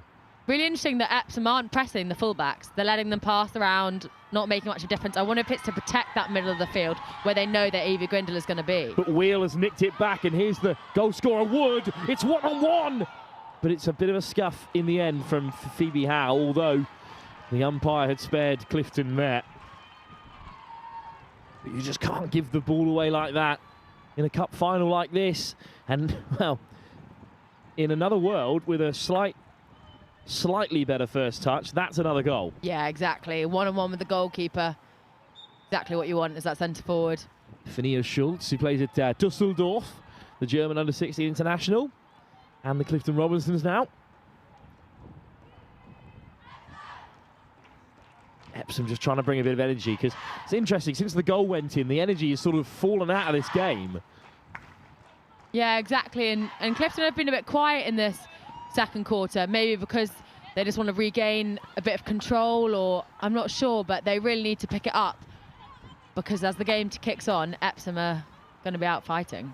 Puddicombe, Grindle, beautiful control again to beat Carter. The Epsom forwards come back to support. Puddicombe can't keep it in play. That's good work from the forwards, tracking back, and they have to in a game like this.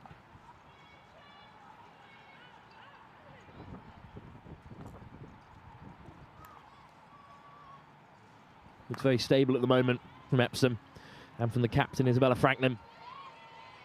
Yeah, she moves the ball so nicely. I feel like they could even play with a 3 at the back or move to a 5 because she can move the ball so well.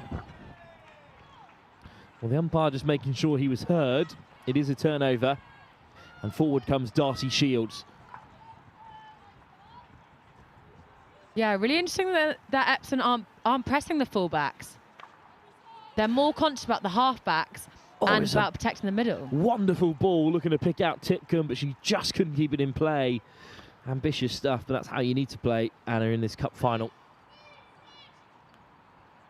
And as you said, it is interesting that Epsom are happy for Clifton to build from the base. I think Epsom have recognised that their strengths are potentially in their halfbacks and in the middle of the park. They're trying to negate that as much as possible, force it to be not where Clifton want it to be. Cut out by Shields. Great control from the captain. Grindle. Dispossessed by Carter.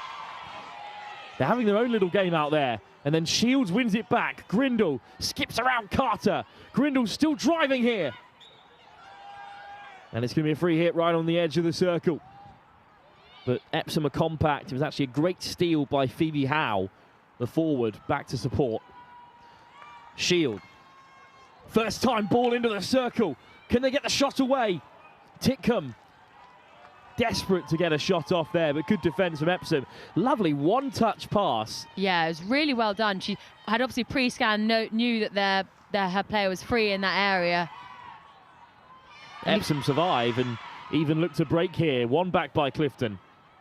It's a great jump back. It's all those small wins that can happen all over the park. It just makes such a difference, and it stops Epsom going forward so quickly. Well, that's back for Shields. Skips away from the pressing forward. Murray. Epsom have it back. Lovely run from Nelson. Nelson. Oh, it's a big interception. It was almost through for Perkins. And Puddicombe comes flying forward. Bit of a coming together on the near side. The umpires will play on, and Craggs has it back at the base for Epsom. Good to see Howe and Perkins back to their feet. Heel. Eventually gets it away under pressure from Keris Davis.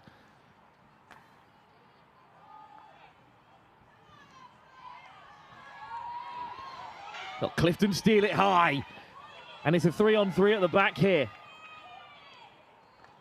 Lovely carry. Davis goes down. But Epsom win it back. Such a physical game. It's been bodies flying everywhere. Indeed, it has been, but Epsom seem to be handling that physicality a touch better, although that pass is overhit. And Nelson frustrated. Yeah, Nelson's such a good player that I think she'll have wanted to be able to receive that on the reverse. But that line is so good because she's crept so high in that she's beaten a line of defence immediately by receiving the ball. Lovely interplay in a tight space to free up Grindle. The lovely pick. Good work from Murray, but indeed it is stolen away by Wood, who still has the only goal of the game. There's a proper battle happening in that middle of the field. It looks like Grindle's sort of floating between the midfield and attack. And then Murray is in there as well as the option at the moment to pick out and then feed the ball inside and out.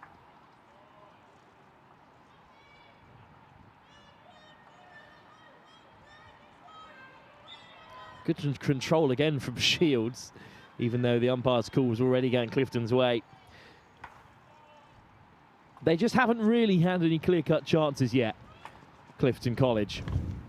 Lovely touch. Grindle forced to retreat between two players, somehow comes up with it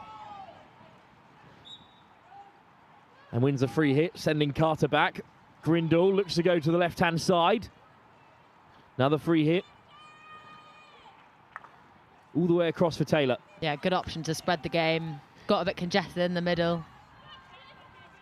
Puddicombe skirting through, but dispossessed. Great defence. Can Epsom break? Epsom's defending's been so good. But there's no one up the other end of the field for them. And it's been won back by Murray. Top work from Sophie Murray. Yeah, that's the thing that I think Epsom drop all their players behind the ball when they're defending it. So when they turn the ball over, they've got half a pitch to make up, and they've got no one in it. Shields, good ball for Murray, who heads to the baseline. It's into the circle. It's cut out again by Epsom, but as you said, there's no one up there towards the end of this second quarter. Good control, excellent first touch. And slid forward. And now Epsom have Navy shirts rushing down the right wing. Lascelles with another great drive. Emily Hill, who's on the ball now, so talented. She picked that so nicely and carried and then laid it off just on a reverse, a little bubbly one just to get over the Clifton stick. Carter accelerates away, but just can't get the cross in that she was after. Good play, though, by Epsom. As we said a few moments ago, they didn't have anyone forward when they won the ball back, but all of a sudden, at this long corner, they've got 7, 8, 9 players in the Clifton final third. Yeah, they look like they're very much an all-or-nothing type of side. They're either all defending or they're all attacking. Hard work required to have that set up as Wood battles with White. Wood. Oh, you know she can strike them if given time and space. Stubbs. Craggs. Oh, beautiful again from Heel. What a second quarter she's having.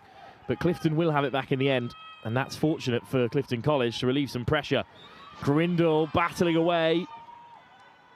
Wins the call off the umpire. Wants a little more from it.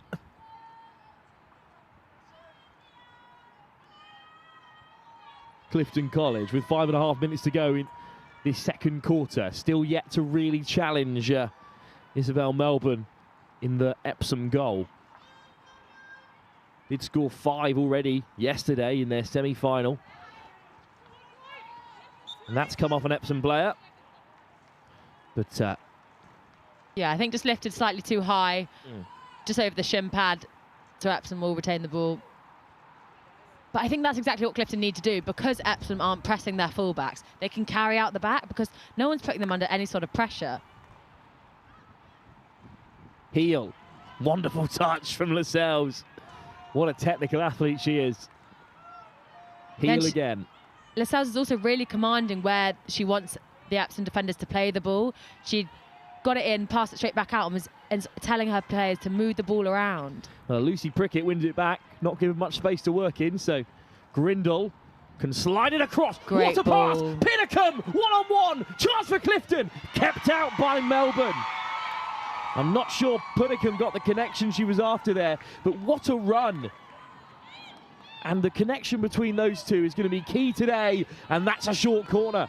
Oh, in fact, it's just an advantage. Now Pinnacombe whips it in. This time it's a short corner. One off of Isabella Franklin, although there's nothing she could have done about that. No, absolutely not.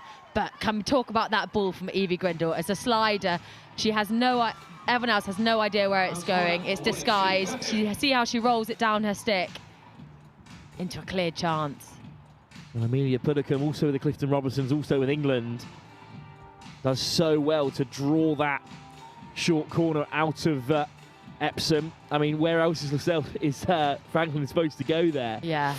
Shields to take this. I think if Amelia Piddleton, has that chance again, she absolutely whacks that. Shields. Plenty of options in blue and white. Grindle there. She scored a short corner in their quarter-final win. And it's Grindle! Saved by the goalkeeper. The follow-up kept out again. Clifton go diving down, but it won't be turned in. Great defence and another fine save from Isabel Melbourne. That's a good stop. The chance is still there. She's down again and then manages to see it off. I think she had the near post covered as well. Megan Titcombe does exactly what you want her to do in that area. You want her to be low, on the floor, right in front of the P-spot, in front of the keeper. Pinnacombe, what a drive, but it's been nicked back by Amelie Carter. Carter with players flooding down the right. Clifton's best attack of the game might undo them here. It's Nina Lascelles. Lascelles still going right to the baseline. Great control from Wheel. Oh, it's gone all the way through. Wood deflected. And it just gets away from Sophie Jays. Wood could have had another there. Yeah, oh my gosh, I thought she was going to connect with that properly and it was going to go in the back of the net, but how good was that from Emily Carter in the middle? Turns over the ball, then plays it off to the right-hand side, and the carry from Lascelles to go one-handed. Well, it's good disguise in there. What a touch that is from the Clifton defender to take all the sting out of it. Has the game come alive then? Because it stopped like a dime after the first goal. It really did. Yeah, I definitely think it's back on now. Hint of an overhit pass. Clifton do really well at the back to sweep it up. It's a great pop inside there. Great lead for Amelia Puddicombe. Only 1.5 minutes left to go, and Puddicombe round the corner. Now there's space. Caitlin White ahead of her. Puddicombe, instead it runs all the way through. Oh, is that another strike off the leg? It might still be here for Clifton. Down goes the goalkeeper. It's padded away by Melbourne. Still on for Caitlin White. Opportunities at either end. Someone just needs to grab it by the horns and absolutely welly it. Well, Carish Davies was playing right off of Alice Stubbs. And once the ball that was sent through wasn't really for her originally. Down the baseline goes Grindle, sliding back into the circle. Clifton again come inches away from getting a shot off. But instead, Epsom come the other way. Look at the one-handed carry. Great from pace. Cora Seth. Seth, fresh legs for Epsom. Seth skips away from two. Looks to leave it for Wood. Seth goes down. And Davenham Lovell battling with it. Wood, advantage Epsom. Brilliant ball to come out of that area. Lascelles whips it across. Someone needed to tap that one in. What a ball from Nina Lascelles. Look at this carry down the left-hand side. She goes one-handed really nicely. Well, we don't want the half-time break to come. It's 15 seconds left in the game. We're going to head into the half-time break with the scores as it is, as long as Clifton don't throw it away here.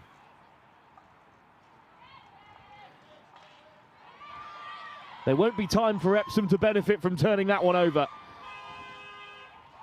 What a thrilling end to the first half.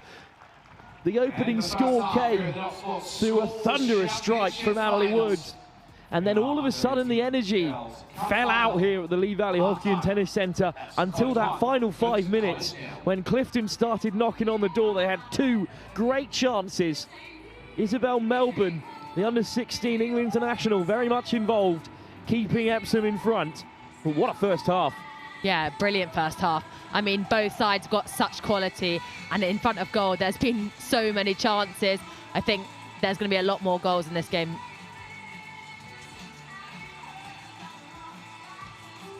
Well, we'll leave you with the highlights and be back in just a few moments' time for the second half.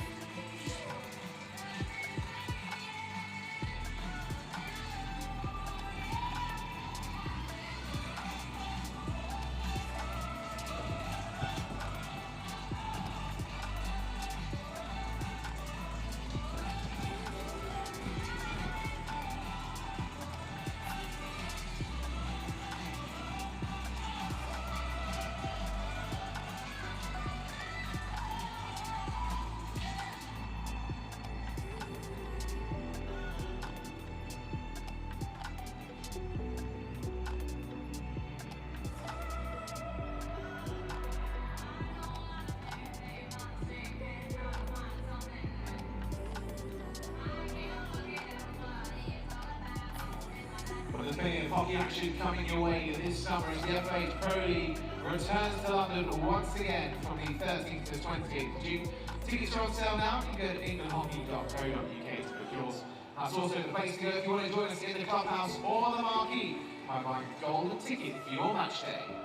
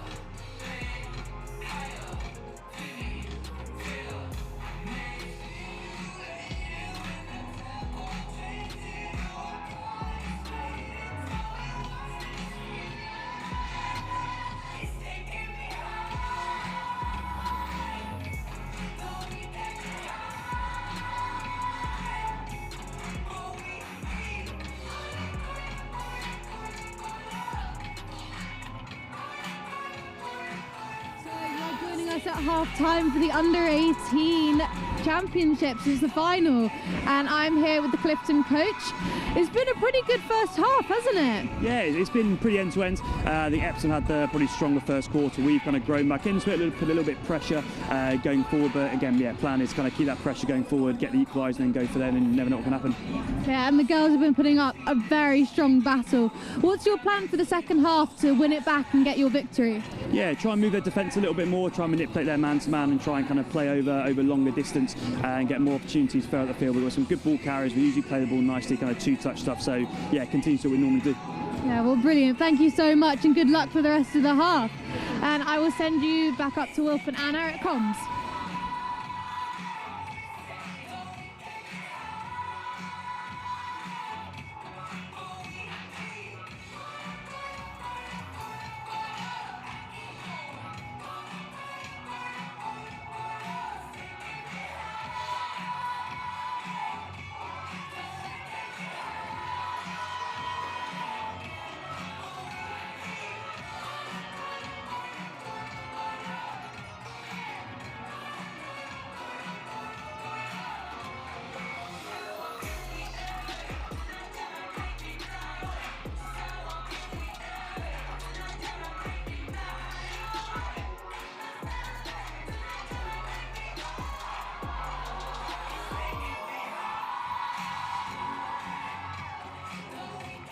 Second half on the way here at the Not Sports Girls Under-18s Cup Final.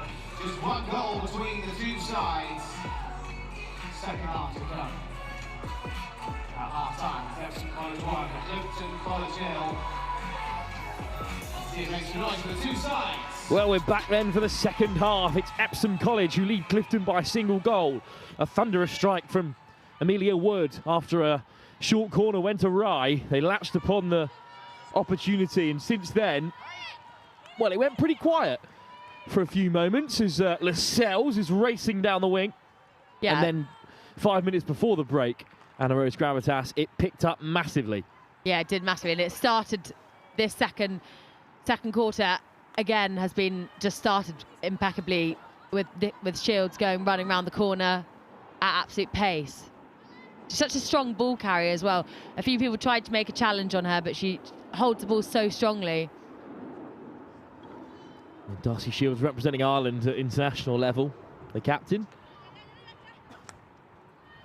All the way across the Epsom front line, Clifton are going to look to find a way through here. They're certainly pressing a lot higher than they did at stages in that first half, although Caitlin White's nicked it back in a big area.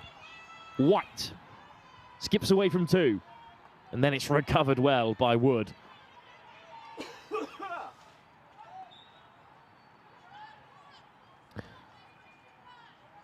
Well, how do you think this third quarter is going to go? Epsom, of course, in the Navy now playing left to right in this second half.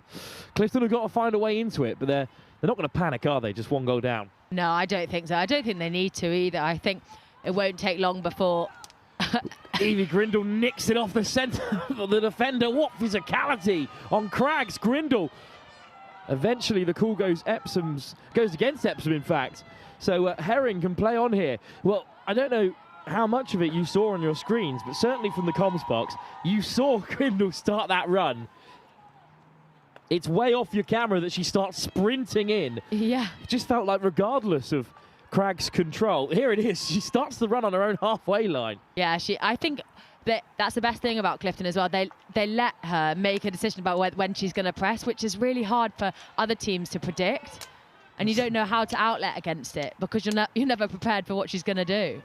Hard for a coach to give that much responsibility on a player, but of course Keenan has this Clifton group, most of them with the Robins, of course, the Clifton Robinsons, I should say.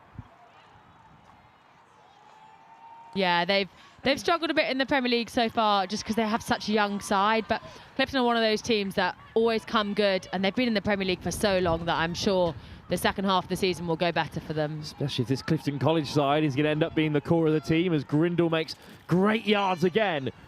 Grindle still going, looking to slide it through. It's Caitlin White, slapped away by Melbourne. Great save, a decent strike, maybe a little bit too central.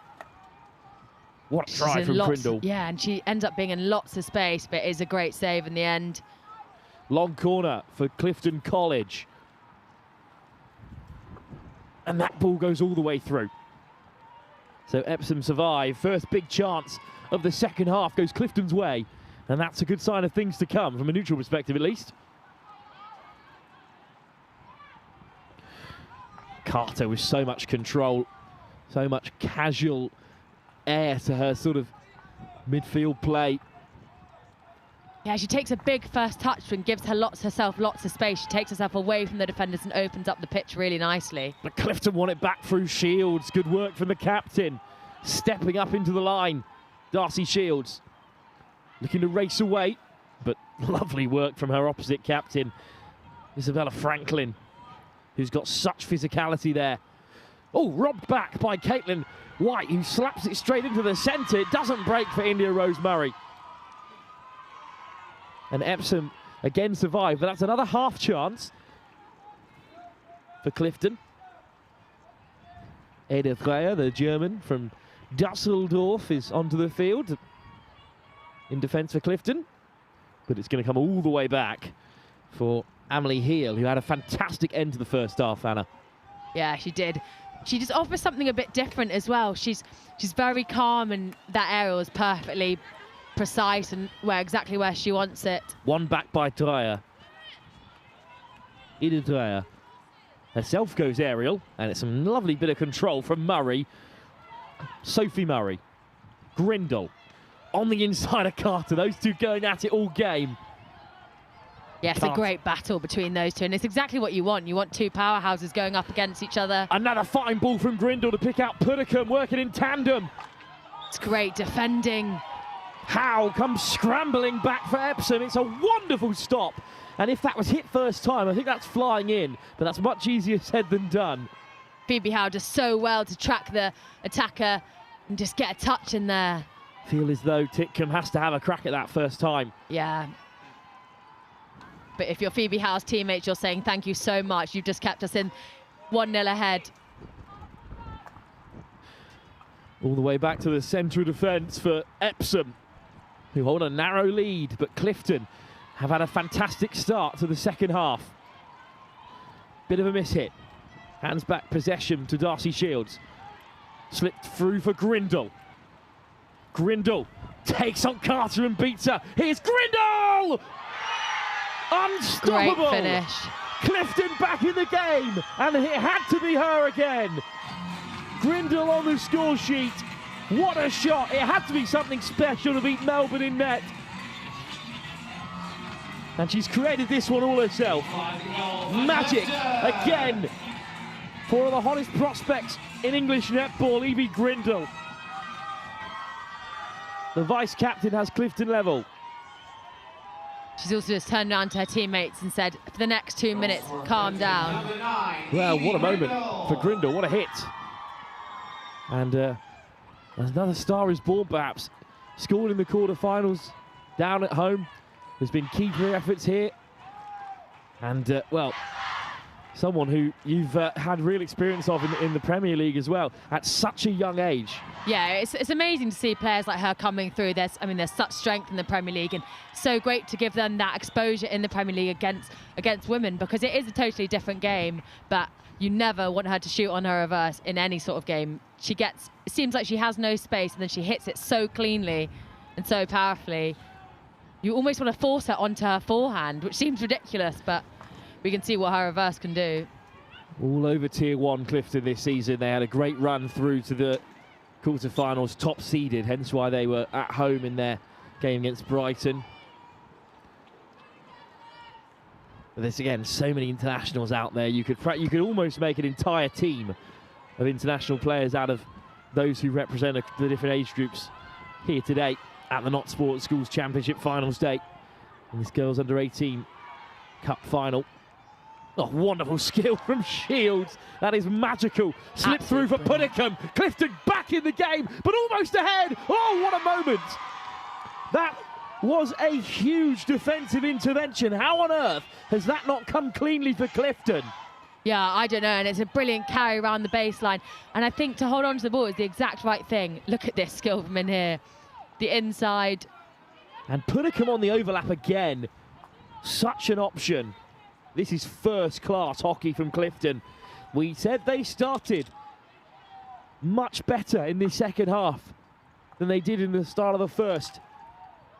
And now they're looking the most likely to go ahead here. Yeah, and I think if it wasn't for Epsom's goalkeeper, Isabel Melbourne, they would be 2-1 down. That's brave goalkeeping as well, to come out and get in the way of a cross like that. Especially when you know you've got a forward on your back post as well. It's not something that you want to do. You don't want to leave your goal unattended, but it's the exact right thing to do.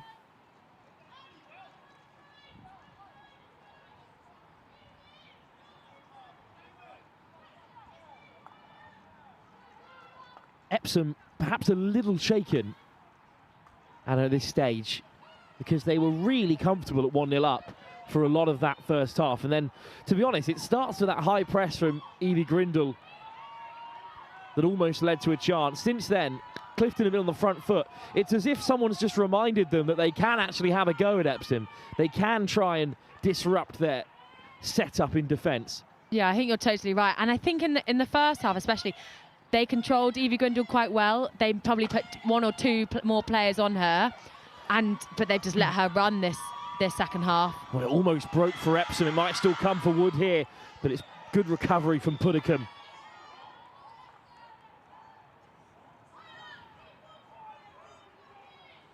Well, Clifton are going to have possession back eventually here. Or indeed, Epsom are going to march their way up the field. And Carter not waiting around. Oh, that's a shame. It has to be called back. You've said it a few times today, Anna, but you'd love to see the umpires just let that play. Yeah, I just don't know if... I think that both sides are set up, and it's not like they've taken it miles ahead of where it needs to be. I often think it doesn't need to be taken on the exact spot, but...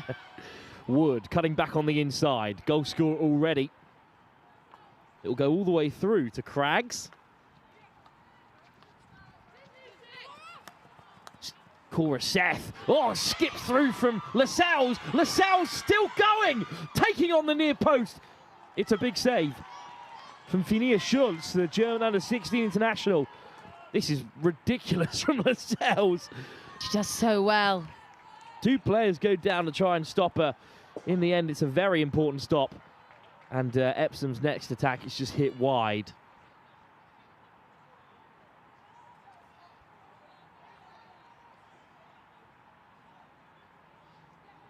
There was the strike that we just missed. As Clifton rebuild. Haven't seen a lot of this in this second half. And haven't seen a lot of Clifton being asked to work their way up the park from here. No, and actually they haven't played short very much, Clifton. They've often gone long, but I think, yeah, if you've got your big players coming in short, you're not going to not give the ball to them. And it has gone long, and it's a beautiful pick-up from Herring. Herring looking to slide it in. It comes back for Herring. A little bit short of options by the baseline, but wins that short corner. That is fantastic work from Bella Herring. There was nothing on there for Herring. She's completely marshalled by 3 Epsom defenders, still manages to win the short corner. Yeah, she's found a way, and she knows she has as well. Her hand immediately goes in the air. What a moment this could be for Clifton. They scored from both their short corners at the quarter-final stage. And indeed, they needed some help from the set piece to see off Haileybury 5-3 in the semi-finals, but... Yeah, I think if I'm Evie Grindle here, I'm saying, yeah, I'll take this one on the reverse, please. It's up for Prickett to lay it up. Herring is an option, as is Grindle. As are the 2 players racing in from the edge of the circle. Epsom, peg back level, but the momentum has swung the Bristow side's way. It's Grindle. What a hit! Buries it into the bottom corner. A fantastic strike from Grindle, just as you called it, Anna Rose Gravitas. Well, I've seen her do it too many times against me, that's exactly why, but she's just got that touch, and if she knows that she can take it outside, the precision and the power on that is pretty unmatched. As the Clifton fans on their feet this time, and Clifton College take the lead for the first time. They have turned this game around in the second half. They have been the better side since the break. Well, what do you reckon was said at half-time? Because the game has completely turned over. Yeah, I think it's probably, as you said, just remind them that they were not down and out. It was 1-0 and there was everything still to play for. And it was how much they were willing to give. And actually, I think they've come out absolutely raring in this second half. The game is alive. Hung high, no one underneath it. So Epsom come back with it. Epsom, who were on the front foot, good and proper at the end of the first quarter, eventually went ahead. And then, well, since going 1-up, the game changed and Clifton started to take a hold. And since then, they've scored twice unanswered. Yeah, Clifton look like a side that build on momentum. As soon as you give them a little bit, they take a whole lot. So Epsom will want to change this turn of momentum and want to change it back to their side, but I think it might be a bit difficult at this point. Can Davenham Lovell. Ella Grabham. Can Davenham Lovell. Puddicombe. So dangerous, flying forward. It deflects off Grindle. It comes for Epsom. And can they counter?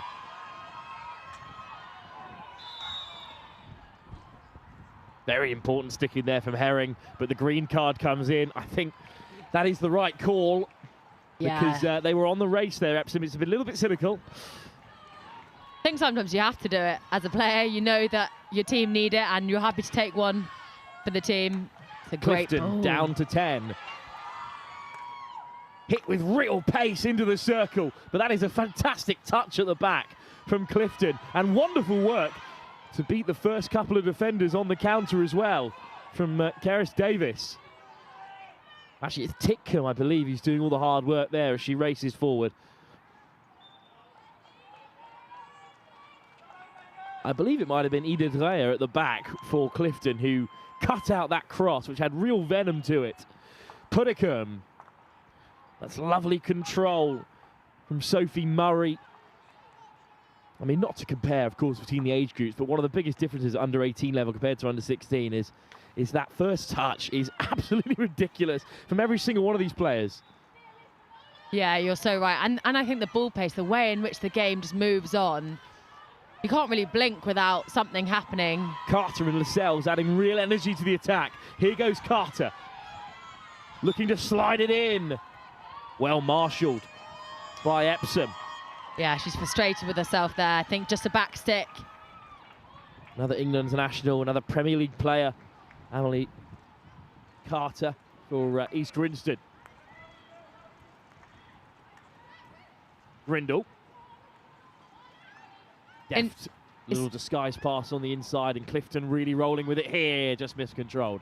It's interesting, Emily Carter, when she's playing for East Grinstead, when she's playing for the first team, she plays higher up the field, she plays up the top, and whereas in this game she drops slightly deeper, maybe to get on the ball slightly earlier, but I'd love to see her in front of goal. I think you're right.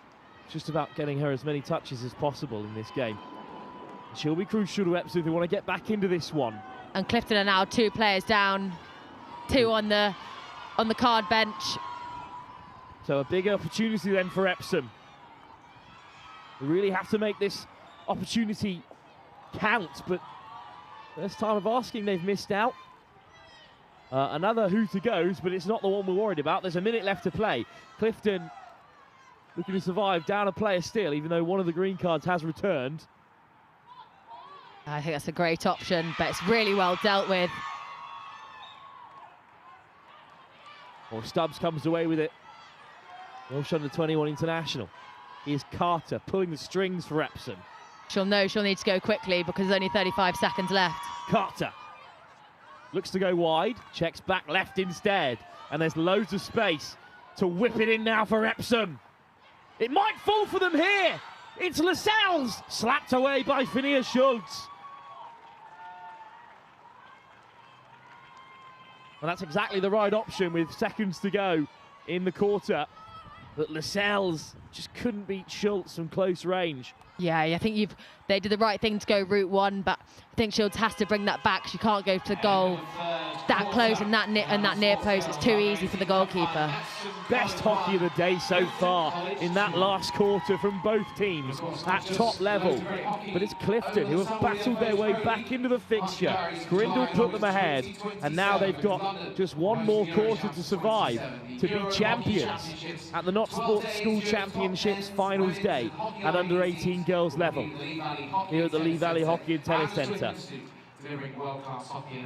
There'll be nerves on both benches. There'll be huge moments still to come. 17.5 minutes left to go. We'll be back in a few moments for the final quarter of this huge game. But I'll chuck you down to Belle, who is pitchside in this short break. Right, and we have one quarter left to go, and it is currently 2-1 to Clifton. Sorry, let me repeat myself.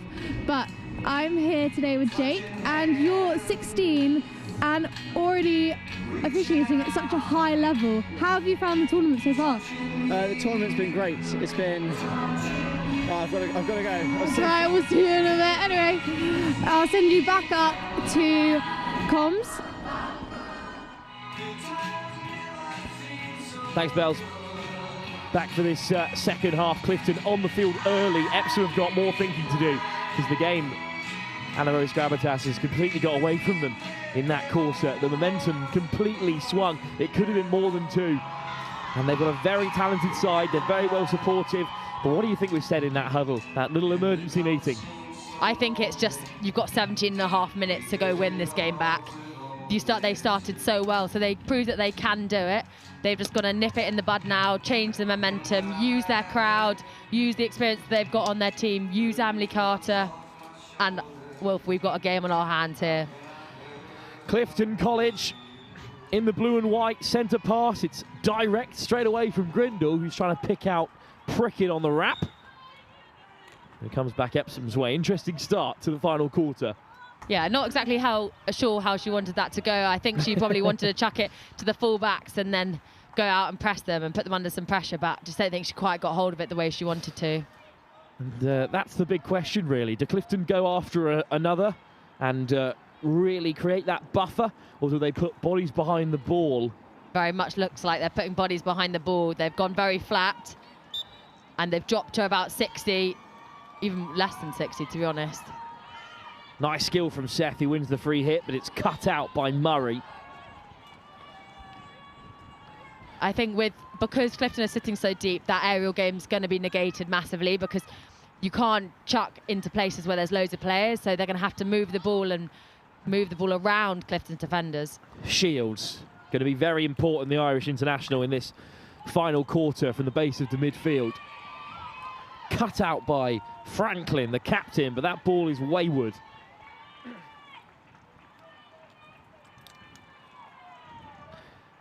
Well, it was a very nervy final quarter in their quarter-final against Brighton College, where Clifton were 2-1 up. They were slightly more comfortable in their semi against Haileybury.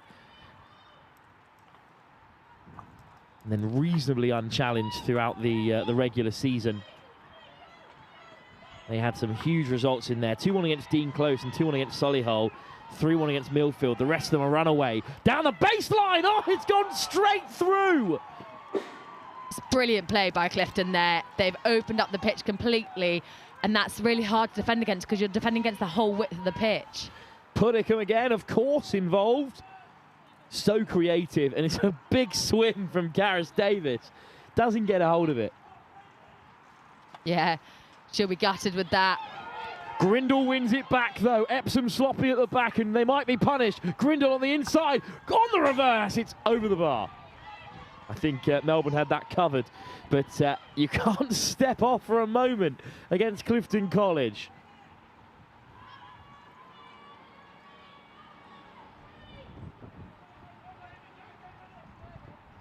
I think if I'm Epsom's coaches, I'm saying defend Evie Gundle's reverse and let her hit something on the forehand because she's desperate to have it on that reverse hand side.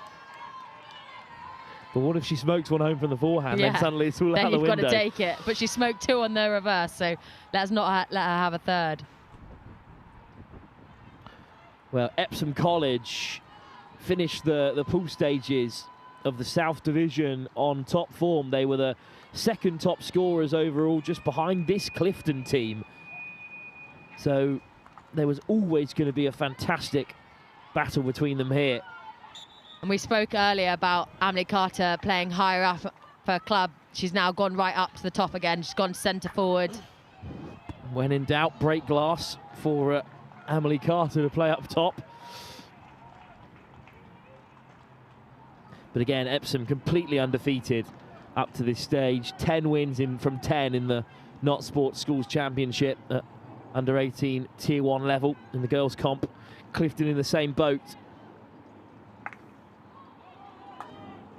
We also haven't seen a goalkeeper taken off yet, and I wonder, at under 18, you're a bit more prepared for it, and actually, if you're 2-1 down in a cup game, why not? We'll wait and see how deep into the quarter we get before that option is unveiled.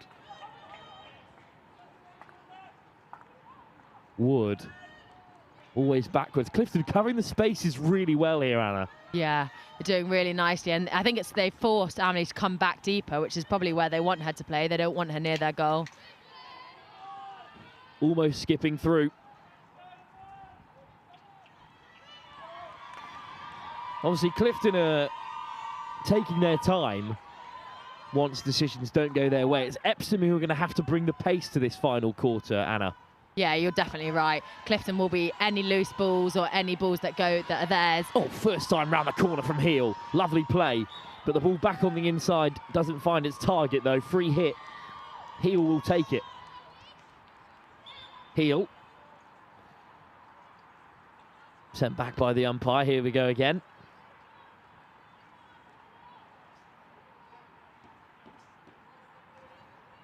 Wood. Carter. Carter driving centrally.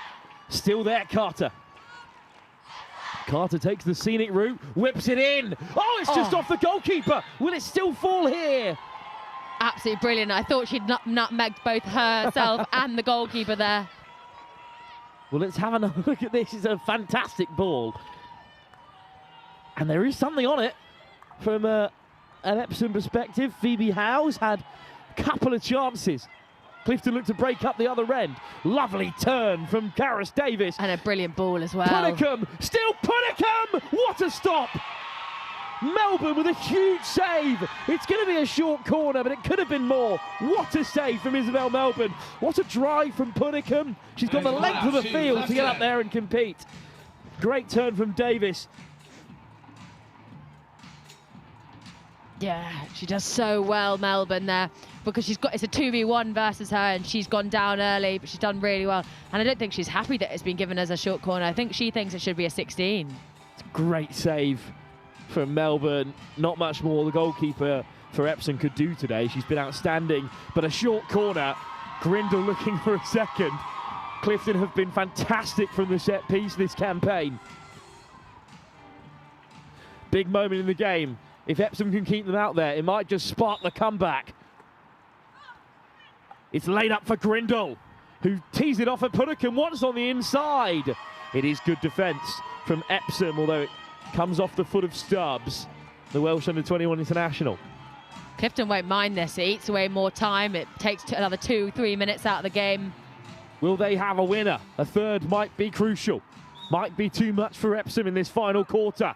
Teed up for Grindle again. Grindle saved by Melbourne. What a stop. Yeah, brilliant stop. Isabel Melbourne is keeping Epsom in the fight. Grindle rushes over to take the sideline hit, but it's marshalled out of play. It's going to be a long corner. Not a bad hit from Grindle. No, and I think it's actually taken a deflection, but I think Melbourne does very well, and I think she's a brilliant shot stopper, and it's actually gone not too far out of her remit, and she does really well. Ooh, almost slides all the way through. Left by Melbourne. So the threat comes to an end. Do we have time, though, Anna, for an Epsom fight back? 10 minutes is forever at this stage in a cup final. Yeah, it only takes one opportunity, one attack. Seth flicks it forward. It should come for Epsom here. It's Lascelles. What a game she's had. Lascelles still going. and eventually wins the free hit. What a run by Nina Lascelles, the England under-18 international. Carter. Was looking for the free hit there, or even the short corner at that point, but not coming. Grindle has it. Clifton in no rush, but they are racing forward. Well, I was thinking that Grindle had all the time in the world there, not under a lot of pressure, because the blue and white were racing forward, especially on that far side. Slight miscontrol from Prickett, and we'll be back for a Epsom free hit from the sideline. Oh, Carter caught out, but does so well to regather there. Yeah, she's really strong, really physical in that area.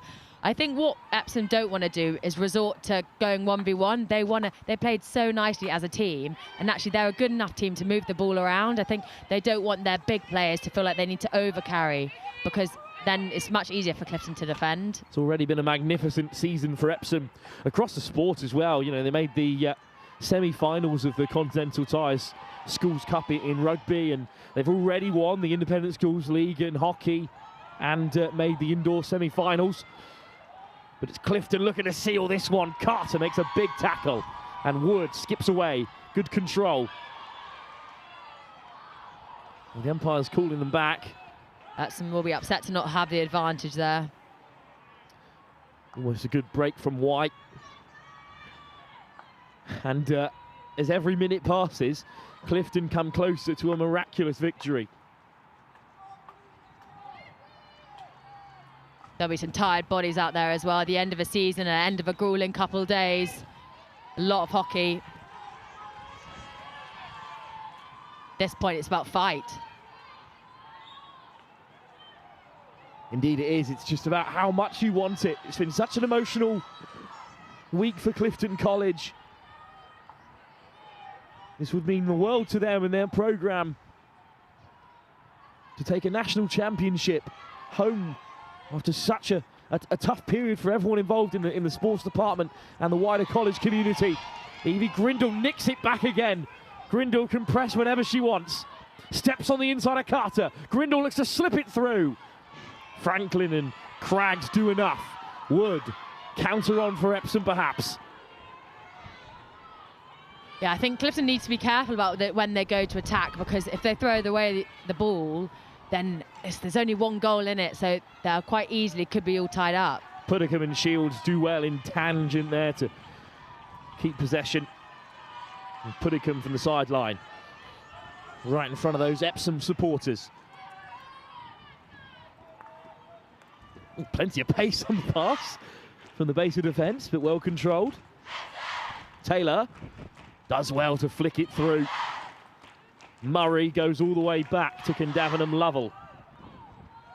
Shields round the corner for Puddicombe. Lovely first touch.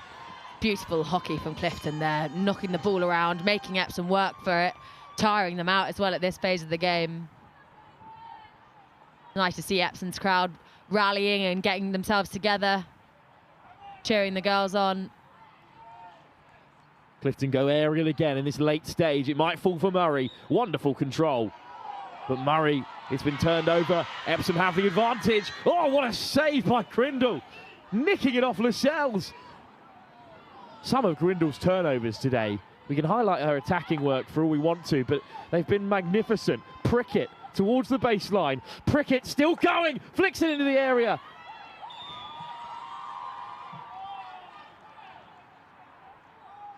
In the end, it's going to be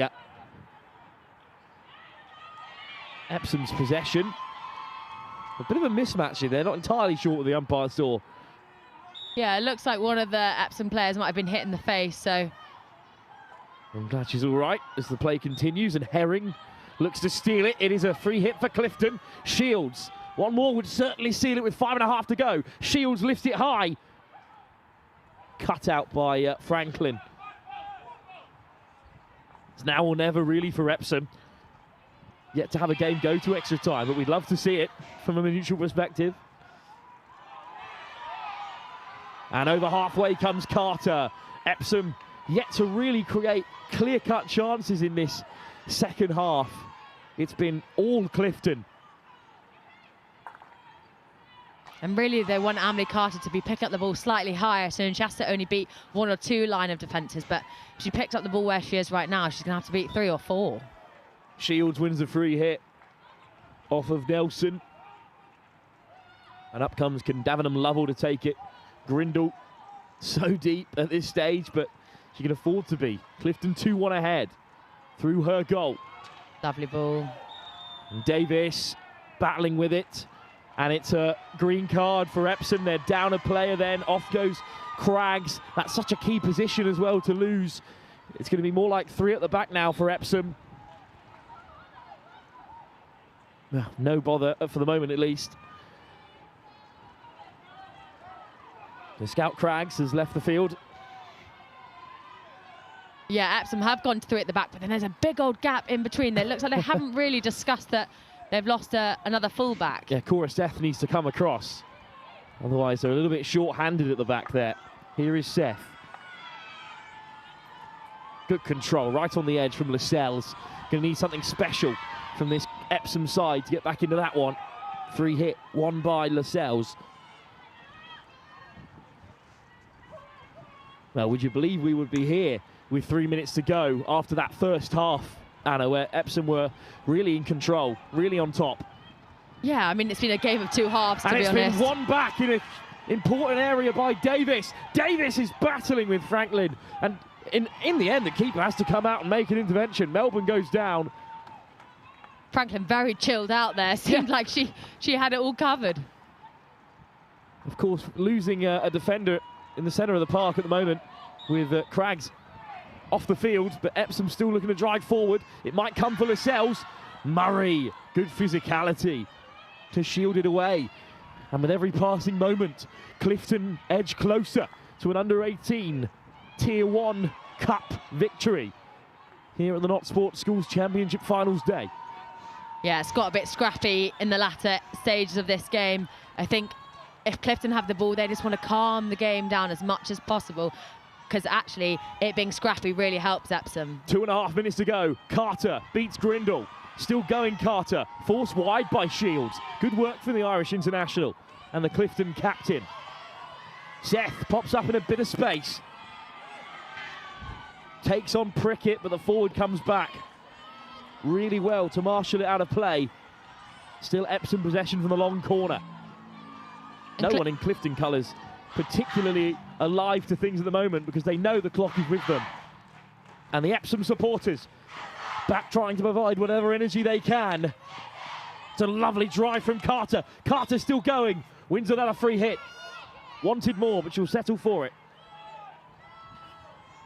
Amelie Carter flicks it in, but it's too high. Just bounces off the shoulder of Puddicombe. And look at Puddicombe go. That's a big decision, as Puddicombe just puts into space with 2 minutes to go. 1 minute 40. That's a big call, Anna. Yeah, I was surprised when she took it quickly, because I was thinking you could eat away 30 seconds there at least, but actually she does all right and chucks it through and slows the game down. Craggs back on the field. This really is the last roll of the dice for Epsom with 1:20 to go. Clifton battling with it. They are all on their feet in the Clifton box. It will be Epsom's possession with just 1 minute to go.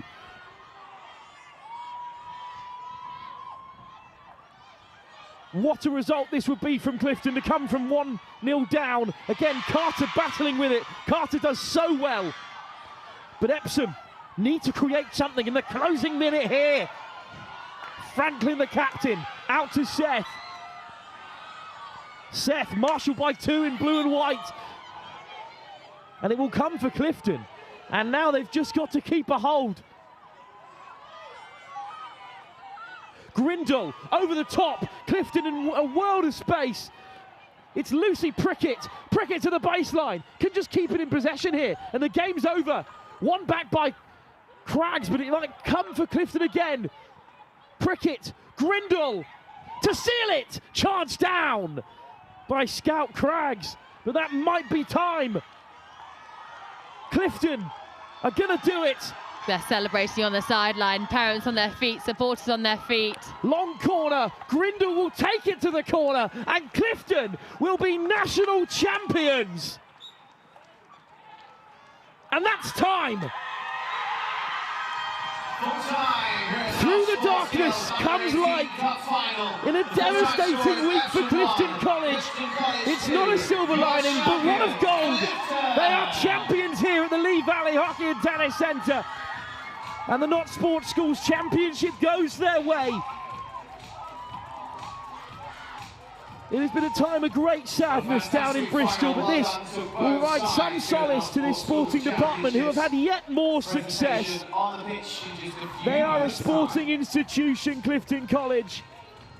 They rely on those incredible staff around them to produce such performances, and it's another famous day for Clifton College. Despite the terrible tragedy their community has had to endure, their girls have come here and created some more history. Clifton College are victorious here on finals day of the Not Sports Schools Championship. They have beaten Epsom. They have come from a goal down. Anna Rose Gravitas, it is a seriously impressive performance from a very talented young team. Yeah, exactly. And I think they did so well to go a goal down and then come out victorious. I mean, obviously I've been coached by Ollie Keenan before when I was at school, and he's a brilliant coach, and it showed through the game. They backed their good big players, their key players, to make the difference, and did Evie Grindle do that? But they are a team of teams. They used the ball really nicely, they moved the ball, and those finishes were amazing. What a performance by Clifton College, and Ollie Keenan is pitch side with Bells Harding.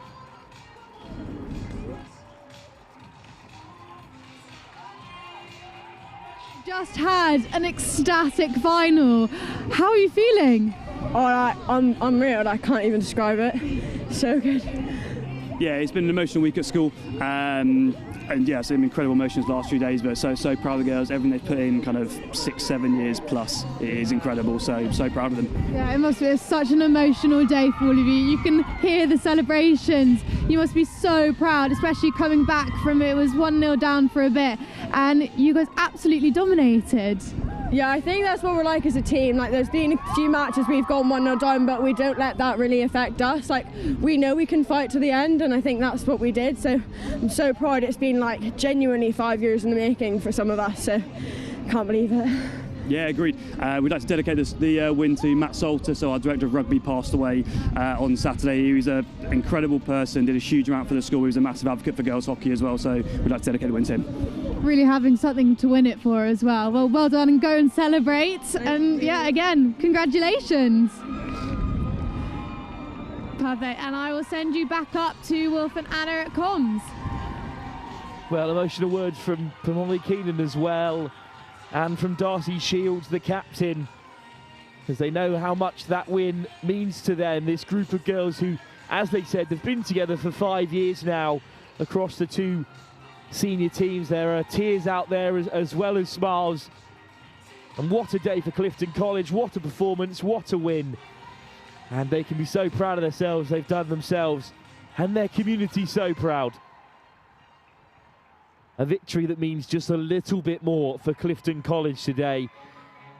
And, well, the power of sport at this level on show for all to see, as they will eventually have to be ushered away in order to receive their trophy. And Anna Rose Gravitas, Epsom, with their fantastic support there, they're very disappointed, as you can see, but they did put in a great performance. They've had a wonderful season, but well, after what Clifton have been through as a community in the past week or so, you can't help but be so unbelievably pleased for them. Yeah, I mean, credit to Epsom. They were brilliant. They really fought to the end, and they've got a great team, and they'll come back stronger from it. But yeah, credit to Clifton. They were very, very good. They stuck it out, and they showed what Clifton's about, I think. They stuck together, fought through the adversity, and yeah, there's some tears out there, and I'm not surprised what they've had to go through the last week. It's so tough for kids this age.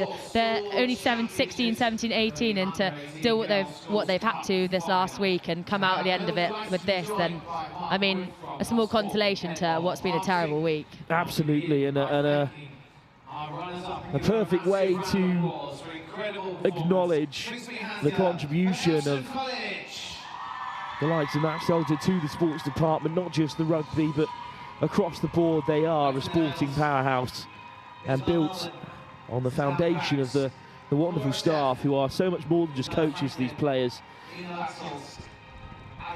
And I think it's so tough for Clifton's coach as well, Ollie Keane, who is very good friends with Salts, and to come out of that and your head is not in the hockey, and then to come out and provide a performance like this is unbelievable. Well, Mark Wood from Not Sports there to present the medals alongside Rich Beer, of course, CEO of England Hockey.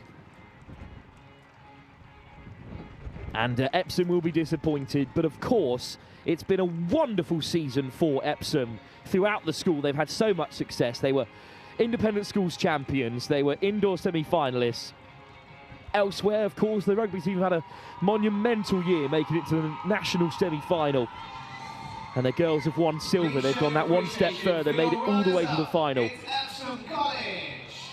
And their home support here, as they are practically the home team, responds in kind to their great efforts. Under 18 Girls Cup final champions, it's Clifton College. And out come Clifton.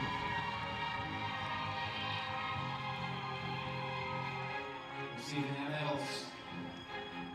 What a performance for them. And again, there was a minute silence for their game yesterday in memory of Matt Salter, and this whole week has been sort of engulfed with his memory and honouring it, and they've done everything they can to do so, and it's a huge victory for them. There's some muted expressions out there, some mixed emotions, but what we can say is that this is an incredibly talented group of young people who have come together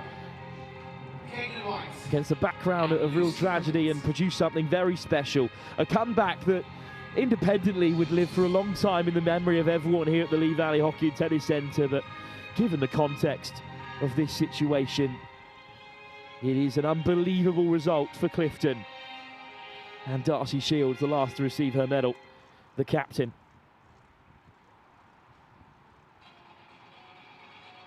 And we have our first of two under-18 finals done and dusted.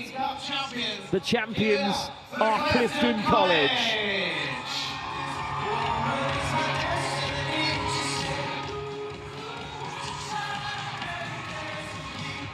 What a performance from Clifton. A fantastic final. It was great to see their journey as well, a little bit further than other teams here. We were there for their quarter-final as well. And it's a great performance from Clifton. Open under-18 cup final. And exactly the end that their story deserved after 5 years together as a group. Clifton College are your Not Sports Schools Championship Finals Day winners in the under-18 girls competition. Well, thanks very much for joining us for that game. A tremendous advert for hockey at this level. And in the end, an emotional win for Clifton College. Well, we will head back down to speak to a few more of these victorious Clifton players with Belle Harthing. Right, well done guys. We can see the trophy, the medals. How does it feel to have won? Amazing. It's going to be a pretty good bus back celebrating. What are your celebrations going to be like? What are you guys going to be doing? A lot of singing. What's your go-to song? Have one. Yeah, I need a bit of Annie. Yeah, no, I'm all right now. Perfect. Well, really well done, guys. Very well deserved. Go and enjoy and sing your musicals. Perfect. So next, you will be able to find us at 3:30 for the men's final. Thanks, Bells. Indeed, at 3:30, it is the final of the men's under-18 competition. It's St George's Weybridge taking on Whitgift, another school who are having an unbelievable season across the board at the sporting level. We'll leave you all the highlights from this unbelievable final and be back at 3:30 for the next game, live here at the Lee Valley Hockey and Tennis Centre and the Not Sports Schools Championship final day.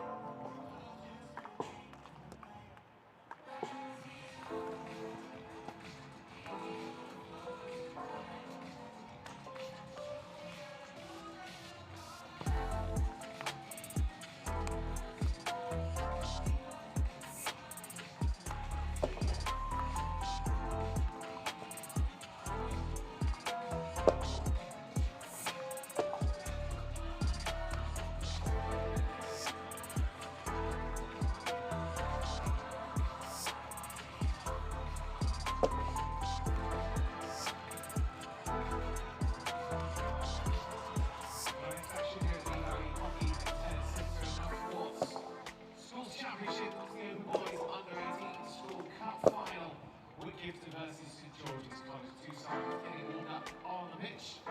Big thanks to Not Sports, the official facilities partner to England and GB Hockey. If you're interested in improving your hockey facilities, club, school, or community use, Not Sport Council, visit notsport.com. With the summer of hockey on the way, the KFC England team back in action, the FA Pro League. All the focus, any matches, watch live on Channel 4 Sport, YouTube.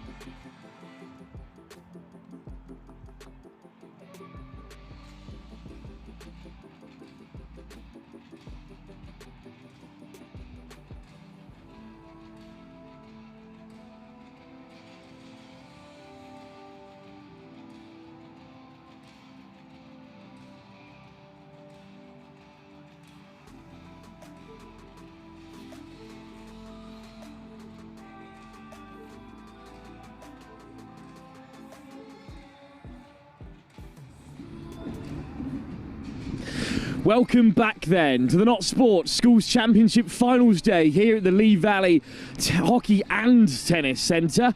We are through our first under-18s final of the day. It was victory for Clifton College in emotional circumstances, and we're straight on to our next huge fixture now. In the under-18 boys competition, it is Whitgift going for their 4th victory in a row here after making a plenty of finals on the bounce. They haven't always gone their way, but 3 wins from 3 is not a bad record. They're taking on St George's Weybridge, who came through a fantastic semi-final against a very talented Repton side. We were getting the lowdown on them from the Repton coaches, and we know that this will be a physical and intense game. 2 sides that know each other so well, from England representatives as well as club fixtures throughout the years. Really looking forward to it. And Anna Rose Gravitas will be alongside me for it. And, well, these are 2 proper hockey institutions in the boys' game, and there's a sides full of Prem players. It's going to be one of the highest quality games anywhere in the country today.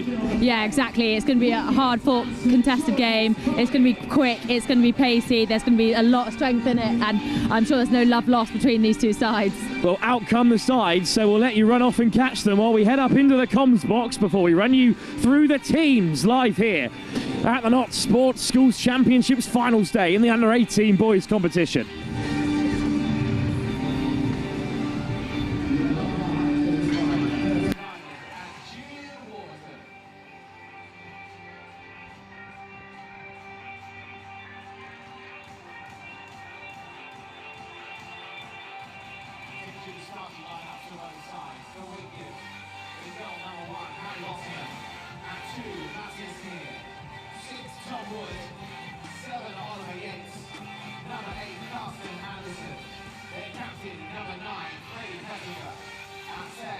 We've climbed the steps again for our penultimate time here at the Not Sports Schools Championships. Whitgift in the white against St George's Weybridge in their traditional maroon. And Hannah, you know this side very well. There's plenty of Prem players amongst it. Yeah, I mean, between the 2 sides, it's going to be really a tough game for both of them. Yeah, St George's Weybridge are very, very closely linked to Old Georgians, who are unbelievable in the men's Premier League side. They pretty much win every year. They're coached by George Carson, a key pivotal player for them, so I'm sure they know exactly how to win games. And Whitgift have got a couple of fantastic players and a real star boy in Bennett as well. In fact, let's take a look at the 2 sides who are going to be contesting this huge competition. Well, at first it is Whitgift, who are perhaps the favourites after a unbelievable run to the yet another final, of 4th in a row here at the Lee Valley Hockey and Tennis Centre. They've got Bostomum in goal with Near, Dalgleish, Wood, Yates, Anderson, and the captain Freddie Pettifer. Schindler, Ellinghorst, Allen, and Rory Wallace, younger brother of GB Zach. Hill, Victor Lander, Wright, Cockgrove, Mason, and number 24, Ollie Bennett, perhaps the best player out there today. And their goalkeeper is also an England under-16, just one of 2 under-16s in the side, alongside Oliver Yates as well. So it's a very senior team, which might have a part to play as the game continues. At St George's Weybridge then, Hood, Bulmer, Hawes, Debenham, Rhoda, Parsonage, Gearing, Keatland, the captain Franks, Gillespie, Grimshet, Elliot Wood, Bicaragu, Tovey and Gravel all make up this side. Their players to pick out, perhaps the likes of Sam Wood, who is an England under-18 international, and Adam Franks, the captain, who's the captain of the second team Old Georgians and has been the first team captain at St George's College, Weybridge, since he was a 16-year-old.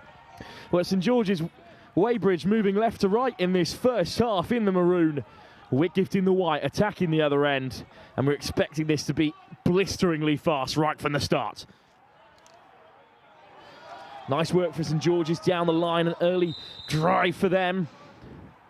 Oliver Road makes great yards. This St George's group have been together since they were 12 years old. They're homegrown at St George's Weybridge, a hockeying powerhouse. But it's Whitgift who come away with it. Well, that under-18s final, they've got a lot of work to do to match up to a game of that quality, Anna. Yeah, but this game has already started at such blistering pace. They move the ball so nicely and just pop it into space for people to run onto, just like we saw there. Watch out for Freddie Pettifer. Can't really miss him in the jet black hair. And Philip Ellinghorst at 11 is also one to watch in the front line, as well as Oliver Yates, one of the youngest players out there today. Only 2 under-16s in the Whitgift team. It just slips through Tom Wood. Interesting to see how Rory Wallace plays as well at 13 later on today. Younger brother of the great British international, who's just joined the school. Yeah, it's also interesting to see that Whitgift are pressing into out, so they're forcing St George's to play down the width and nothing through the middle. Wonder it's because they're trying to get it away from their key players and the central midfield player. We'll have to wait and see how the game unfurls. There is so much quality out there. Drive from Rhoda right through the middle of the park. Almost goes all the way through to Sam Gearing. Instead, Whitgift have it back. The yellow and black. It's a pretty excellent trim as well. It's a proper, well-designed hockey kit. Flows back to Joe Allen at the back, who carries one-handed. Allen. It's a great tackle. He has his pocket picked by the captain, Franks. Franks looking to drive through. Might still come for Wood. Cut out, but only as far as Barmer, who looks to slip it through again here. St George's with a real chance early. Advantage being played. It's an open goal, but it's flung away by Tom Wood. And Whitgift managed to break. Pettifer, what a fine ball. And now a chance for Schindler, who plays it on here. It's Yates who can't keep a hold. End-to-end stuff, but that was a big chance for St George's Weybridge. Yeah, it's really nice. They opened up the pitch massively and just chucked it through into loads of space, but unfortunately there's just a bit too much on it. I think more of a weighted pass and we'd have had 2-on-1 versus the goalkeeper.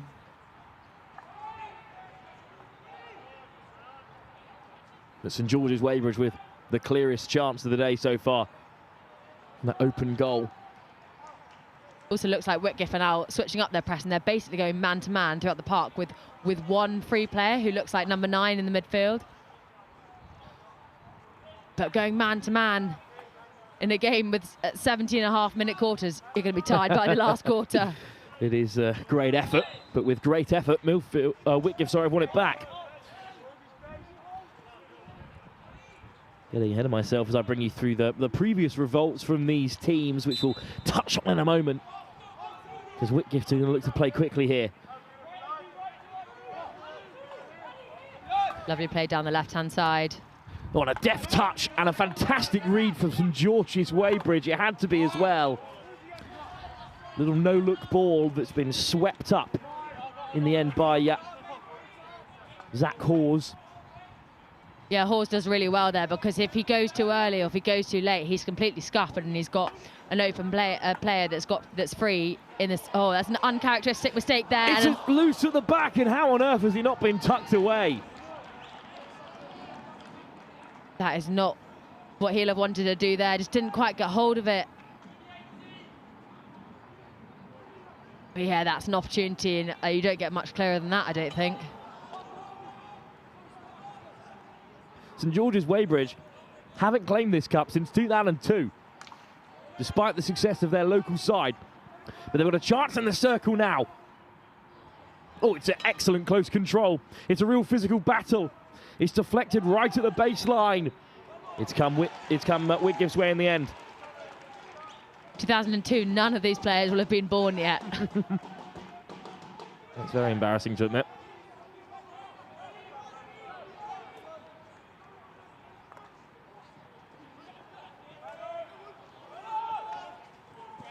Pettifer wins it back, but a bit physical there, and a card for the captain.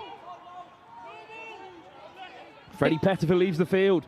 Big opportunity for St George's Weybridge now. Yeah, and I think Whitgift would have been disappointed to give that away so easily. They'll have wanted to build more pressure and make it so much harder. Oh, it's a brilliant touch. Straight through. Just the slightest touch on it. St George's Weybridge. Well, they've used that advantage excellently well, and they've opened the scoring. And it's the captain, Adam Franks.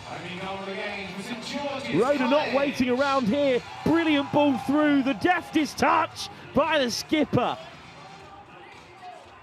Adam Frank's such a leader. He's been captain since he was 16 years old of this St George's Weybridge side. He's captain of the twos at senior level down at Old Georgians, but what a finish. Yeah, it's a brilliant finish. And also he knew that it didn't need very much on it, but to have your back to goal and just touch it to go in and behind you, it's brilliant. The keeper can do absolutely nothing about it. And the captain of Whitgift can only watch on from the sideline.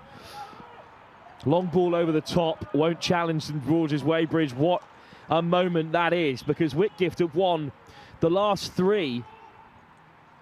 They've also been in so many of the finals in recent years that it's tough to imagine that they weren't favourites coming into this one. But St George's, what a result it is. St George's were champions back in 1997 and then again in 2001 and in 2002.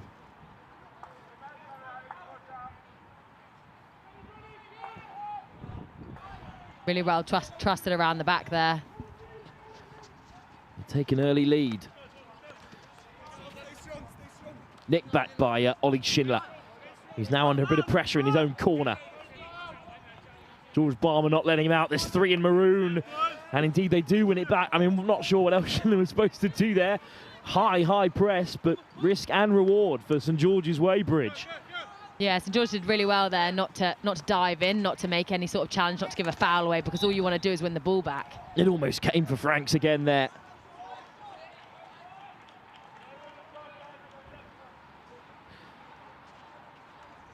Well, what do Whitgift do now? They are not used at all to being behind.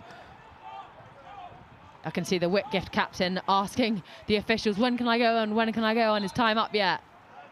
But I think he'll be back on shortly.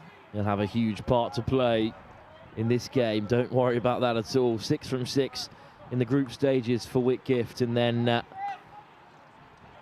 fantastic result for them in the quarter-final, beating the Reed School. Pettifer straight back amongst it, winning the free hit for Whitgift. But they really haven't been challenged much at all this season. Huge wins all the way through the group stages, and 5-1 at the quarter-final stage. Much closer in the semi-finals for Whitgift. Really their toughest game of the season so far, and they still managed to put 4 past Peter Simmons. They didn't do much with that advantage, and now a bit of space for the captain Franks. Look at him charge his way down the byline here. What an effort! Out comes the keeper. Bostelman stretches out to deny St George's Weybridge, and Pettifer, beautiful control. Pettifer still going. That is magical, and it got the crowd going as well. Yeah, he gave a little wry smile just to think, yeah, I've got this. Great 3D, pops it over the first one, controls it, managed to move it around the second player and the third. Just a little glimpse of what he has to offer today. I think St George's Weybridge at the end then just went ball or man and realised that the ball had gone, so the man had to go too. Bennett, lovely pass from the star boy for Whitgift. Charged down by the captain Franks. Well, this is a great drive from Franks, the goal scorer. And then it's an important stop by Harry Bostelman. Whitgift on the offensive, looking for an equaliser. Powerful ball in, cut out. Under real pressure by Lucas Parsonage. I think when Franks gives that ball across the face of the goal, they'll want their forwards to be in and around the keeper, making it a nuisance for him to save. Long ball down the line, seen out of play quite calmly again by Joe Allen. But honestly, let me run you through these Whitgift results if we have time. 9-4 against the Perth, 9-0 against Norwich, 11-1 against Ipswich, 10-0 against Framlingham, 7-0 against Gresham's, 8-0 against Trinity, 5-1 against the Reeds, and 4-0 against Peter Simmons in the semi-final. No one's laid a hand on them yet, Anna. Yeah, and then it becomes quite hard when you're in a final like this, where you have to defend because you are not used to defending at all. Franks nicks it back, plays it on the inside for Gearing. Franks on the return! It's a good block. It's a crucial block as well. And Whitgift get it away through Karsten Anderson. Not letting up here, but unfortunately that call goes the way of Whitgift. And what a start to the game for Franks. You knew he was going to have an impact, the England under-18. Yeah, I know. He's been brilliant in front of goal and around the circle edge as well. He's very direct, and he always looks like a threat. It'd be great if a few more players, because as they're going towards him to defend him, they're getting 2 or 3 defenders near him to not let him through. If he can just pop it off to someone else in a really dangerous area, I think that's where it's going to come good. Decent press from Yates. But some physicality there. There's no foul. St George's Weybridge on the turn. Off goes Oliver Roeder. Looking to flick it inside towards Gearing. St George's Weybridge don't let up though. Counter-attack from James Hill. Big tackle. Big tackle for St George's Weybridge. And it will eventually fall for the man who licked it back, Parsonage, who's driving high here, the defender. Parsonage. St George's Weybridge get the call. Lucas Parsonage given the freedom to charge up the field. Balmer. Oh, it's just deflected inside. Tricky one to deal with. He's done really well though there, as Alex Dalglish. The last thing you want is a bouncing ball coming to you as a defender in your own circle.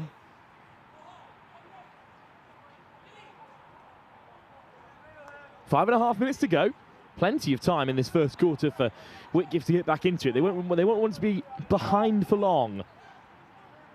There's a big old space in the midfield. I think it's because the boys can just chuck it that much further and they can just pass it probably a bit more powerfully over the distance. And they can leave that space for someone to pop into. Great run from Dalglish, who looks to whip it back in. Up goes the hand. They want the call their way. Indeed, it is a free hit for Whitgift. But they're told to stop appealing by the umpire. Free hit underway. Winds it up. Wins another. Long corner.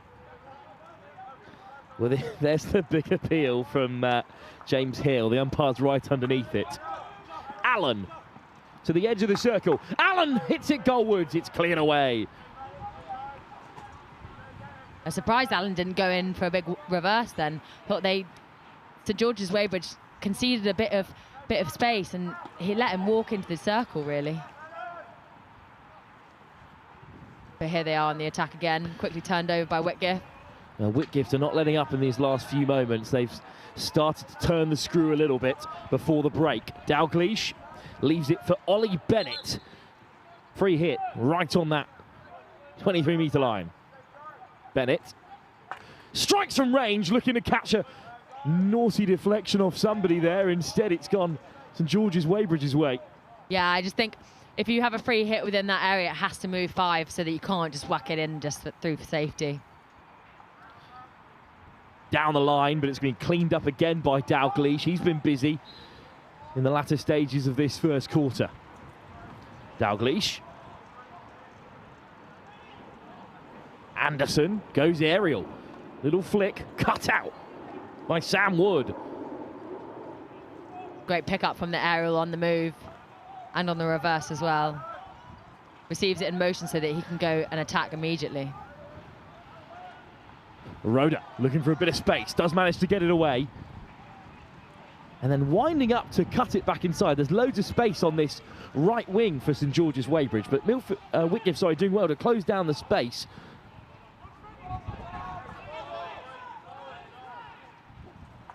And they have to go aerial, and it's been cut out by Whitgift. Anderson. Flick towards goal, it does take a deflection off a Whitgift man. So the danger is still there. And indeed, the short corner is given. Oh, Sam Hood in net had to be alive to that. But in the end, it is a short corner for the side who currently trail. It's a great carry, and he looks after the ball as well. And this little pop is so good. The bobbly one, it's a horrible one for a keeper. I think it was just that foul there. Good work from Oliver Yates, the under-16. And what have Whitgift got up their sleeve? They're certainly taking their time with this one. Over goes the captain, Freddie Pettifer. We're yet to see a drag flick today, but I can imagine that a drag flick will be coming just to test that keeper. Well, Bennett setting his mark. It looks like Pettifer and his old friend Bennett are going to be set up here. Instead, it's the strike from deep from Mattis Nair, which is well kept out by Bostelman again. Great start to the game for the St George's Weybridge keeper. Yeah, no, we see that drag flick. And also, I feel like we'd been sold a dummy. It looked like it was very much going to that first castle, but then it came off that second castle, was dragged along the floor. My favourite touch was him tracking out his own warm-up, even though he knew he wasn't his own run-up, even though he knew he wasn't getting the ball. And it's great post player, actually, that's on that far left post, doing exactly what he needs to do. Free hit for St George's Weybridge, who hold an unlikely lead as we head towards the end of this first quarter. I'm not writing them off at all, of course. They had a great season up to this point. St George's Weybridge, they come from a tough pool as well. They have to beat the likes of Kingston Grammar, who are 3 times champions themselves in the past, and the likes of Reeds, who of course Whitgift beat in that semi-final. Interestingly, Whitgift put 5 past Reeds, but Reeds School actually drew with St George's back in the league phase. Although they did dispatch the purse at the quarterfinals, and of course beat Repton 2-1. You were saying there are some Repton faithful who were slightly disappointed with that result. Yeah, I think so. I think it was a tight game, but actually I think Repton felt that they should have gone out and won the game, but just didn't play as well as they should have done. So I think they might be secretly cheering on St George's. Certainly make them feel better if they denied Whitgift a historic 4th title in a row. I've been getting tucked into the research, and I'm not sure a team has ever done that. Kingston Grammar have been triple champions twice, and Whitgift have as well, but Repton interrupted Whitgift's historic run from 2011 all the way up until present day. Whitgift have won 7 national titles under 18 boys level at that time in the open category, as it's now of course known. And they're still looking to play on the front foot, but the end of the first quarter has brought an end to their momentum, but momentum was certainly with them as we headed towards the break. Yeah, I think Whitgift was really trying to speed the game up and get everything playing and the ball playing quickly, but St George's College Weybridge, they were being very calm, taking their time over everything, knowing that they've got that 1-0 advantage and just going into the quarter time to get some more valuable information. Well, St George's College Weybridge lead by a single goal.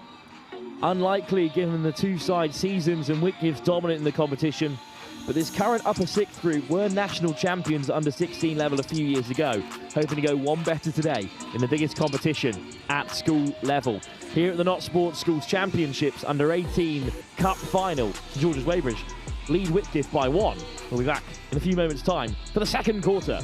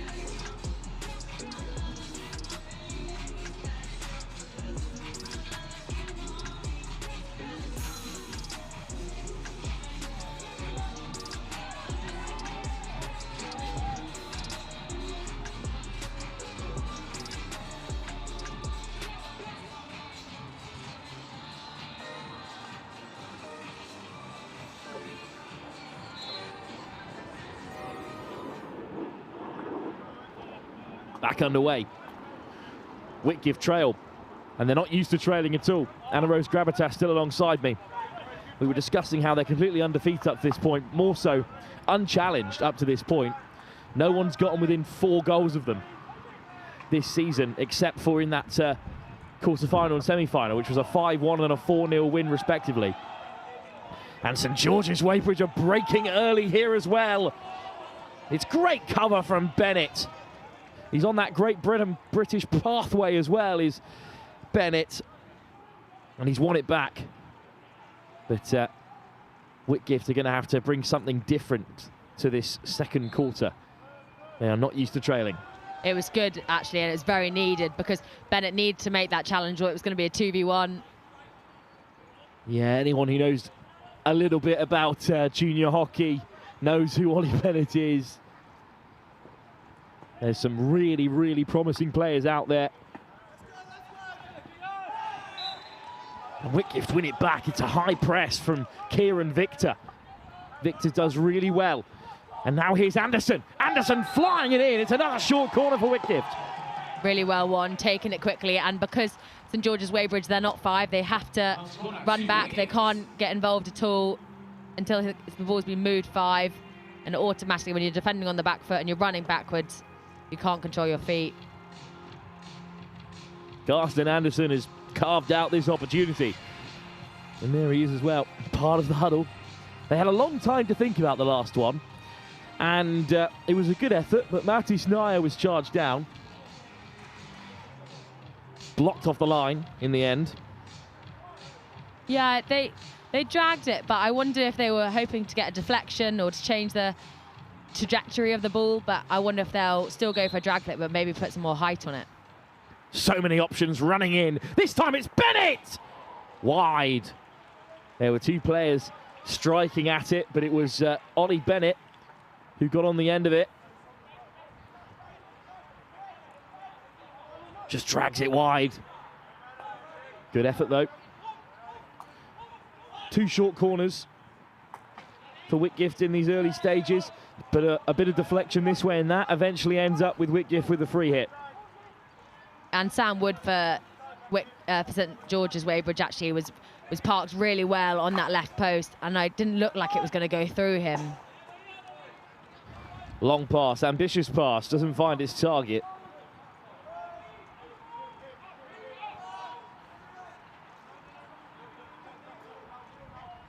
And they're taking their time here, St George's Weybridge. They've been under pressure in this second quarter. Ball's going to get turned over, I think, for time wasting. I don't actually think that he's doing it to time waste. I think he just doesn't have that many options. Whitgift are pressing them so high, and I think the other defenders need to come a bit closer to help out. Ali Kirkland called out by the umpires, picked up by the coaches as a really promising player, as again they hit it wide. Pettifer this time can't keep it on target. Well, Whitgift taking it quickly, certainly trying to catch them out here. Well, one could argue, if they were very harsh, that the skipper, Freddie Pettifer, has to do a bit better there. Yeah, he's definitely hit it into the ground, and whether it's purposeful or not, he just doesn't hit the target, and I think you've got to hit the target there. Pettifer sends it in! Comes off the stick of James Hill. Could have gone anywhere. Such a dangerous cross. Yeah, and those ones are really hard to deal with as a defender because it's slightly high, but it's dipping, so it's anything you get a touch on could be going anywhere, both as an attacker or a defender. Yeah, that's not an accident from James Hill. He's trying to angle that into the roof of the goal, which would have been a fine, fine finish. Dalgleish from the sideline. Here's Bennett. Goes aerial. What a touch, right on the edge, fired in! Oh, again, it's cleared away. Beautiful play from Rory Wallace. Kept alive by Whitgift. But maybe the brake's on instead.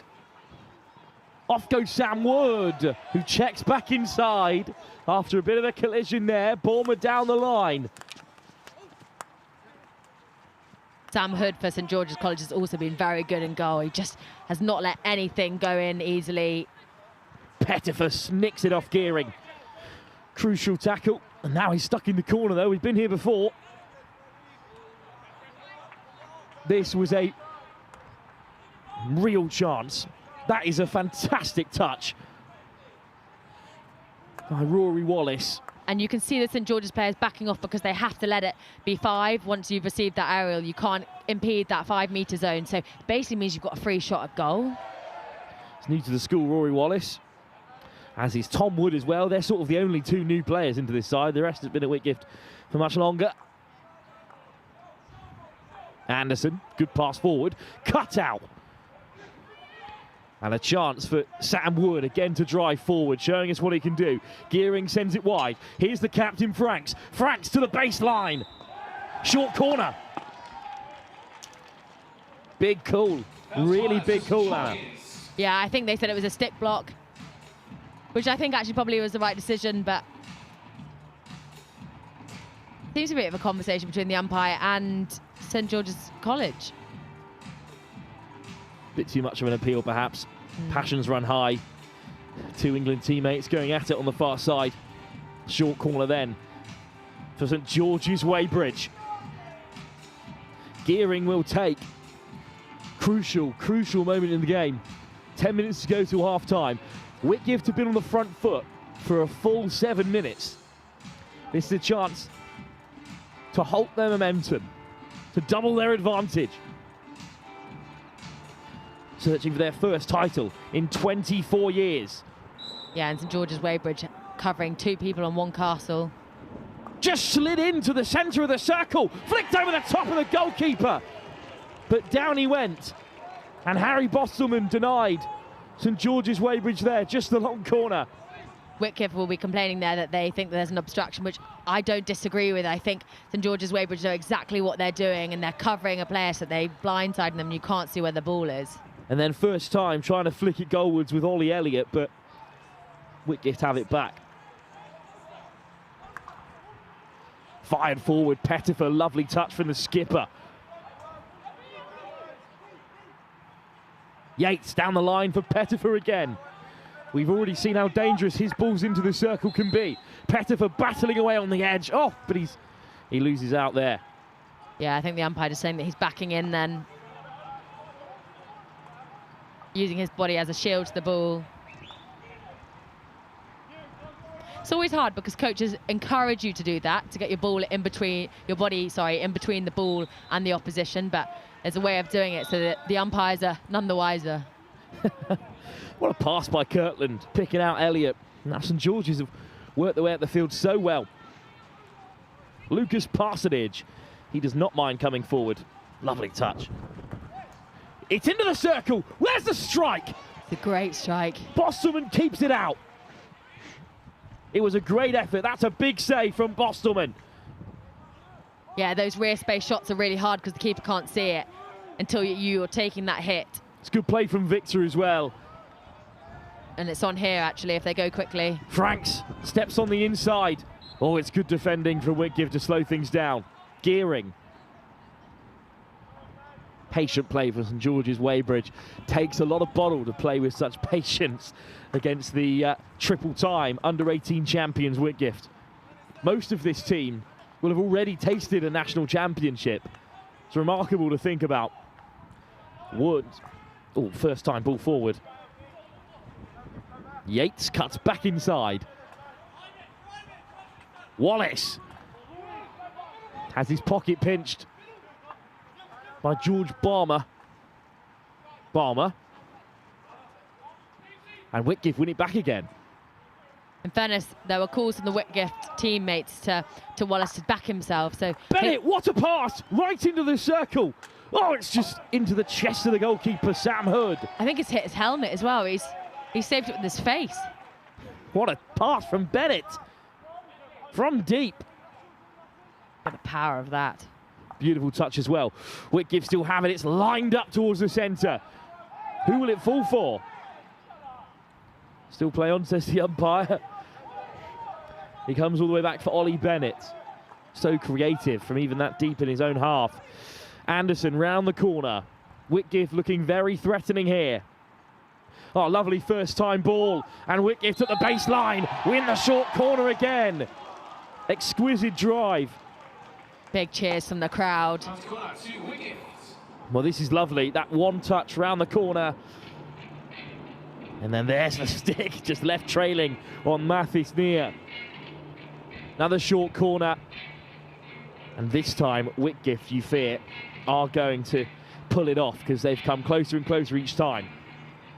Yeah, that carry down the baseline when you're using the 3D is really hard to defend because if the defender misjudges it, it can very quickly hit a stick, and then any sort of noise in that area, the umpires are immediately giving us a short corner. What do the defending champions have in their locker? Pettifer. Bennett lines up. It's Bennett! Another fantastic save on the follow-up, charge down by St George's Weybridge. The likes of Gillespie and Kirtland so brave in defence. Sam Hood called on again to turn it away. Oh, it's come off their own player that time as well from the secondary effort. Schindler does so well. He's going straight towards the goal. Cut out by Bulmer. These are big moments from Sam Hood. Both goalkeepers have been busy so far. Free hit for Whitgift inside their own half. Nia. Bennett. 3 at the back for Whitgift as they look to build the attack. Nia on the overlap. Oh, looks to wind up the long pass, drives himself, Pettifer, deflected wide, it will run clear. St George's Weybridge, but it's a sideline possession for Schindler.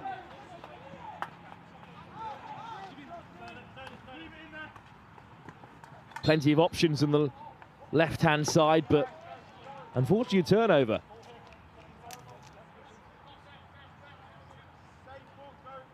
George's Weybridge survived. Just a bit of a miscommunication there. Could have been in behind from the long ball. Instead, it's allowed to run off the field.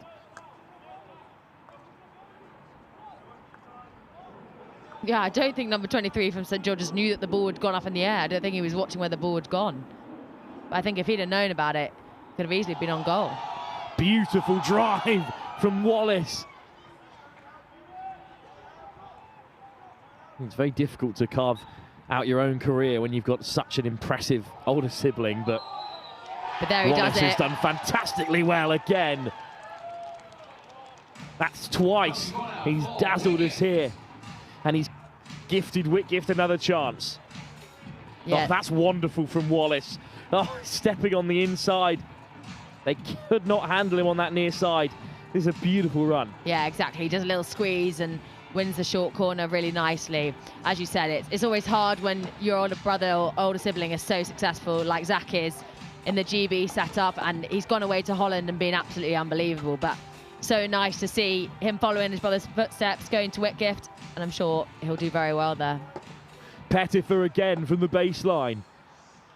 3 times already they've knocked on the door from these short corners. Bennett won't be denied a 3rd time. He'll hand it off to Mattis Nia, who scores. Goalkeeper got a touch, but Sam Hood couldn't keep it out. Mattis Nia has the opening score for Whitgift. 4 times they've been asked the question, and this time Bennett draws in 2 defenders, and it's somehow flipped over the top. Looks like it takes a deflection from the post player that stepped out. Yeah, and just goes over the goalkeeper. Mattis Nia on the board. Whitgift level. And you have to say it's been coming. Yeah, but what a turn in there. Sam Wood trying to carve out a St George's Weybridge response.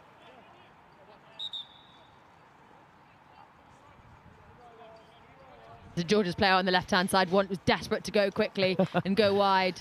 3 minutes to go. In acres of space. I think St George's Weybridge will take 1-1 at half-time, given how this quarter's gone. But they've still got so much quality out there. Debenham with a good turn. Oh, there's a bit of a bump on Oliver Roeder. Umpire lets the game play on here. I think the umpire on the far left-hand side is actually giving it an advantage to Whitgift. Bennett with a fine run. That's great to see Bennett shift a little further forward. It's come loose. St George's Weybridge regather. Bit frantic in the closing stages here. Frank steps back on the inside. Unfortunately, just a foot in there. Ollie Schindler doing very well there. Fired forward by Allen. Schindler. Allen. All the way back to the goalkeeper. England's under 16, Harry Bosselman, who lets it run. Well, this is just a brilliant drive from Bennett. Magic when he gets going. depending how this game goes, we might see more and more of him moving forward. Long corner for St George's Weybridge with 1:40 left. Can they create one last chance before the break? That's a brilliant pass. And it's fast feet from Hill, who goes wide. Bomber trying to turn. But the call goes Whitgift's way. They are after a short corner, they have to settle for a long. Yeah, there's nothing in that. I think it hits hand. And in hockey, your left hand is a part of your stick.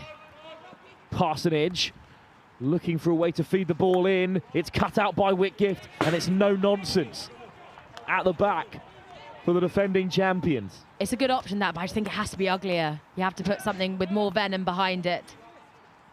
And it's lovely control from Tom Wood.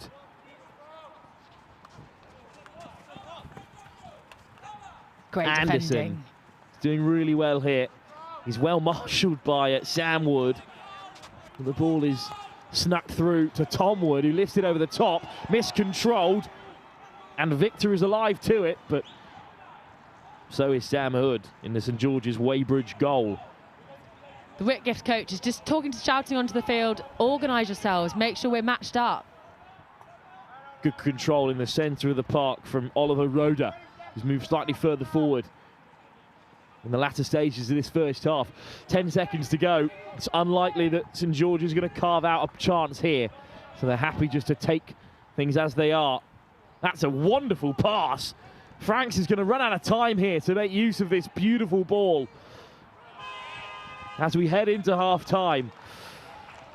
Well, St George's Weybridge started the fastest, but Whitgift have turned this game around. They were dominant in the second quarter, and they got their just rewards, eventually scoring from their fourth short corner of the game. Tucked home after a bit of deception by Ollie Bennett, by Matty Sneer, and that's the goal that has Whitgift back on track. There's been plenty of dominant sides over the years, but no one has ever won this competition 4 times in a row. We'll leave you with all the highlights from that thrilling second quarter, and we'll be back for the second half in just a few moments' time.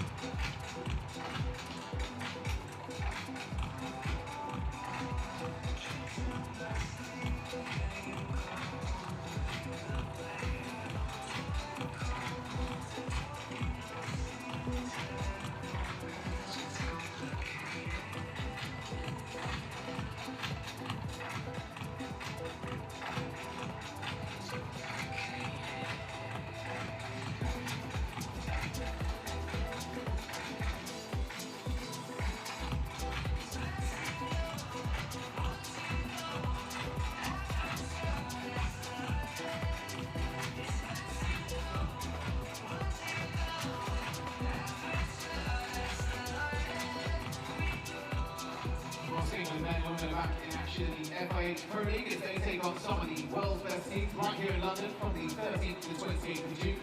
Tickets are on sale now at englandhockey.co.uk to procure. You want to upgrade your experience in the FIH Pro League and make even more of a memorable day with family and friends by joining us in the clubhouse or the marquee by getting your hands on your golden ticket for match day. Get those tickets on sale at englandhockey.co.uk.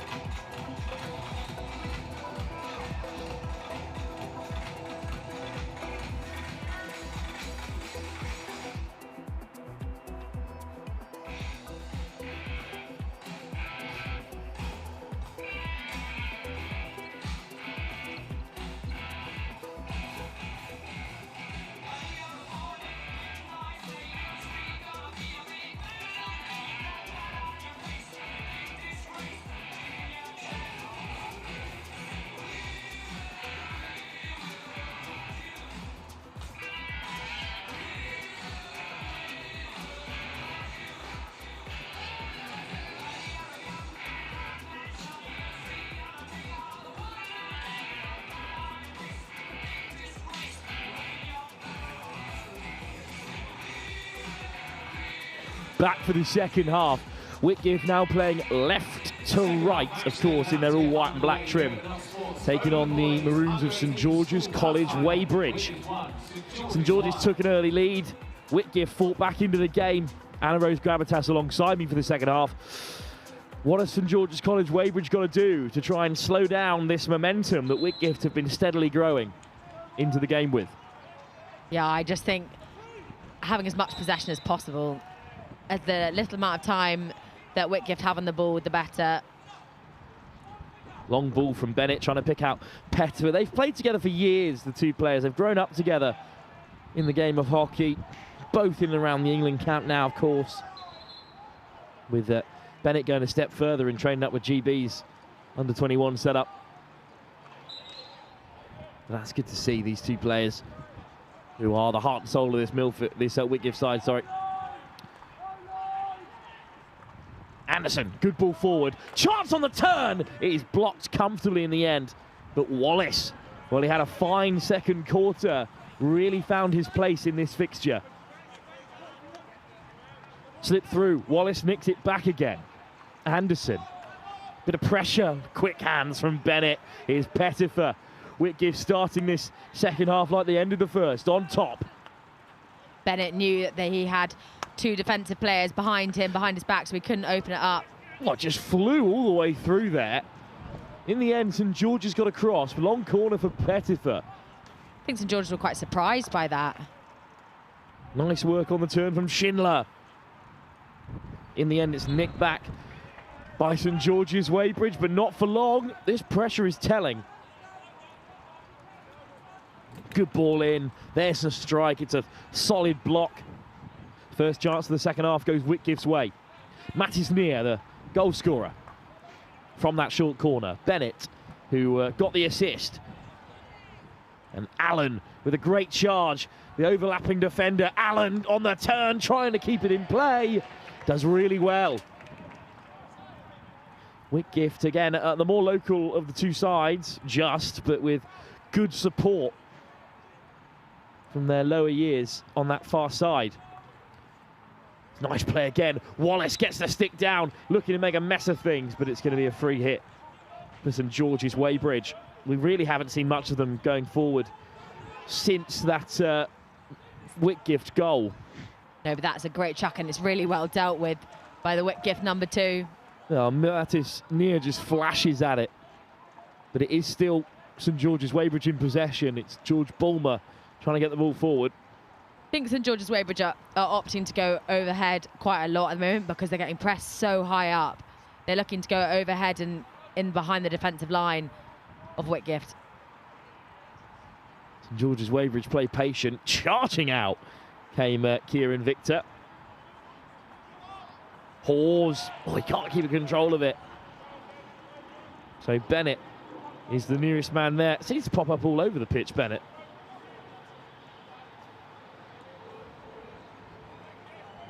Carson Anderson.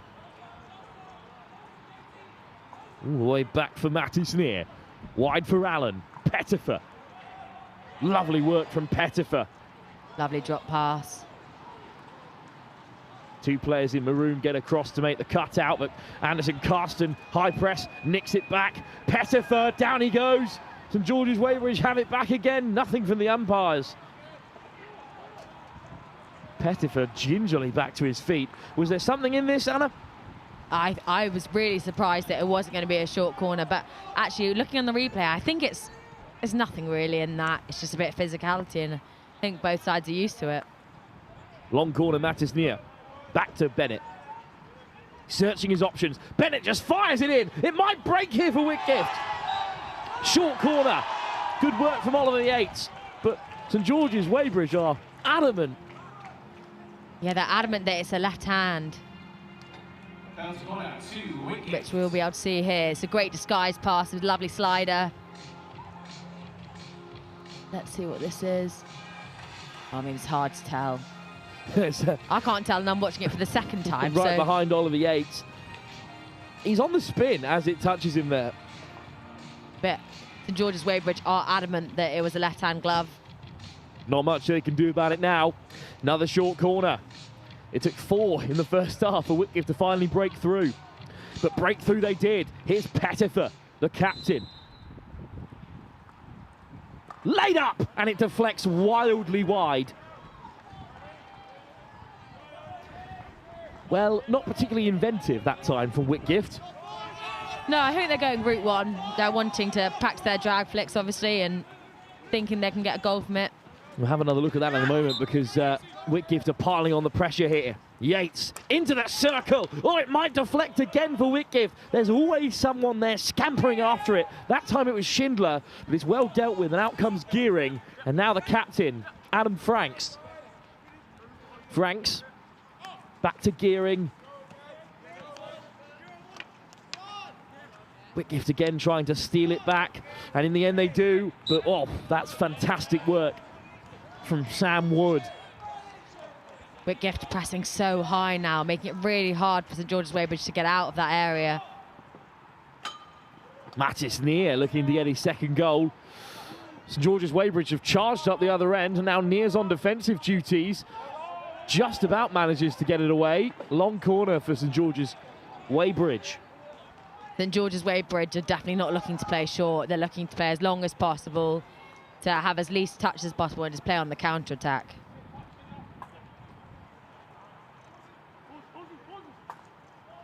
Hawes. Flung forward, and there's a shove in the back there. Well now, umpire's okay with it, just a free hit. This could have been more. Yeah, St George's Weybridge bench are not happy with that. And I can see why. Kirtland goes down.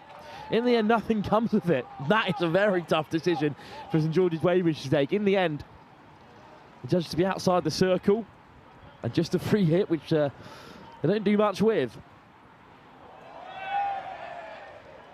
Well, it's clattered off the roof of the Lee Valley Hockey and Tennis Centre. Not one of Bennett's finest. St George's Weybridge drive back the other way.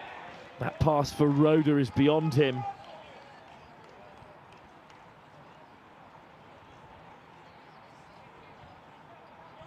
George Balmer. St George's Weybridge really haven't threatened since Whitgift equalised, but this last few moments or so has been much improved. Well, they can't sneak it through, but it's another good effort.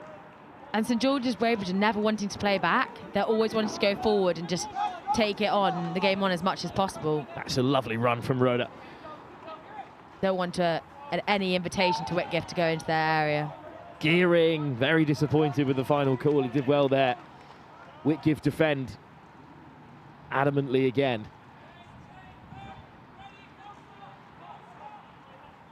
Anderson, pretty free to march his way through the midfield, but then pinch back just inside their own half. Here's Wood. Wood on the drive. He's got 4 up with him. Tovey. Wood gets the shot away. Tovey still meets the goalkeeper. Bosselman came charging out. Not sure if that was a shot or a pass from Wood, but it ended up back with Tovey. Like, just deflected off of Bennett. It almost fell so kindly for the second half substitute. Forward from Kirtland again, just about cut out by Whitgift. This is much better from St George's Weybridge. Not letting Whitgift out easily.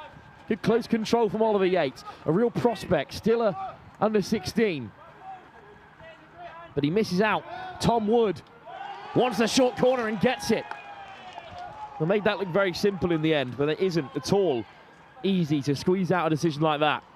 No, he did really well. They had two St George's he had 2 Whitgift boys, on the floor, defending with their left hands on the floor. So he did so nicely to win a corner. Just popped it over onto the shin pad. Whitgift will be disappointed in that.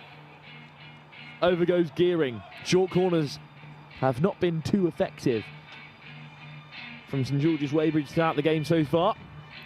Desperate to create something here. International pedigree on the edge of the circle. Ali Kirtland as well, one to pick out amongst the lower 6th cohort. He's also poised. But it will come for Wood! Charged down right away. Another short corner coming though. Yeah, immediately hits the body, I think. He's come out so quickly. I can't believe how fast Whitgift have managed to charge him down there. Another big chance for St George's Weybridge. Wood will have another strike. He'll lay it off this time. Wood on the return. It breaks for Franks, but it's charged down again and whipped away by Karsten Anderson. How St George has not scored there. I feel like when it popped back inside, had a free chance. We need to take another look at it. But in the meantime, Whitgift are breaking. It might come here for Hill. Hill gets the nutmeg. Hence the cheer, the roar from the Whitgift faithful. Well, this is the moment that won the ball back for Whitgift there. They're very impressed with that little bit of skill. Yeah, lovely little squeeze into the ground. Anderson, long ball to the edge of the circle. It's a great step. A huge moment for St George's Weybridge, but it comes back for Wallace. Another big cutout. Good work from Lucas Parsonage. And that first touch is lovely. And it's the break on here through Sam Gearing, but it's won back by Bennett. Just one too many. He'd beaten 2 players. I think the third was just one too many.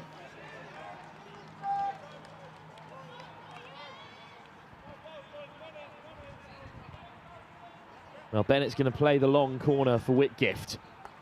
It's at the edge of the circle. It's a strike from Wallace. It's charged down by Oliver Roeder. Well, this is that short corner chance again, Anna. That deflected straight off the body. That's got to hurt, doesn't it? Indeed it does. And then to go back, have to go defend it again. Aerial from St George's Wayland. It will... Weybridge, sorry, it will just roll off the field. And then here's the second one. It comes for Franks. It's a fantastic save for Bosman, actually. He's in the right place at the right time. Wallace. Wallace wanting to spin then, but I think the pitch is a bit sticky as the day's gone on. Nia feeds it in. It's an advantage, Whitgift. Strike, charge down. Brilliant Still loose. defending. Oh, down goes the goalkeeper. Well, let's have a look here at the umpire's call. That was a real mess of things.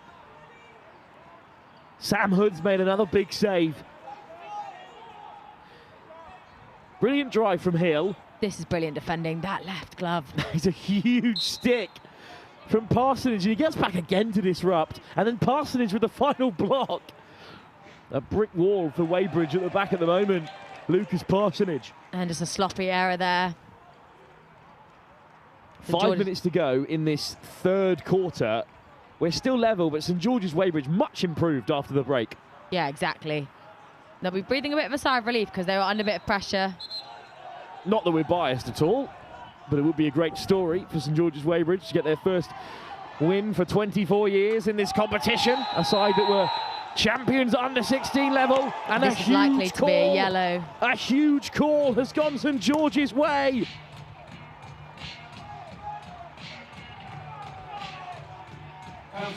Awarded to St George's. Well, what a moment in the game. Bennett appeals, but straight away it's given as a penalty stroke for St George's Weybridge. The great carry, and you knew that he was going to do it because he'd beaten the player, and the player had only had the one option, and it was either to take him out or to leave him. Well, he just wanted to be certain what the final call was. Penalty stroke indeed, decided by the umpires.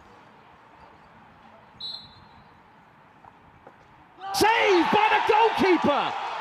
And he just didn't get hold of it at all. Oh dear.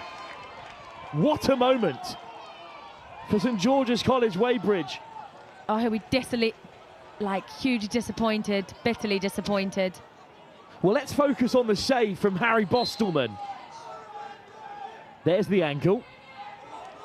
Oh, it's a good save. The keeper goes the wrong way. Bostelman still manages to get a toe out and stop it. A big missed opportunity for Adam Franks. Weybridge will have others. And they've not had a card from that penalty, Anna, which is a big call in and of itself. Yeah, I'm surprised that there wasn't a green in there at least. So Whitgift still playing with a full complement of 11. What a save from Bossum, and what a game he's having. But a player of Franks' quality really should have tucked that away. Yeah, it's hard in these sort of conditions and this pressure. You've had to wait all day to play.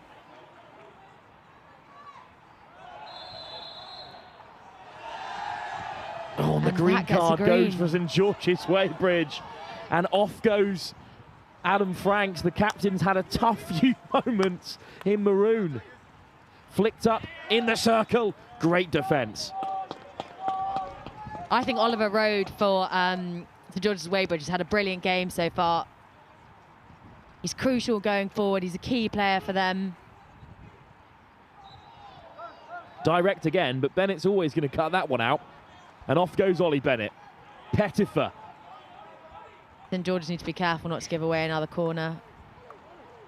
Bennett checks back inside and finds Mattis Nier. Nier hammers it home. It deflects for Pettifer. Pettifer back into the centre. And it's nobody home for Whitgift. Big chances in the last few moments at both ends. I can't believe we're still level.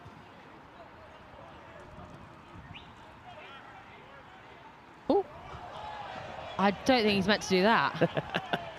It's harder to do that than what he probably was trying to do. Trying to go aerial. Pettifer with a long corner. And he himself flicks it up. Excellent control out wide from Alex Dalgleish, who fires it in. Another long corner. Pettifer leaves it for Mattis Nier. Nier. Anderson. Bennett.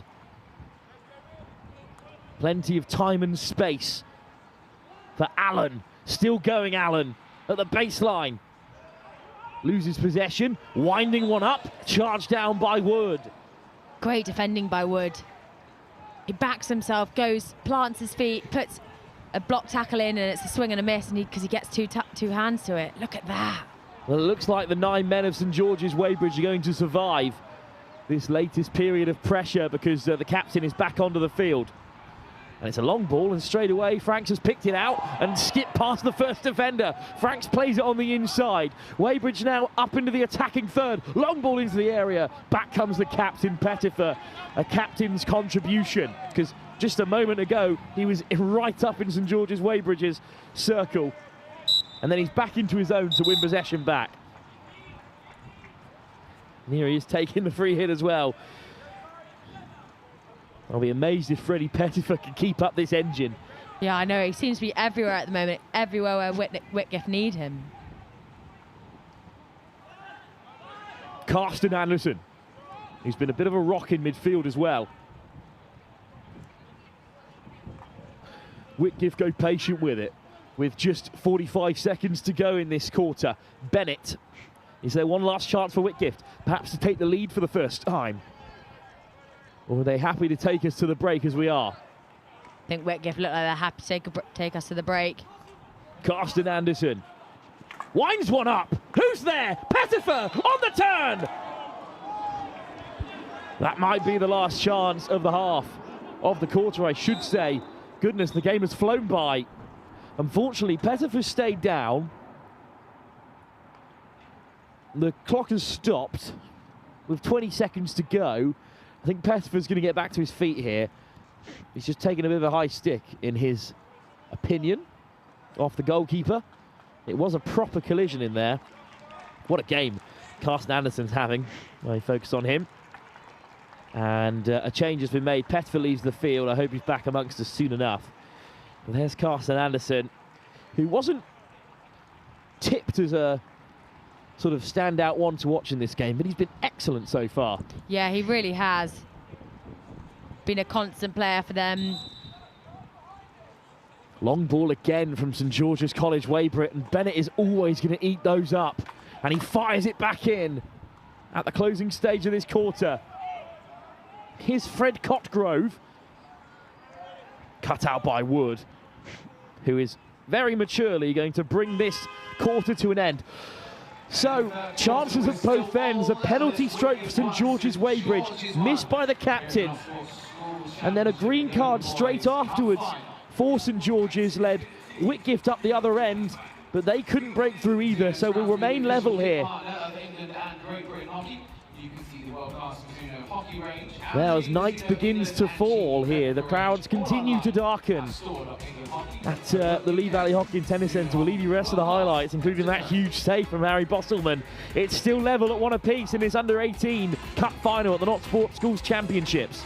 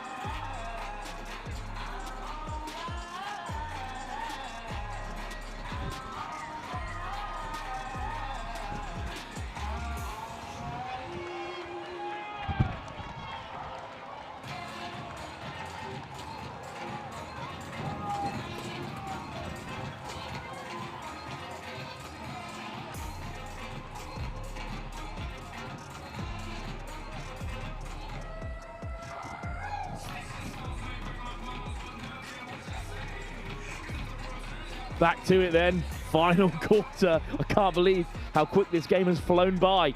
We're still level, extra time pending. But 17.5 minutes go to avoid that, with Whitgift still playing left to right in the second half on the front foot. Yeah, Whitgift immediately go on the attack and I think set their intentions for how they want this last quarter to go. Carsten Anderson, who's popped up in all the right places for Whitgift today. Mattis Neer, goal scorer for the defending champs. Bennett, the base of everything for this Whitgift side. Neer. Good drive from Neer, just lost control of it there though. And St George's Weybridge survived. Well, key moments in that previous quarter. We had a missed penalty stroke, of course. It's a big day to miss a penalty like that, but wonderful save from Bostelman. Both keepers have been outstanding.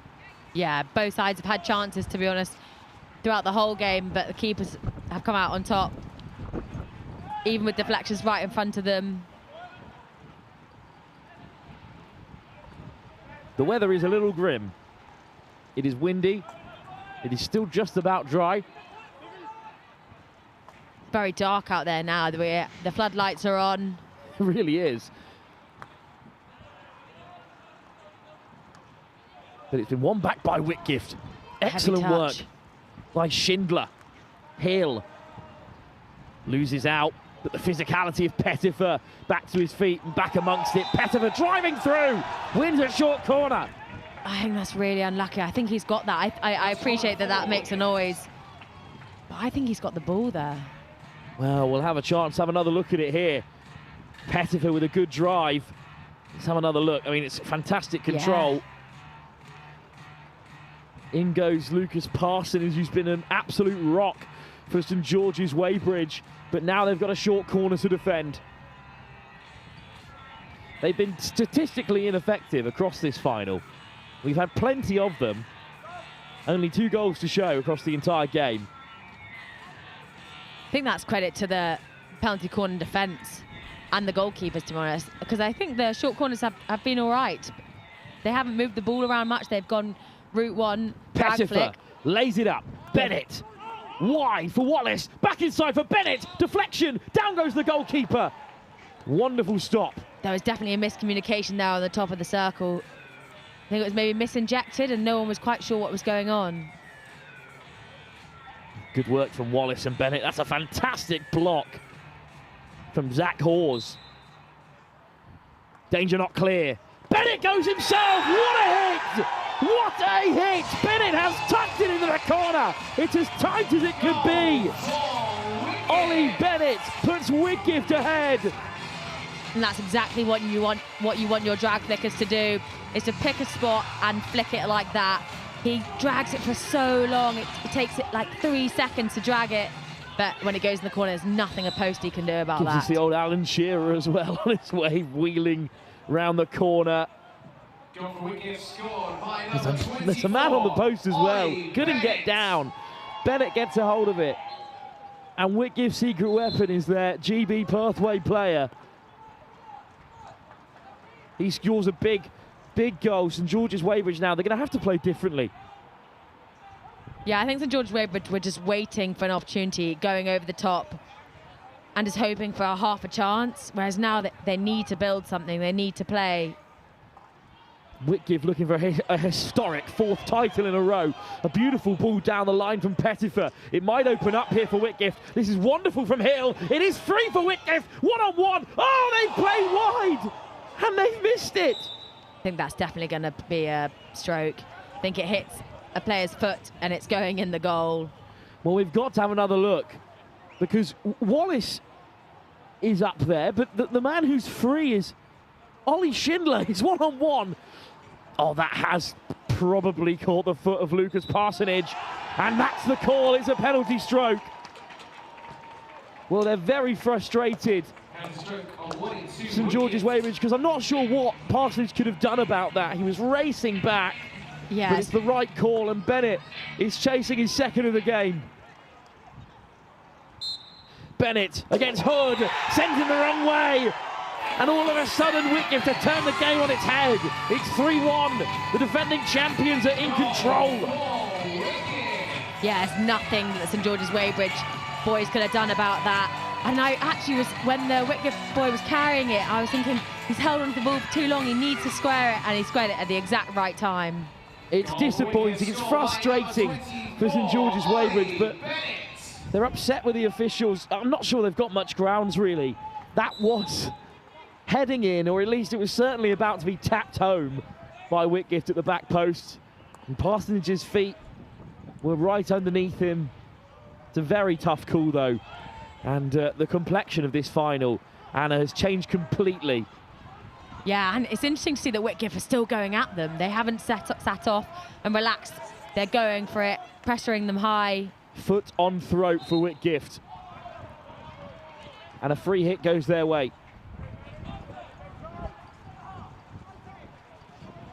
Bennett on a hat-trick all of a sudden.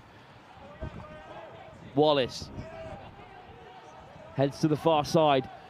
12 minutes and about 40 seconds left in this cup final. St George's Weybridge were chasing their first win since 2002-03. Playing some really nice hockey now, Whitgift. It's Whitgift who are going for a 4th title in a row, the only team ever to reach 4. Down goes Wallace. Well, they're surely not going to get every call their own way. Finally, one goes against them. And there's been the odd call, which has been contestable, but the big ones have all been right. Both penalty strokes were pretty nailed on.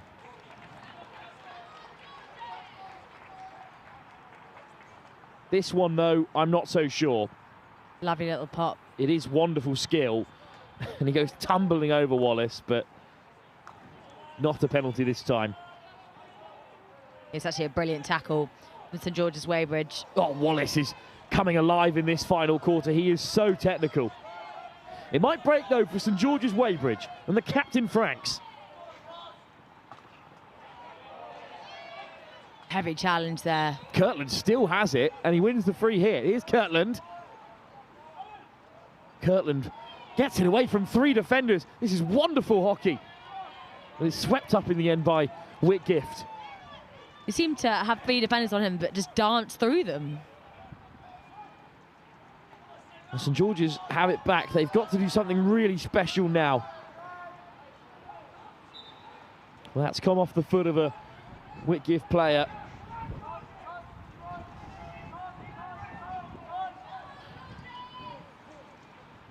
There it is, just right off the toe.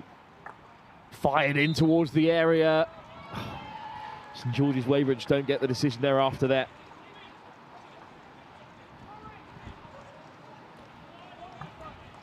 Now, what a game here at the Lee Valley Hockey and Tennis Centre. We've got the FIH Pro League to return here on the 13th of June. And then there's so much down the line. In 2027, the Euro Champs are heading back here. Really exciting stuff, Anna. Yeah, it'd be amazing. And I think both the girls and the guys have been training really hard. They obviously had World Cup qualifiers recently. Well, the women still in India. Well, cut out fantastically well by Hill, and Pettifer can benefit from it. Pettifer fires it in towards Hill. It's a diving stop from Kirtland. That's fantastic defence. Or actually, no, it is Ali Kirtland with a stop. Down he goes to make the diving save. Cut out though by Anderson. Although his ball wide is beyond Fred Copgrove. Looks like there's some tired bodies out there now. And I'm not surprised. They were playing man-to-man at the start. And I was thinking that cannot continue, surely, not at this pace. And they all came through the semi-finals yesterday as well. Here's St George's Weybridge. Goodness me, don't they need a goal? At the moment, it's very unlikely to come with how they're playing in that final third. Very good go at the back. That's another good tackle from Balmer, but they've just not created enough down this end.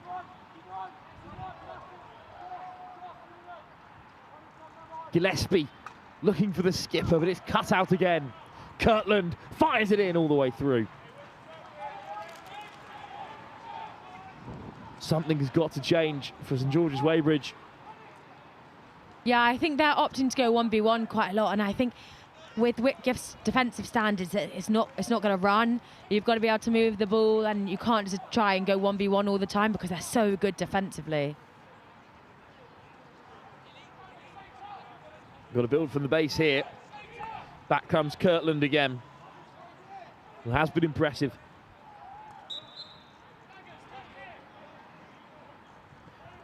Kirtland looks long.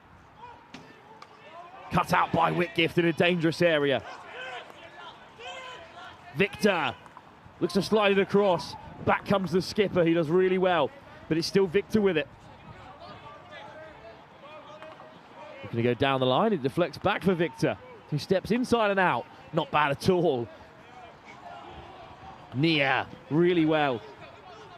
Cut out by St George's. The counter might be on. But Bennett sweeps it away.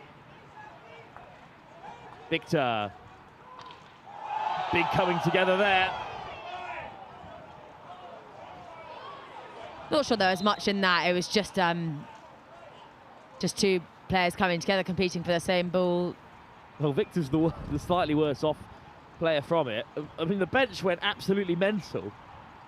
Wonder if St George's player just was a bit late to it. We can't see from this angle. It did just look like a coming together, as you said, Anna. Well, either way, we hope that the two players are okay and we'll be able to see through the rest of the game. Well, here it is again. It just seems like two bodies, to be fair. I think what the Whitgift player has actually done is put his body in the way of it to look after the ball, which is the exact right thing to do from a defensive point, but then the St George's Weybridge player hasn't just managed to slow down. Beautiful skill from Hill, putting his man to deck. Hill, oh, back on the inside. What a run from Hill! Unfortunately, just over the baseline. Otherwise, that would have been a certain goal. He looked absolutely gutted about that, and I think so was half the bench. Great skill from James Hill. Long ball again from St George's Weybridge. They need one of these to come off. Again, it's been cut out on halfway, again by Ollie Bennett. Here's Wallace. Wallace still going. It's good skill again from Wallace, but he's crowded out by the captain. Such great pick from Ollie Bennett over the top of his head. He's running backwards and the ball's above him and behind his eye line. He does really well to bring it down. Look at this from Hill. One person beaten, two defenders beaten. Oh, spins back on the inside, just over the baseline there.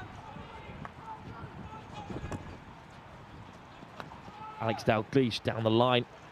Oh, that time it was Hawes, and on the turn, it's Sam Wood, the England man. Sam Wood does really well, wins the free hit, has to go back, no advantage coming. Leaves it for Gelling. And Sam Gearing. Wood. Tripped there. Wins another free hit. Still going Wood. Not that time, however. Yeah, umpire calling a stick block.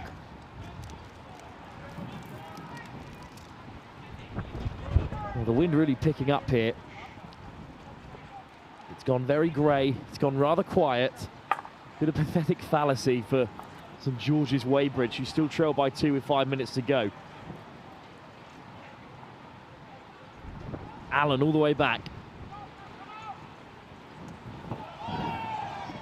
Big contacts in the midfield. Whitgift appealing for everything here. They're going to have to get on with the game at some point. Still up by 2. Kirkland over the top. Recollected by Whitgift, who are in no rush to move forward. But that is a nice ball for Pettifer.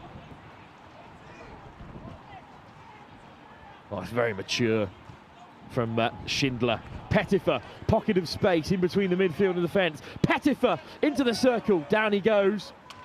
Nothing coming there. Really thought that Wallace was going to hit that when his own captain was on the floor in front of the ball. Yeah, good option not to smack it straight into his skipper. Pettifer, he wants a call here, but he's falling all the time as he spins. Good drive, though, from Freddie Pettifer, who may be about to lead Whitgift to yet another championship here at the Not Sports Schools Championship. Well, twice off the feet there of Whitgift. A goal soon, and it's certainly going to be a nervous last few moments for Whitgift. Yeah, exactly. I think if St George's managed to get a goal, as you say, in the next few minutes, then Whitgift really are on the back foot, because it's so hard to defend only a 1-0 lead. Fired in. It's a great interception from, once again, Carsten Anderson. And they've taken their goalkeeper off St George's Weybridge, meaning they've got an extra outfield player. So time to do it. Yeah. There's 4 minutes to go. And if they do it well, it means that they'll be adding another player higher. Often teams don't do it so well, and they bring another person deep, which is not actually where you want that extra player. You want to attack and go forward. Well, Wood's gone right up front, along with Tovey. The forwards come off the bench. Here is the skipper. What can he create? Adam Franks looks to dart it in, but Whitgift have it. And they head towards their own corner. No need for them to go anywhere here. It's in the corner. Whitgift on the turn. Good defence from Mattis Nier. And he wins the free hit as well. Very impressive from Mattis Nier. Very mature hockey.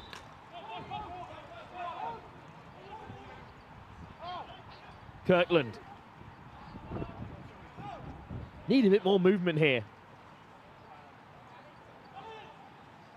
Yeah, he does very well. Gets the Keep ball hold away. of the ball. Wood. Got to keep it in play here. Everyone back for Whitgift. You could throw a blanket over 90% of the people on the field right now. And it's a long corner for St George's Weybridge. Free hit in a promising area. Yes, and George Weybridge need to remember they've got an extra player, so if they just ping the ball around, there's bound to be an overload somewhere.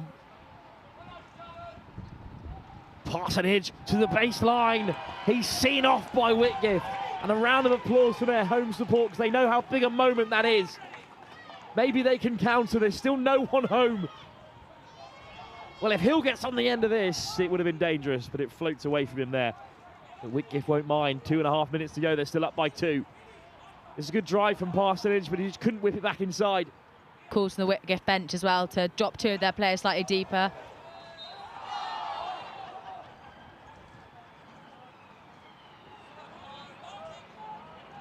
It's now or never for St George's Weybridge. A great carry.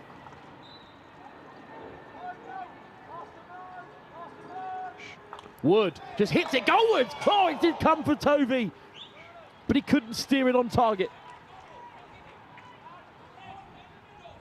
More of a half chance than anything, because that wasn't easy for Alex Tovey, but you feel that had to go in. Yeah, and I think it was called as dangerous, to be honest, even before. And that will spare Tovey's blushes. 1 minute 30 now. St George's Weybridge staring down the barrel of another defeat in the final. Intercepted, and this might be it. Well played. It's Oliver Yates, the under-16, who's on the scoreboard. And it certainly lights out for St George's Weybridge now.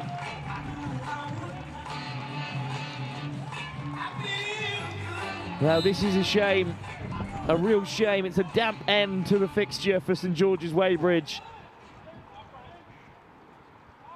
But in all fairness, it was a long way back regardless.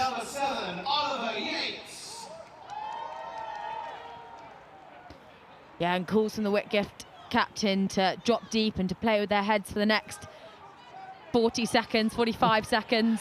They are on for a historic victory here. They'll be the only team ever to win 4 in a row. Kingston Grammar have done a hat-trick twice. Whitgift have also secured 2 hat-tricks, this being their second on their current run, but no one's ever won it 4 times in a row in the men's competition.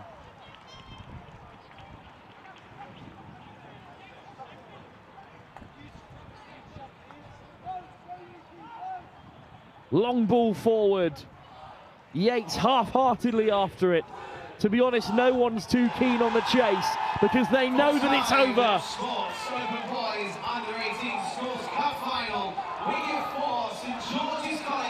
And they are delighted. They are history makers. Whitgift, champions for 3 times in a row.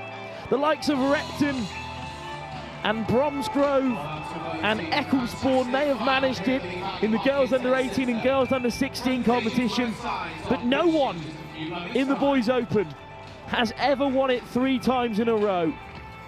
Kingston Grammar's record, shared with the victors, has been beaten. 4 victories on the trot for Whitgift, a dynasty, and a fantastic performance in the final. Yeah, they were so clinical, Whitgift, and they didn't panic when they went 1-0 down, which, as we spoke about, they were not really experienced before, so they did really well to recognise how long the game is, and there was no need to rush to get those goals, and they didn't need to, did they? Whitgift, the victors, in front of a sizable home crowd for them, the more local of the 2 sides. St George's College Weybridge, well, their wait for a Boys Under 18 Cup reaches a quarter of a century. Although the future is bright with their girls' side recently winning the under-16s competition. Although for the lads, unfortunately, this is the end of an era for a very strong St George's Weybridge cohort who were champions at under-16 level a few years ago. A disappointing end for them, but beating the likes of Repton on the way through to a final, they can still be proud of their efforts. Yeah, totally. They've come up against a really, really convincing side, and a really experienced side at that as well, an experienced winning side. So hopefully they'll come away with it in a few days, come away from it, sorry, in a few days and realise what they've done. Well, before the trophy, I'll throw you down to Bells, who is alongside the victorious captain, Freddie Pettifer.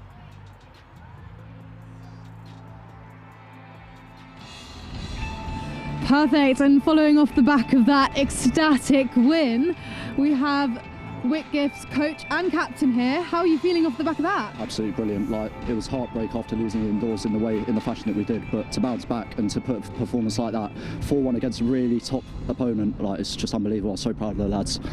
Really, really proud. Yeah, I'd agree with what Freddie said. We knew it was going to be a really tough game. George's, we've played against each other as these boys have grown up through the school. We had to weather a real storm in the first half, but I thought the reaction that the boys showed to going behind was really positive. We got lots of corners, just couldn't convert, and then in the second half we were able to turn the screw a little bit and we were able to take our chances, which is testament to the boys' hard work. Yeah, because at half time it was 1-1, and then I think from the second half we just saw the goals going in and in and in. So obviously it's the end of the season. What are your guys' plans off the back of this for tonight? Well, we've got the ISHC coming up, we've got a quarter-final, which we hopefully will be able to win against Eltham away, and then we'll just try and replicate that performance as best as possible in the semi-finals and finals in Nottingham. But yeah, outstanding performance overall. Yeah, perfect. Emma, you guys must be so proud, so really, really well done. And go enjoy your celebrations. Well done, enjoy. Pleasure. Thank you. Perfect, and we'll send you back up to Wilf and Anna in comms.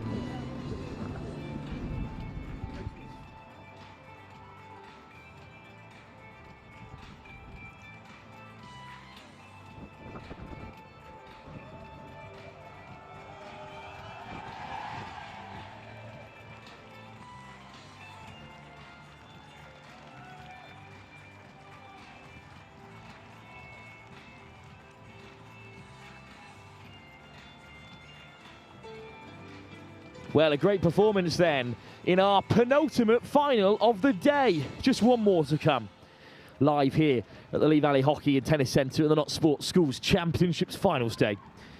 We'll leave you with all the highlights and return for the Under-14s Cup final between Surbiton High and Repton.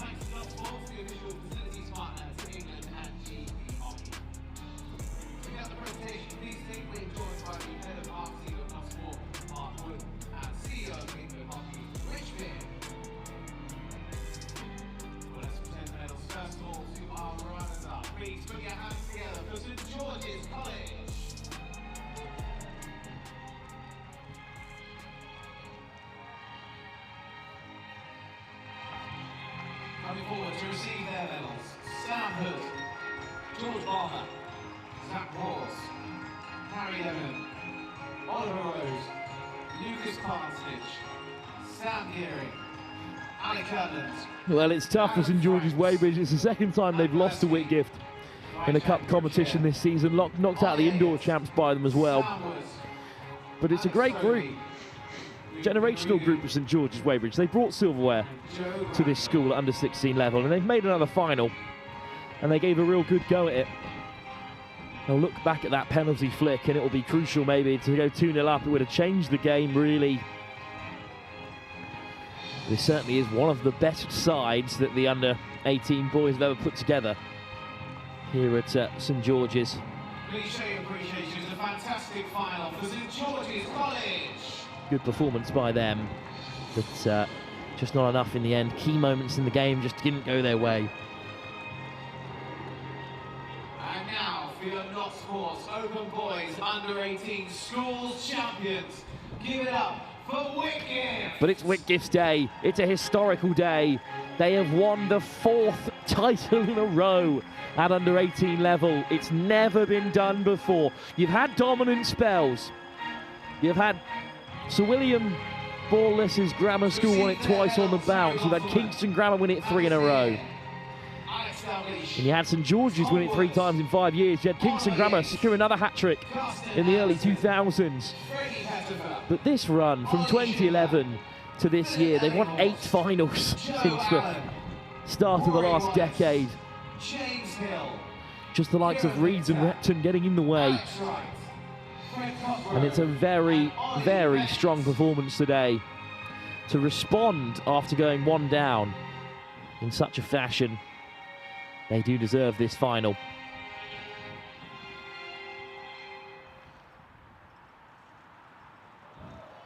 And of course, handing out the medals as they did for the previous round as well is Mark Wood, the head of marketing of Not Sport, and Rich Beer, CEO of England Hockey. There it is. Mark Wood handing over the trophy for Not Sports, the premium supplier of 3G and playground surfaces in the country, who have done so well to support today at the Not Sports Schools Championship. A great moment. The two players who have been playing hockey together for a long, long time, Bennett and Pettifer, raise the cup in tandem. It's a victory for Whitgift. It's history for Whitgift. 4 in a row. And for just how much longer can they hold the cup? Congratulations to them. But there's one last final to play here at the Lee Valley Hockey and Tennis Centre. It's the Under-14s Cup up next. We'll be back in about 20 minutes' time to preview Surbiton taking on Repton, who are after their second title of the day. Your hockey facilities for club, school or community use, Not Sport has the answer. You can visit notsport.com. Well, the fun's not over yet. We've got one more game to go in the girls' under-14 cup final. Surbiton High versus Repton on the way at 5:30. Thanks everyone, how are you all feeling? Love it. So that is done, and after this in an hour we come back and we have the under-14 boys, I assume. Will come back and see us in the break.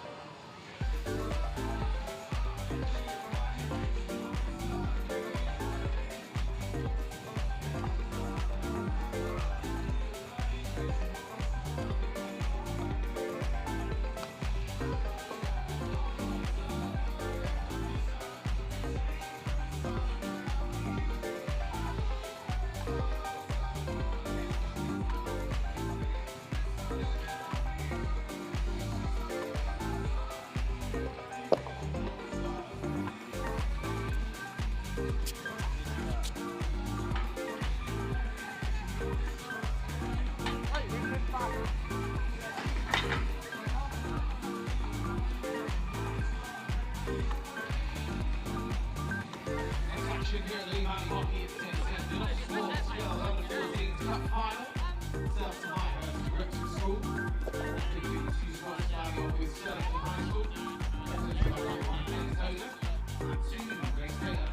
3 Molly Preston. 5 Leah Rogers. 6 Chloe Hurd. Number 7 Sophie Vicegrave. Number 8 Francesca Dodson. And 9 Ida Shaw. 10 Darcy Osborne. 11 Chloe Hutchison. Number 12 Daisy Mack. Number 14 Molly Lane. 15 Dee Crouch. Number 17 Jessica Edmarsh. Number 18 Florence Robson. And 19 Mabel Colby Stone. School number 1 Molly Avery. Number 4 Darcy Morris. At 5 Isabel Tonham. Number 6 Amelia O'Malley. At 8 Margaret Turner. Number 10 Cora Sands. Number 16 Florence Barber. 23 Scarlett Newton. 27 Sadie Durr. 28 Erin Lauder. 29 Julie Reeves. 30 Rosie Reeves. 31 Darcy Martinson. 32 Sarah Williamson. And number 33 Alison Hatton.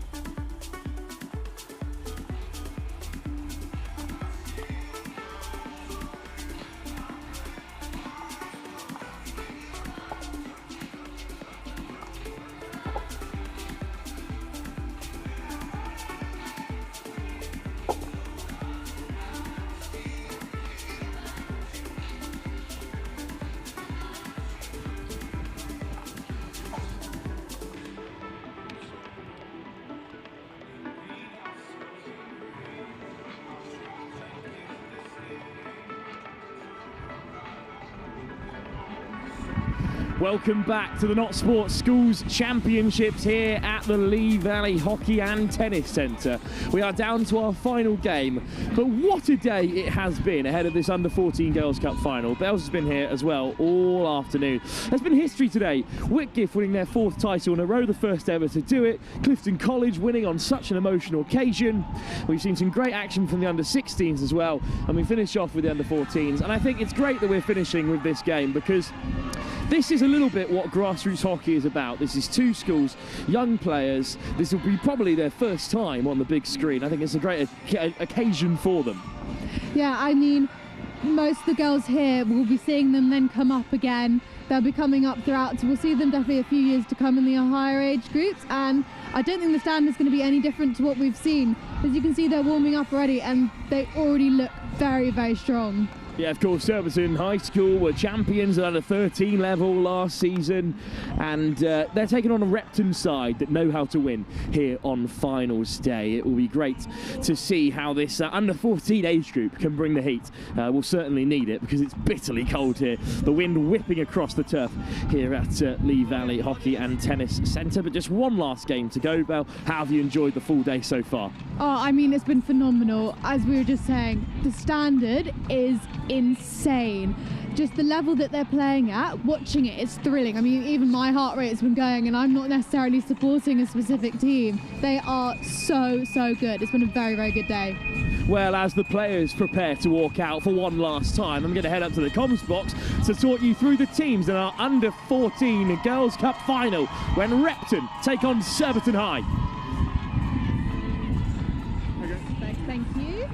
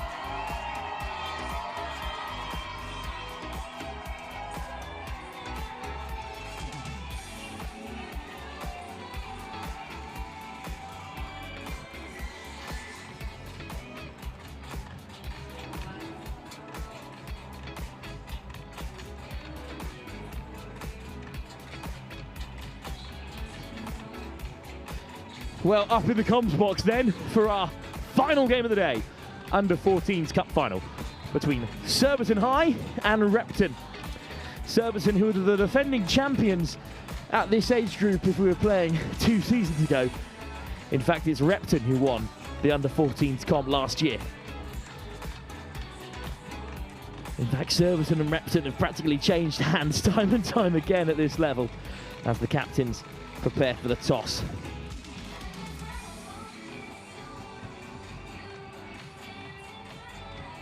Switch of ends as well between the two sides ahead of this one.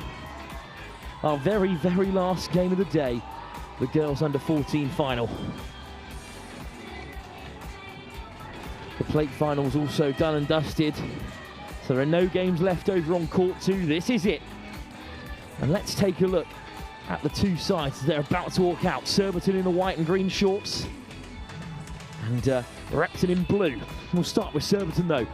Megan Tozer starts in goal with Preston, Taylor, Rogers, Hurd, Sophie Device, Craig, Dodson, Shaw, Osborne, Hutchinson and Miller all out there. The captain, Marnie Lane, one to watch alongside Crouch, Ed Marsh, Robson and Colgate Stone. Indeed, watch out for the captain, who for Surbiton today is actually wearing number 7 on the field, Sophie Device, Craig. And a couple of other stars athletes across the sports, which we'll get to in just a moment. As Repton head out in the blue and yellow.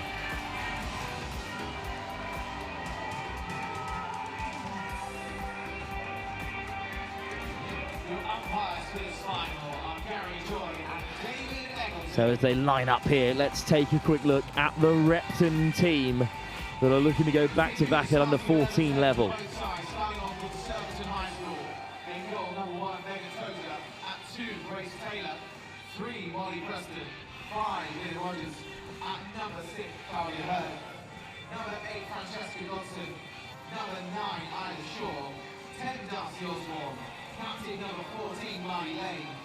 What a great occasion it is for these under-14s as well.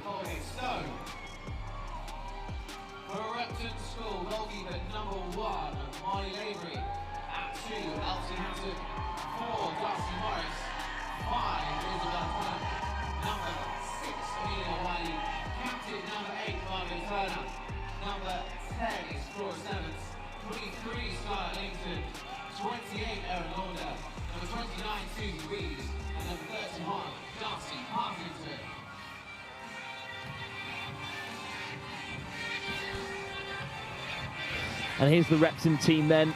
Molly Lavery in goal with Morris, Tonner, Wiley and Margot Turner, one to watch at captain.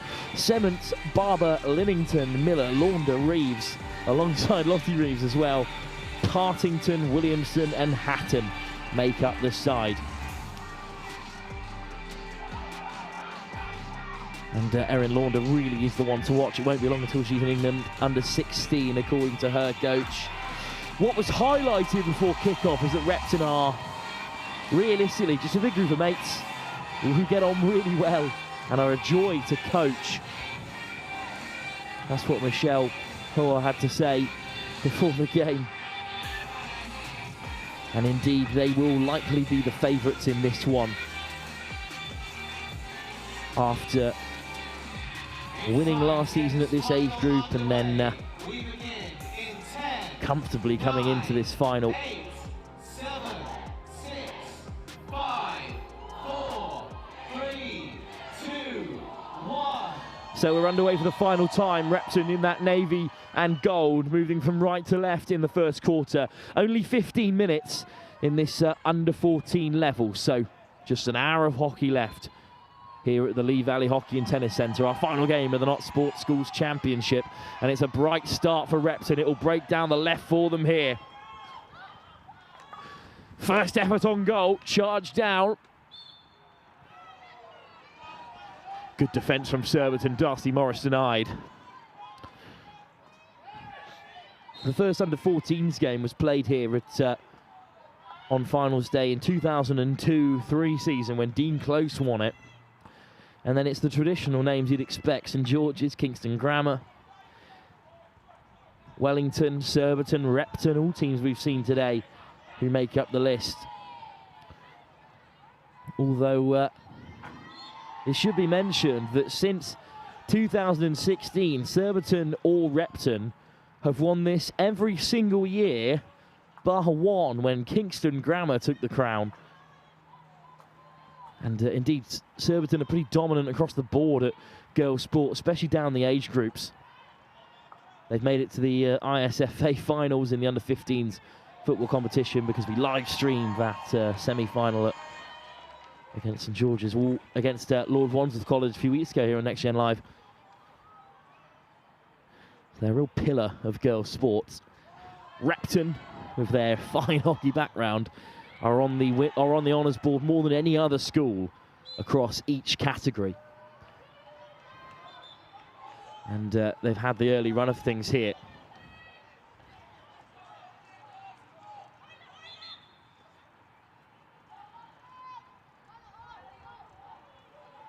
Repton, though, looking to get on the front foot here. A little bit slow to get things moving. Long corner to be taken by today's captain, Margot Turner. On the turn, keeping possession, Elsie Hatton. Hatton does really well. No advantage coming, so free hit will be taken. Turner. Good ball across from Hatton, trying to open up the space. Reeves down the line. One of two Reeves sisters in the side. And a long ball from Surbiton, but it's going to be swept up at the tail by Turner. Reeves does really well, but Surbiton win it back high. Ball into the circle, looking to cause a problem, but swept up at the tail yet again by Repton. This time, Flora Sements. Of course, Surbiton are the under-13s champions at the independent schools level and at England hockey competitions. But it's Repton on the break, and Repton with decent support here, with plenty of their elder players sticking around across the girls and boys teams to support today. Coming together in midfield, and it's going to be a free hit for Surbiton from the sideline.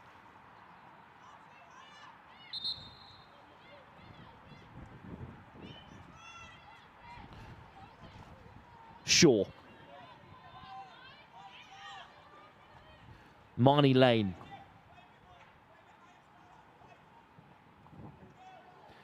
Well, on the spin, it almost comes for Surbiton, but Repton regather. Tonner, ball forward is deflected, but right in front of that big Repton crowd. It's a wonderful experience for these young players to have the crowd at their back, to be here at the Lee Valley Hockey and Tennis Centre, where some of the best hockey in Europe is played on a regular basis. Of course, with international hockey played here in the FIH Pro League, and the return of the Euro champs here in next season. You can find all the tickets to these events on the England Hockey website, of course. I imagine a lot of these young players will be hoping to step up to that level in the future. They'll certainly be down to watch as it's sent aerial with a flick by Surbiton. And the free hit goes Surbiton High School's way. Of course, close ties with Surbiton Hockey Club, which is one of the absolute pillars of the sport in this country. Patience from Surbiton. Be good to see them control possession for a bit here through Dodson. Slides it all the way through. Here's Taylor, dispossessed. One back by Repton, and every time they have the ball, the crowd are up in raptures. Lovely drive towards the baseline by Erin Launder. Picked out before the game as one to watch. Launder tests the goalkeeper for the first time. Tozer makes the stop, but it's loose in the area. And in the end, it's a short corner. It was a scramble from Surbiton to get it away, but the chance has been carved out by Erin Launder. Fired back in, and then it's this clearance here that unfortunately clatters off a Surbiton foot. Very impressive so far this season, Repton.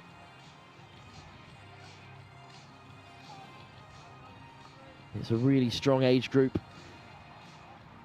and they're clearly pretty keen to get off to a fast start here in the opening quarter of the game.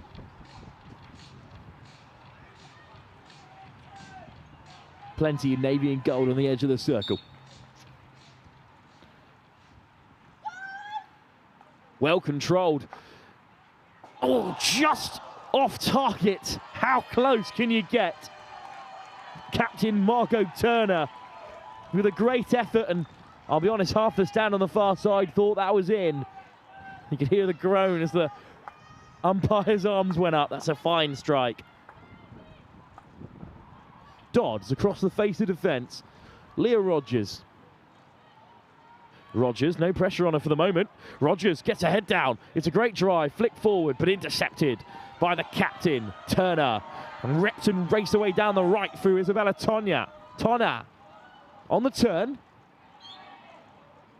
Wins a free hit. Good work from Tonna. We'll see if that close effort lightens up this game a little bit.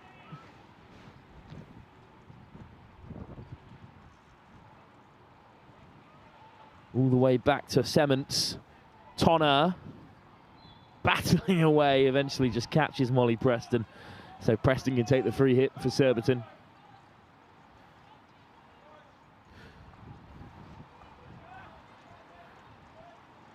Preston, oh, great dummy on the spin, opens up a bit of space, goes for the long hit, is disrupted by Repton, so we'll have it back again.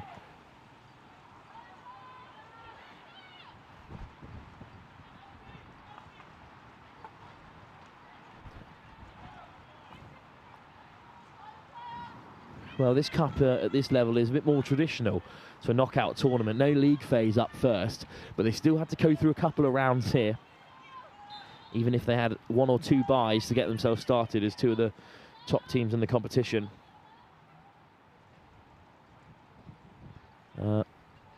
Repton play it back. For them, it was a walkover against Cheadle Hume and then a bye in the second round before they took down Chester, Rugby, GSEL and the Perth in a close semi-final. Just 2-1 in that final game away from home before finals day here. Similar story for Surbiton. They came through 7-2 against Elaine's, a bye in the first round, 8-0 against Kingston Grammar. But then St George's Weybridge went to penalties and Surbiton just about came through. A 2-1 win against Epsom. And a 4-2 win against Dean Close in the semis. They were slightly more comfortable then to make it through to this cup final. And pressure on Surbiton as they calmly build it round the back. In the end, it's brilliant work to escape the high press. Isla Shaw. Good control. Marley Lane, the captain. Taylor Grace. Taylor beats another, slips it on the inside. Wonderful hockey from Surbiton. At the edge of the circle here, looking for space. Well, in the end, it's going to be a free hit for Surbiton. No advantage coming. Grace Taylor leaves it instead for the captain, Lane. Eventually back with Marnie Lane. Darting through 2 defenders. Winning another free hit. Taylor. Lane. What can she create? Shaw. Lane. Great first touch. All the way back for Francesca Dodson. Then across to Rogers. Patience again from Surbiton. They've got Repton on the back foot, but Flora Sements with a great turnover and a wonderful bit of skill. Cut out straight away by Preston. Loose in midfield, picked back up by Repton, and the break might be on here. There's no one home, and it's a barnstorming run. Just couldn't get the final touch to slide it goalwards, but Erin Launder, great acceleration. From the baseline, a little bit frosty for Surbiton, but they do get it away. Grace Taylor. Nice ball forward. Excellent touch from Osborne, who plays it wide. Repton get back in numbers. But it's a free hit for Surbiton. Clearance from the captain, Turner, just comes off a leg of one of her teammates. Well, what a run this is from Launder. Had a player in front of her as well. Knew that if she could break the line, then it's a tap-in the centre. Just tripped at the vital moment. Surbiton backwards from the free here. Again, looking to build patiently, but unable to carve out any clear chances so far. Marnie Lane. Oh, that's a wonderful touch. Will it come for Taylor? Short corner is the call. Grace Taylor does excellently well. And 3.5 minutes to go in this opening quarter. The chance might present itself for Surbiton. That's a great ball from Lane, and a couple of Repton players just find themselves getting underneath their own feet there. So short corner incoming. They'll take their time here because Francesca Dodson's come up from the base of defence to take it. Marnie Lane on this near side, perhaps the obvious target. Repton well set. Taylor, who won it, is also stood waiting for it. Short corner. And it's just wide. Fantastic defence from Repton. Well, I think that's deflected off a Repton defender. Really brave from them. It's laid up by Claudia Hurd, and then it's a great effort. Oh, it's a diving save from Molly Lavery. Second short corner. Dodds. Same spot again for Surbiton. And again it's blocked excellently well. Fantastic defence. It's the captain, Margot Turner. Wonderful play. Two textbook short corners from Surbiton. Both setups are excellent. Turner gets in the way. Oh, cut out by Surbiton high up the field. Good work from Mabel Colgate-Stone. Colgate-Stone looks to slide it across. It's another short corner. Turner again in the way. But Colgate-Stone has pinched possession back for Surbiton. Oh, that's a big reach and a great read. Skipping away from the first defender. It does just catch Turner.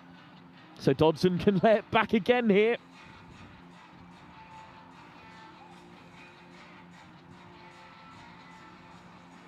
Colgate-Stone, who won it, is on the short side of the circle.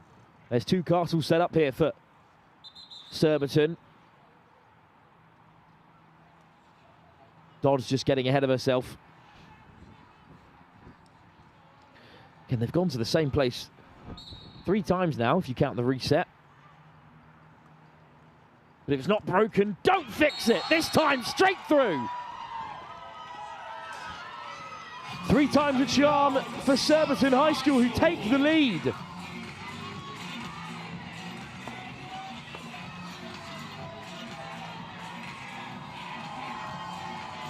And it's Leah Rogers with an excellent finish. Good height on it, but not too much. It was deflected into the middle of the net. Great finish from Rogers. Again, Repton came flying out. They've defended valiantly there, but if you concede that many short corners, eventually one of them's going to go in. And it was 3 times that Rogers was asked just to hammer it goalwards. And the 3rd time it deflected through. Surbiton dribbling straight into the circle. What an effort. Is this a second goal? It still comes loose. Lavery gets a touch. Molly Lavery with great defensive acumen there in goal. What a run that is. From Darcy Osborne. Surbiton have the tails up now.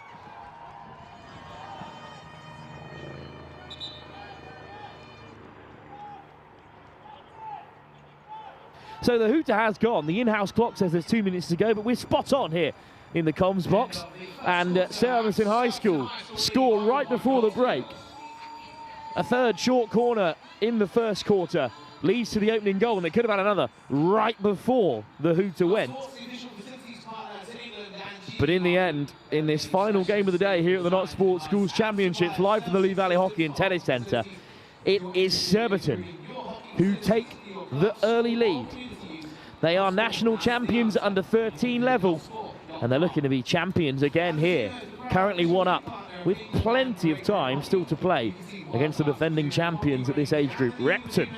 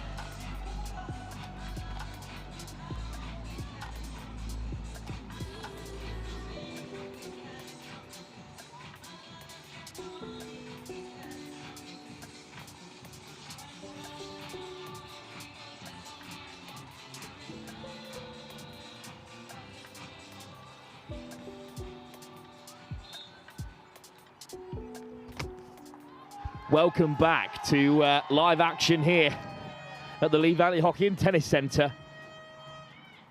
Surbiton High School, champions under 13 level last year, now stepping up to under 14s and one up after the first quarter. But Repton, who are defending champions of this competition, had a really strong first quarter. It was only right at the end of the first block of 15 that Surbiton came to life with a couple of short corners in a row, and then also a really late chance, some fine dribbling from Darcy Osborne. But this game very much in the balance, although that'll help. Driven forward by Isla Shaw, who's popped up a few times on this near side. Our final game of the day, and what a day it's been. Starting off with that under-16s third-fourth playoff, straight into the under-16s Girls' Cup, through to the under-18s, to the Boys Open. Finish off the day with the under-14s. Just a reminder of what it's all about, really. Building from the base here at English Hockey. Parsons looks up, assesses her options, slides into the circle. There's a big clearance. Parsons backpedaling, lovely touch to keep possession under real pressure there. Molly Preston, I should say.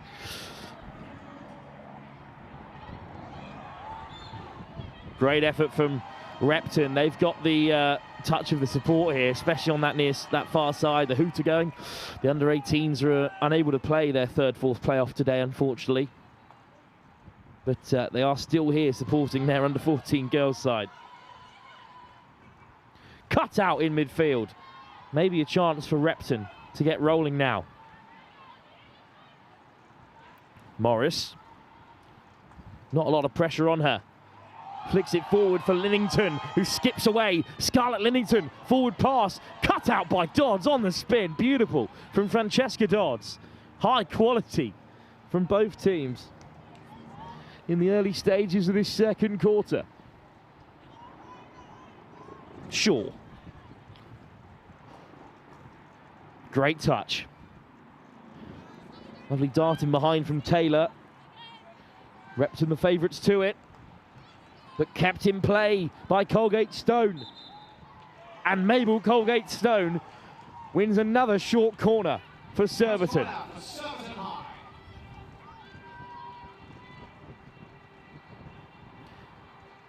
Well, great work from Surbiton here. Colgate Stone, never say die attitude. And she's earned her side a short corner.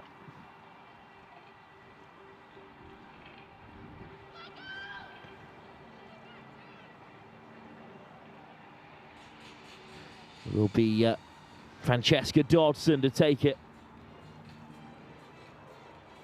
It's been Leah Rogers given responsibilities from here so far. Dodson swings it in, under control. Rogers kept out by the goalkeeper. Good save from Molly Lavery. Down to her right-hand side. Very good stop. Rogers after her second score. It's on target, needed saving. Surbiton still have it from the long corner. Racing after it goes Grace Taylor. Taylor, right to the byline. Just can't keep it in play. So Repton survive. Another save from Molly Lavery. She's been busy. Whereas Megan Tozer in the Surbiton goal has not been busy enough. Not since that first quarter. And the first part of it as well. Unfortunately, the captain's just lost a stick there, Marley Lane, but the call still goes Surbiton's way. It's not a popular one on the far side. Nice ball forward from Rogers. Goal scorer already. And Repton get a couple of decisions, and they move up the field. And the big crowd on that far side in Repton's favour is lit up again. Here's Launder, dispossessed. Launder does well to get a stick in, but Grace Taylor went charging forward. Mabel Colgate Stone all the way across to Shaw. Plenty of space ahead of her. Grace Taylor fires it in. It's another short corner because it's come off Scarlett Linnington's leg. Surbiton piling on the pressure. And they've picked up the second quarter like they finished the first. As evening becomes night here at Lee Valley Hockey and Tennis Centre, the floodlights are bright. And it's Surbiton with another chance here.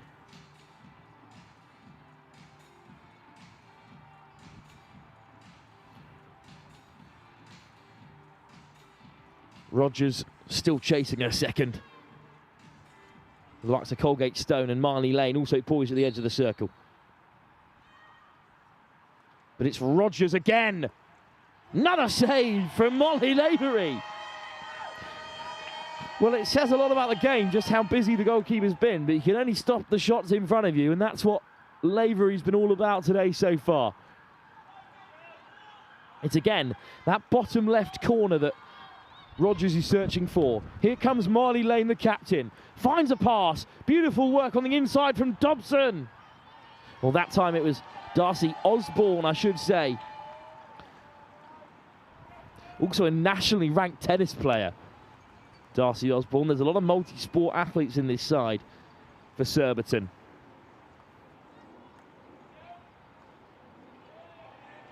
It's ambitious play from Repton, and they've lost out.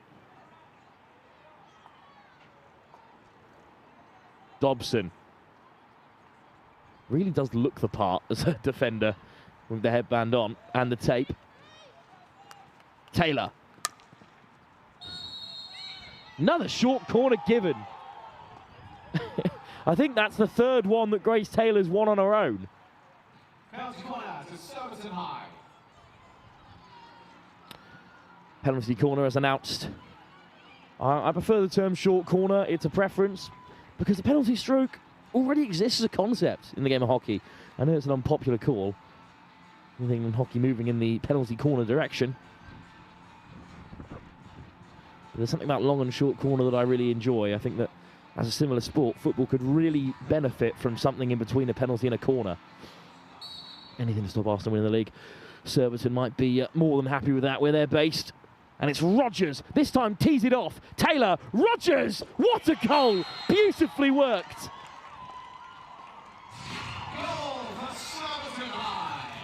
That is an incredibly well-worked set piece from an under-14 side, let's not forget. Another fine feed by Francesca Dodson. It's Rogers again, you think time and time again. Finally the pass, so they come scrambling across, and then it's the right-hand corner this time that Leah Rogers has picked out, and Surbiton lead by 2. And they have really come alive in this second quarter. They were good in the first. They benefited from a couple of short corners, but in this second corner, it has been all green and white.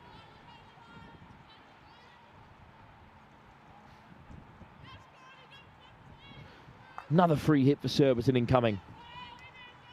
Grace Taylor having an excellent game.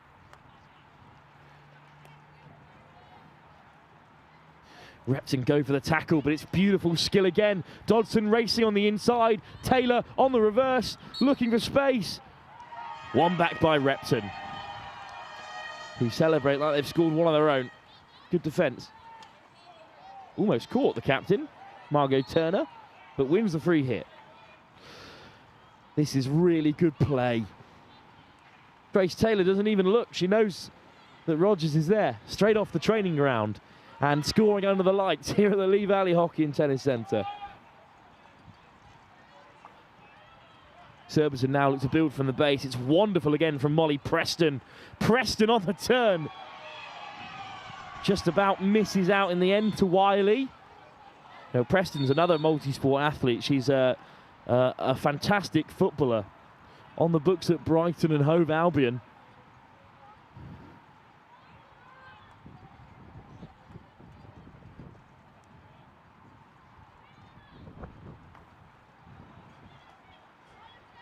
Reeves looking forward. It's behind Surbiton. It almost falls for them there, but call from the umpire means it's a free hit for Repton.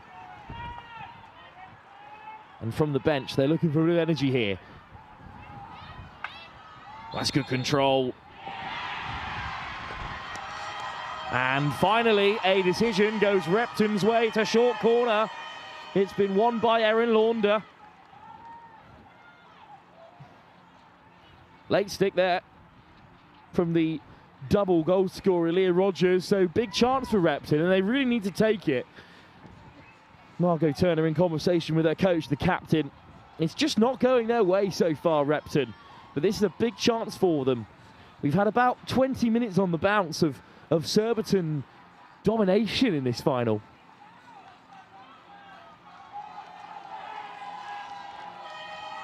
But over goes Erin Launder, who is very highly thought of at Repton.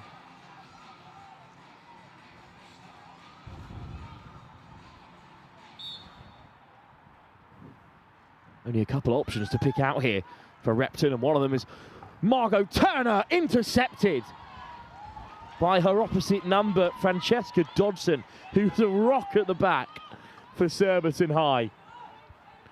Well, they didn't have loads of players up in the circle. You can see the option. She wasn't going for goal that time.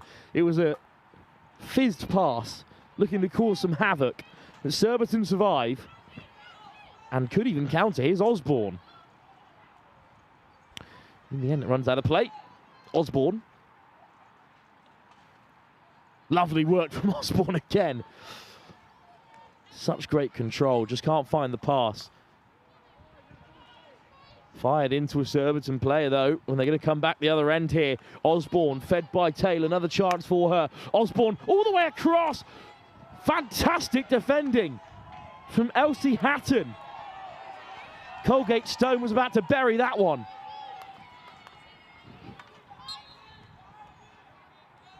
And it's going to be a free hit.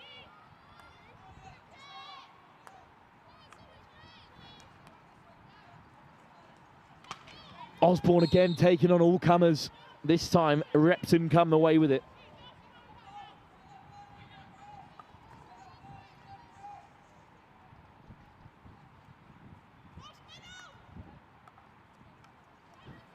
Really putting Erin Launder under pressure there, but Launder doesn't mind it at all. Eventually cut out by Surbiton. Preston. Nice ball across the face of the Repton line. And there's plenty of space for Shaw. Shaw flicks it forward for Osborne. We know she can cut inside. Osborne beats the first and the second. Wonderful from Osborne. On the reverse, trying to flick it through Colgate Stone. Still Colgate Stone. Short corner is the final call. Great work from Mabel Colgate Stone.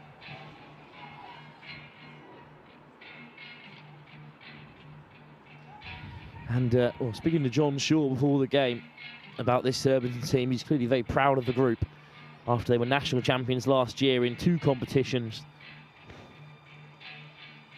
And his side are in control here as we head into the final few moments of this second quarter. Another goal before half-time, and you're thinking it's a long way back for Repton School, the defending champions. Dodson will take this short corner again. Hat-trick on the cards, perhaps, for Leah Rogers. Linking up well with Taylor last time. Rogers. Well, was looking to find Taylor. It's come back for Rogers. It's Colgate Stone. Hits it goalwards. It deflects for Repton. What a save that is by Lavery. Well, it fell for Marnie Lane, the captain, who turned it goalwards. It's a big palm by the Repton goalkeeper. Just trying to lift it wide. It's a great stop. Now the short corner. Dodson to take. Oh, it's just miscontrolled this time by Taylor. And Repton could break. But Taylor does really well to sweep up at the base of that midfield. Rogers, ball forward. Colgate Stone almost through. Repton playing close quarters, but they do get it away.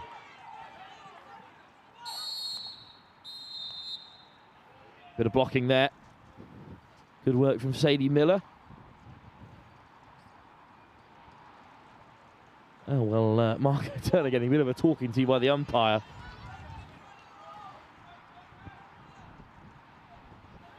Still going to be Repton's possession.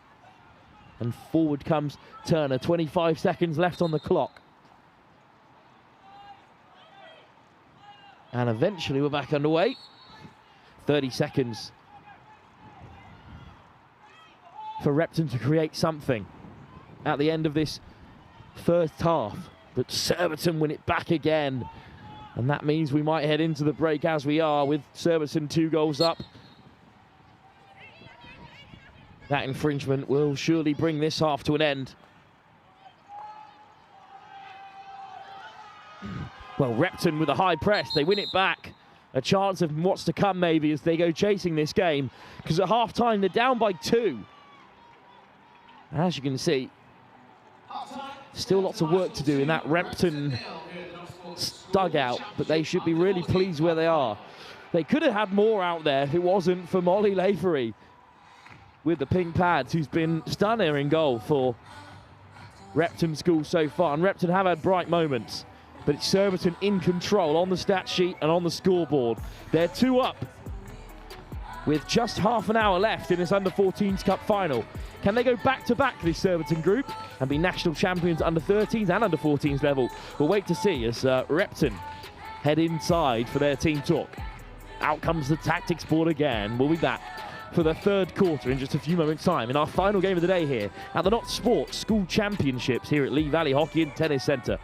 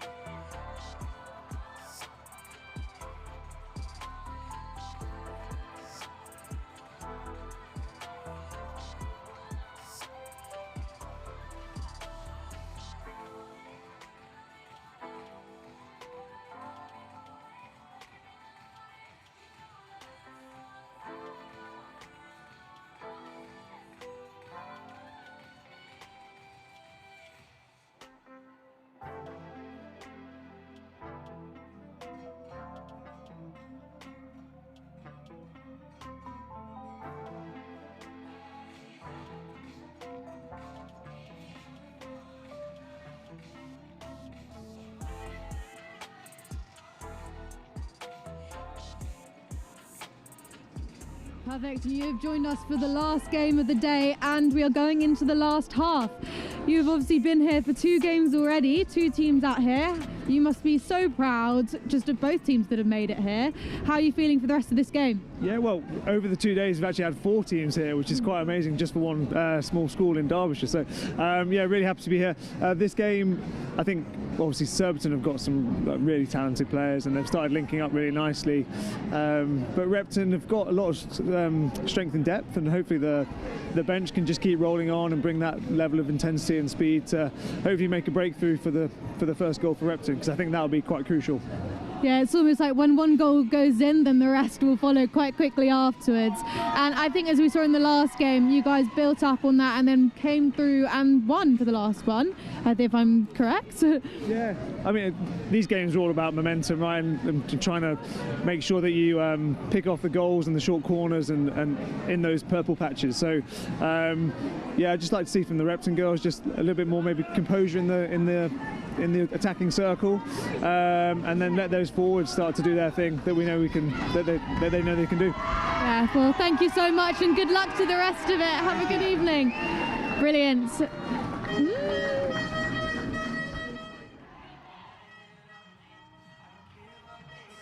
Thanks, Bells. Well, welcome back though to the second half of this Under-14s Cup final. Change of ends for Repton. The Navy in goal now going left to right in this one with Surbiton on defensive duties up first. They lead by 2 and they've been dominant so far. Darcy Partington to get us started. Very much enjoyed Adam Dixon's description of Repton as a small school in Derbyshire. They've been the dominant hockey institution for the last 20 years. And indeed, this very talented group of Repton players are going to most likely continue that long history. But they've got work to do against Surbiton. If you ever do find yourself a Repton way, it is beautiful grounds as well there. Oh, it's a wonderful touch and a great turn. And Surbiton starting where they ended the first half through Grace Taylor, who's been outstanding. Oh, what a turn as well from the captain, Marnie Lane, to get away. Lane deflected. Will it fall for Colgate Stone? Still playing here. The umpire finally gives the call for Repton. Good work from Elsie Hatton, who's had a couple of big defensive interventions. Well, the game certainly isn't over. Still half an hour left to play, but at this current rate of play, just the momentum of the game is so far in Surbiton's favour. It's been an interesting day when no team has come back from a deficit of 2 or more across the finals this morning and afternoon. Couple of one-goal victories. I know that's not a particularly interesting stat if you're of a Repton persuasion.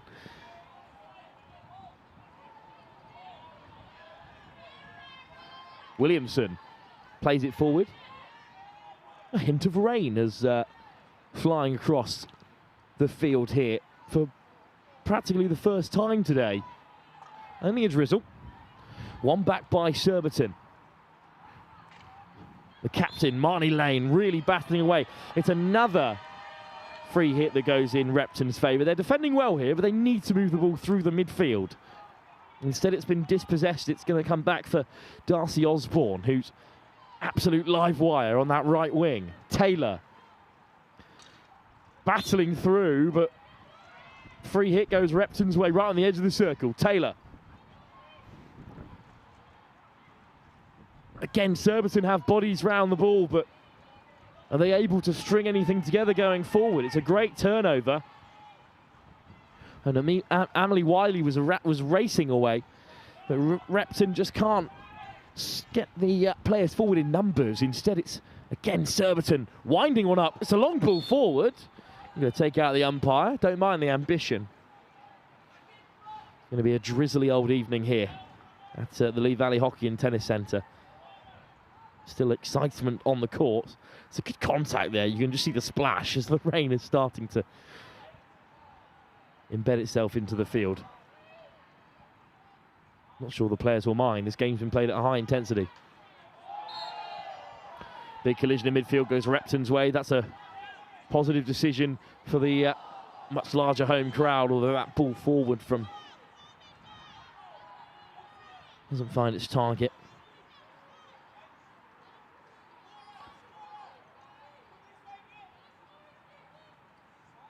It's the most stereotypical outfit of a hockey defender you'll ever see. One glove, tape, headband, just perfect. Advert for the game is flicked back on the inside by Preston. Dispossessed, Linnington. Can't slide it forward. Good recovery from Surbiton.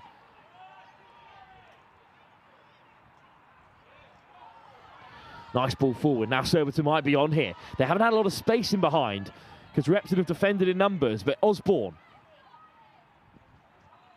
looks to flick it straight through. Strong stick from Repton. Good defence. And Repton do win it back. It's really well defended by the captain, Margot Turner. Just need someone to contribute up the other end. There's nothing wrong with their defensive play so far, Repton. They just haven't had enough chances.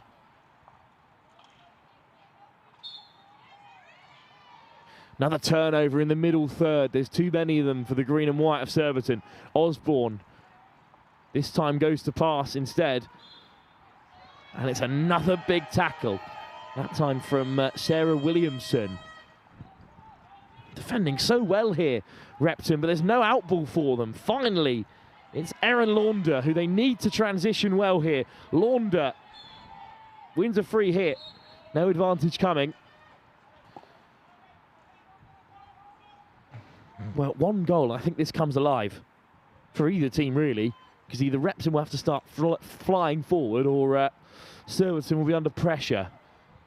Bit of a miscontrol, and Colgate Stone is on the end of it. It's flicked back towards Miller, who gets it away under a lot of pressure there. It was Elsie Hatton with a good ball. And it's cut out in defence by Surbiton. Good work from Leah Rogers. 2 goals already for her. Rogers.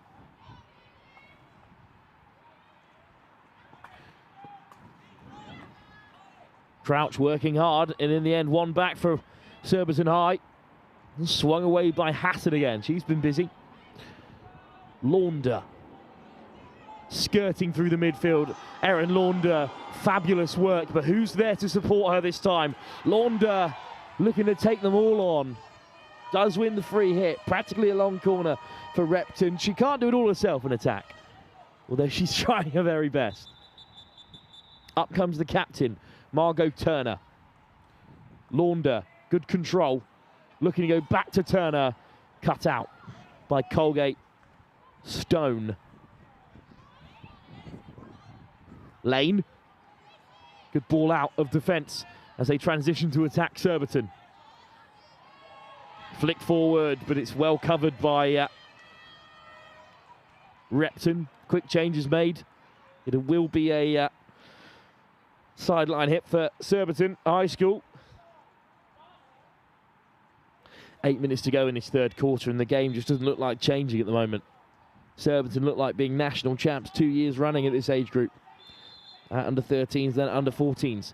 Ending Repton's real dominance in this division. Under 14s is one of the most sort of topsy-turvy age groups. Very reliant on who's coming through your junior section and joining up at year 7. But Repton have won 3 titles since 2017. Surbiton High champions in 2023 and 2022. Looking to add a hat-trick in 5 years in total. But no side has won this age group more than Repton. Looking to add a 6th title at under 14 level this millennia.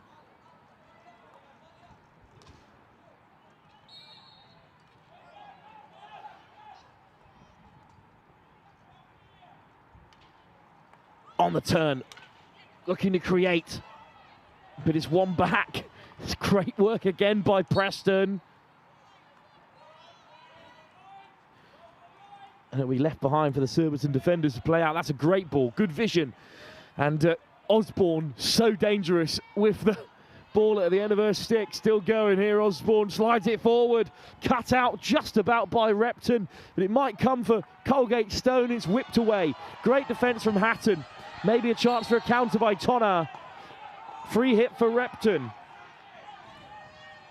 This is wonderful again from Osborne. Getting on the outside of the captain as well. Margot Turner. No easy feat. It'll break in midfield for Surbiton. Well, Repton will have it right in front of that jubilant support they're enjoying on the far side. Good numbers in support from up and down the school.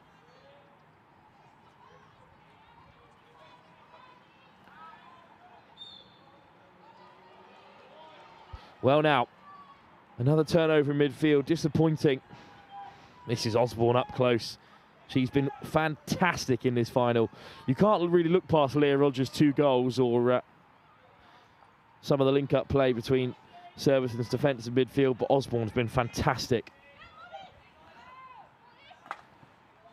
Preston, good drive forward, can't keep it in play. So Hatton looks to get underway, but it is actually going to be a long corner for Surbiton High School. There's Mabel Colgate-Stone, who's also had an excellent first half and third quarter.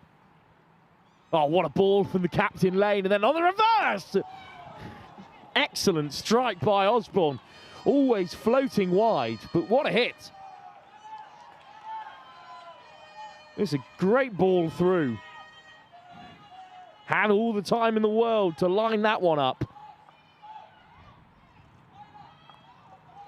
Intercepted, Colgate-Stone pushing high.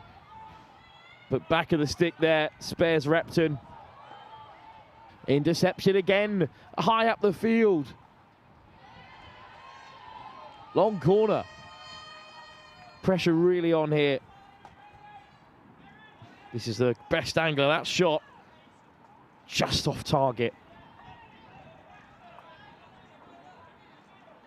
Surbiton are all over Repton here. Third goal feels inevitable. Again, cleaned up at the back. Colgate-Stone trying to make a mess of things. Intercepted again. Marnie Lane at the base of midfield is just picking everything. And it's a great drive from Lane down the right-hand side. Maybe it will break here for Repton. Free hit for Surbiton. Been a great season for Surbiton around this sort of under-14s, 15s age group. Their footballers are through to the independent schools finals.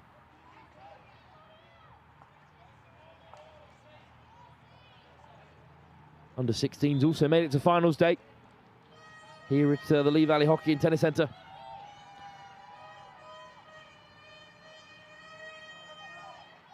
You can hear that Repton support still high as they prepare to make the journey home to Derbyshire. 3 minutes to go in this third quarter. We haven't seen much of a fight back from Repton. They're just being run ragged by Surbiton at the moment. They can't get an out. That's the problem. Surbiton are playing very mature hockey. And then they've got the likes of Osborne, who's just skating through. Finally, they've pinched it. Half a chance, but look how quickly they are to get back. Another loose ball. Chance for Repton to press high. And it's going to run out of play there, just skidding across the turf as it starts to dampen here at the Lee Valley Hockey and Tennis Centre. Big chance for Repton.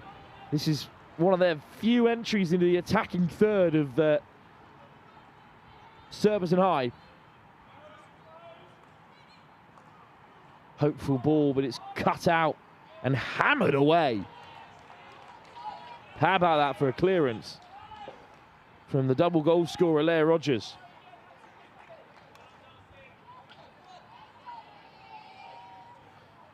Repton do have it though, enjoying a bit of possession. Excellent drive right down the touchline. Oh, but pinched back fantastically well by Shaw. Wins the free hit for Surbiton too. 2 minutes to go, maybe one last chance for them. They've just been camped on the edge of the Repton circle, and they could spend as much time there as they want. They're up by 2. There's not enough urgency in the counter, some tired legs. Of course, they have already had to play a semi-final here yesterday. It just doesn't fall for Repton. Preston. Dispossessed, but Preston scrambles back really well, although it's a free hit for Surbiton. It's left for the captain, Turner. It doesn't come off Colgate-Stone, and that will likely bring the third quarter to an end if Surbiton can just keep a hold here for the last minute or so. And again, I just think one goal would liven this game up something proper. But at the moment, Surbiton are so in command. This is a much better press from Repton, but it's wonderful work to escape from Surbiton again. Hurd. Preston. Looking to squeeze the ball through, wins the free hit. Intercepted by Repton. Again, defending really well, as they have all game. They have really limited Surbiton's clear-cut opportunities here. Some great goalkeeping in the first half by Molly Lavery, but she's not been nearly as busy in this quarter. Taylor. Still going, Taylor. Eventually misses out. Not a popular call on the far side.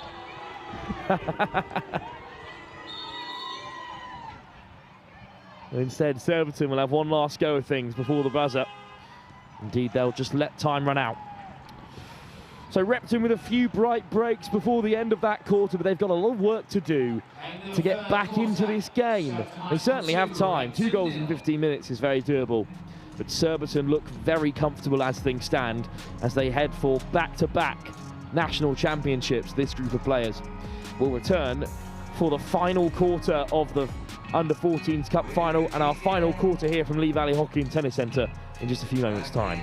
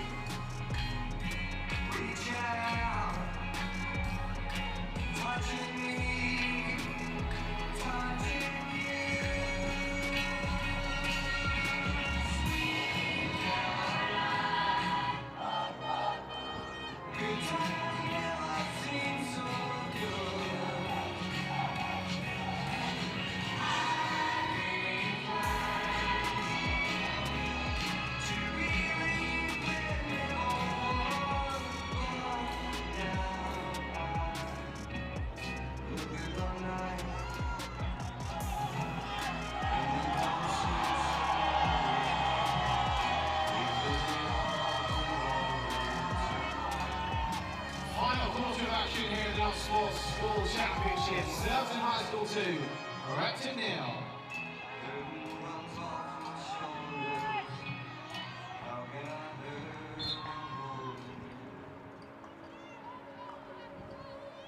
Back underway for the final quarter here, and Surbiton High School are in control. They lead by 2. And since the first quarter, Repton just haven't been able to challenge as they'd have liked. Some beautiful skill, again, on show from Erin Launder. We've seen some bright sparks from her. But despite some excellent defensive performances, we haven't had a lot going on further up the field.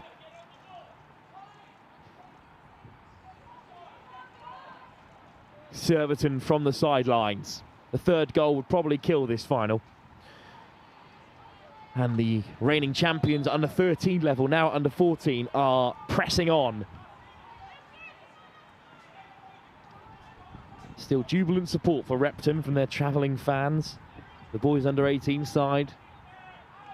Girls under 18s also here. Didn't make the final. It's the first time the girls haven't made the final for about 10 years. Under 18 level. But they're under 14s doing the proud here. Just unable to get back into the contest, but that should be a card, you know, because there was a real break on there. But at under 14 level, let's not be so mean, as it's a race to this near side touchline for Tonner, who misses out again to Preston, who's been very bright, the Brighton and Hove Albion footballer.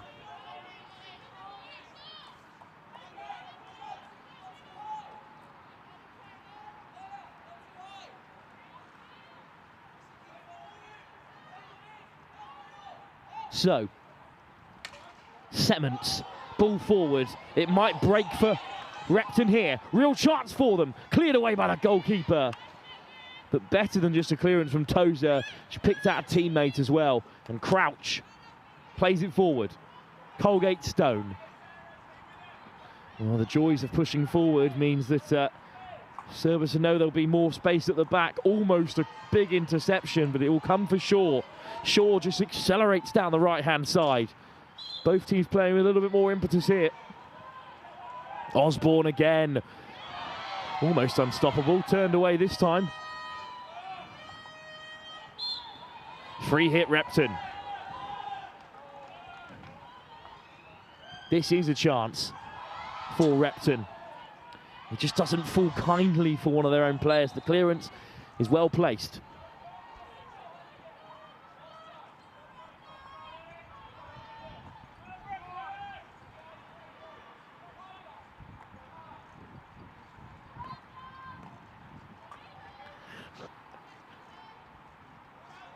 Patient play by Molly Preston. Francesca Dobson plays it across. Who wants the ball is the call from the sideline for Surbiton. And in response, it's Isabella Tonner, who has looked bright when given a bit of space to turn and play. Wins another free hit. Tonner, one of the Repton players, really taking her chances when they fall to her. They are few and far between for the forwards in navy and gold. It's a nice ball. But Marnie Lane, the captain, he's such a fantastic defensive presence and wins it back again. Lane puts her foot down herself and crashes through two players. That's wonderful from Marnie Lane. Hurd checks back. Bit of pressure from Repton. Almost an interception, you could hear it clatter on the stick of Darcy Partington. But instead, Taylor has it under control. Dispossessed in midfield. Cleaned up at the front line by Preston. And again, it's back and forwards in midfield, but Taylor skips away from two and puts it forward, and the chase is on for Colgate Stone. But the sideline, the baseline on this occasion, always the victor. Didn't see much of Phoebe Crouch just yet in the forward line for Surbiton. Already 2 up when she came on. Good control again from Grace Taylor. And Preston pushing a little bit further forward. Hurd. Lovely turn from Claudia Hurd. Back on the inside as well. Surbiton just teasing Repton at this point. Lane looks a flying across. Slightly overhit for sure.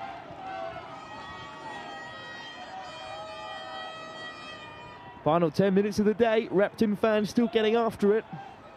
And they'll be looking forward to the next big event here at the Lee Valley Hockey and Tennis Centre. I'm sure the FIH Pro League returns in June.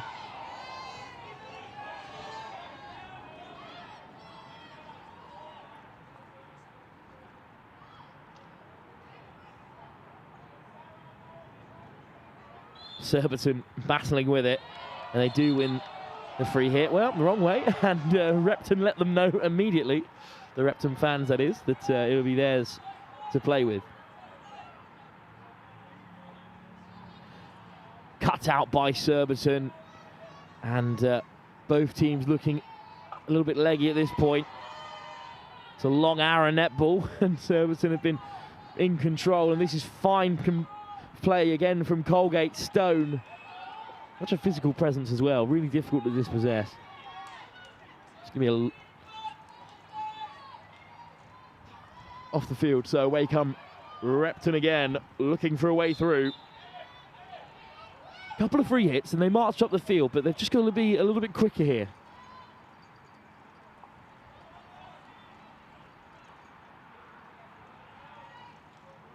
Again, it just doesn't come for Repton. All the way back for Dobson.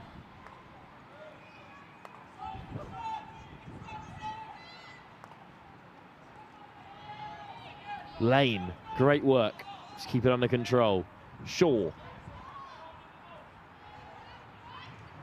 Taylor cuts inside, plays it forward, can't be controlled by Darcy Osborne.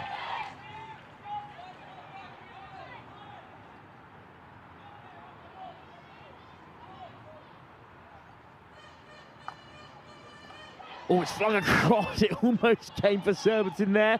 You've got to take risks when you're 2 down in a cup final. Just under 8 minutes to go. And it's cut out by who else but Marcy Lane. How many interceptions has she grabbed today? I've lost count. Dodson on the reverse. Puts too much on it. But first shot in anger we've had in a while here. And it comes again for Surbiton, who already lead by 2. She's tried a couple of these on the reverse. Good shape on them as well, but just got underneath that one.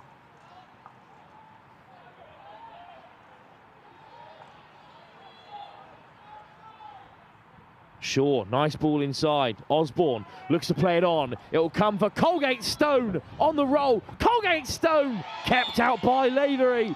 It'll be a short corner after the save deflects off a Repton player. But Molly Lavery back in action again. And Colgate Stone has won another short corner. Just couldn't get out of the way of the save.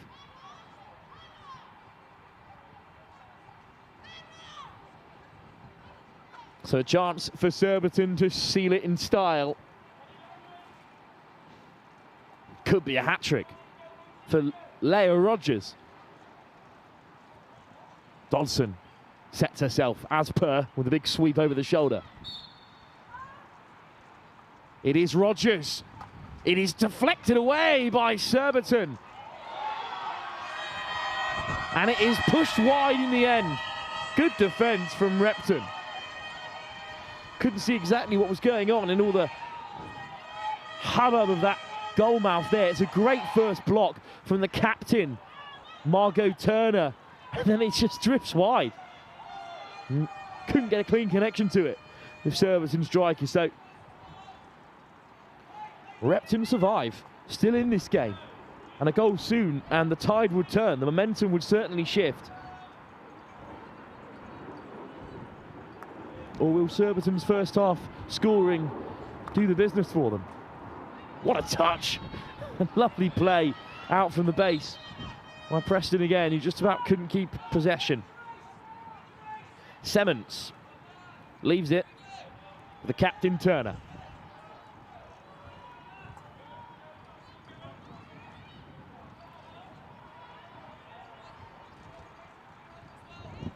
Nice ball forward from Sarah Williamson to keep it in Repton possession. And they do throw bodies forward here. Surbiton have everyone inside the final third. Another free hit. Chance could be on here for Repton. It would certainly bring the crowd back into things.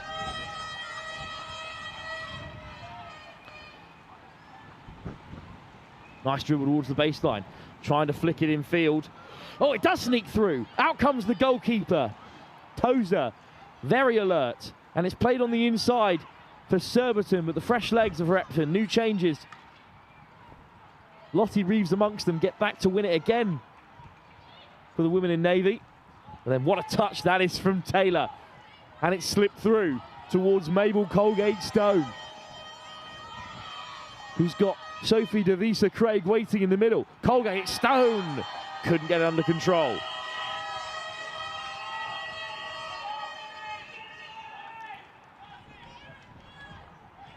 Good work, though, from Repton to recover. Could have been a dangerous counter-attack. Plenty of changes in the meantime as Sophie Device Craig again looks to get stuck in. Morris needs a bit of help here. Cut out by Surbiton. But it's Flora Semmons for Repton. We've got 3.5 minutes to get into this game. Semmons just needed people a bit shorter there. One more goal for Surbiton on the counter and it'll be over. Here's Crouch cutting on the inside. Oh, great ball forward. Can Dobson, or it's Osborne keeping it under control. Osborne from a standing start. Dispossessed.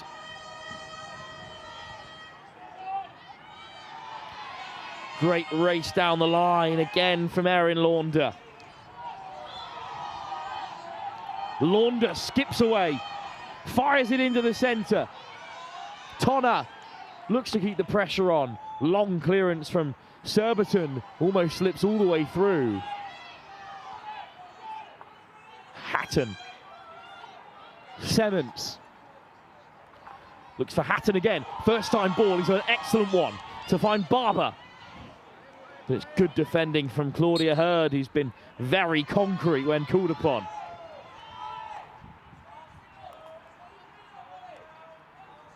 Lovely first time ball from Hatton. He's a great defender, but also really impressive with the stick. High press from Repton.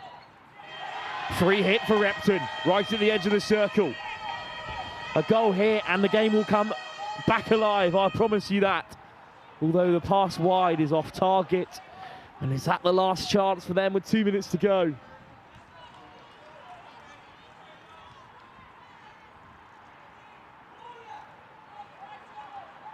Surbiton know all they need to do is keep possession here. Marley Lane with a great touch. Shaw. Lane.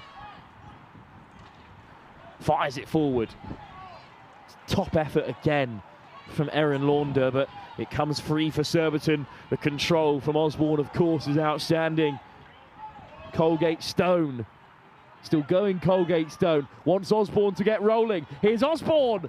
Kept out by the goalkeeper. Another save for Molly Lavery to add to her ever-expanding tally.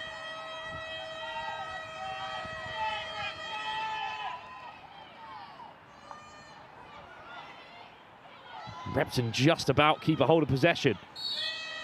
And they win the free hit too. Good work from Reeves, but the pass forward is intercepted by Preston. Lane. Shaw. Comes back for Repton.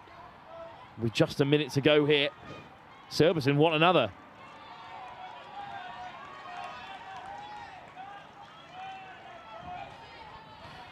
This is a really good save from Molly Lavery. She's been Repton's best player today. Really top quality when called upon. Couldn't really do anything about the goals. They were both excellent finishes from Leah Rogers.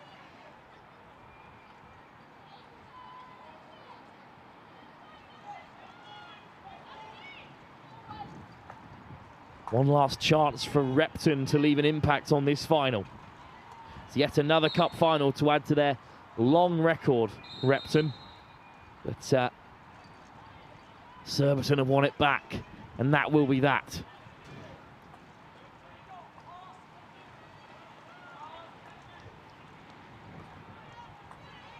Nice ball from Rogers.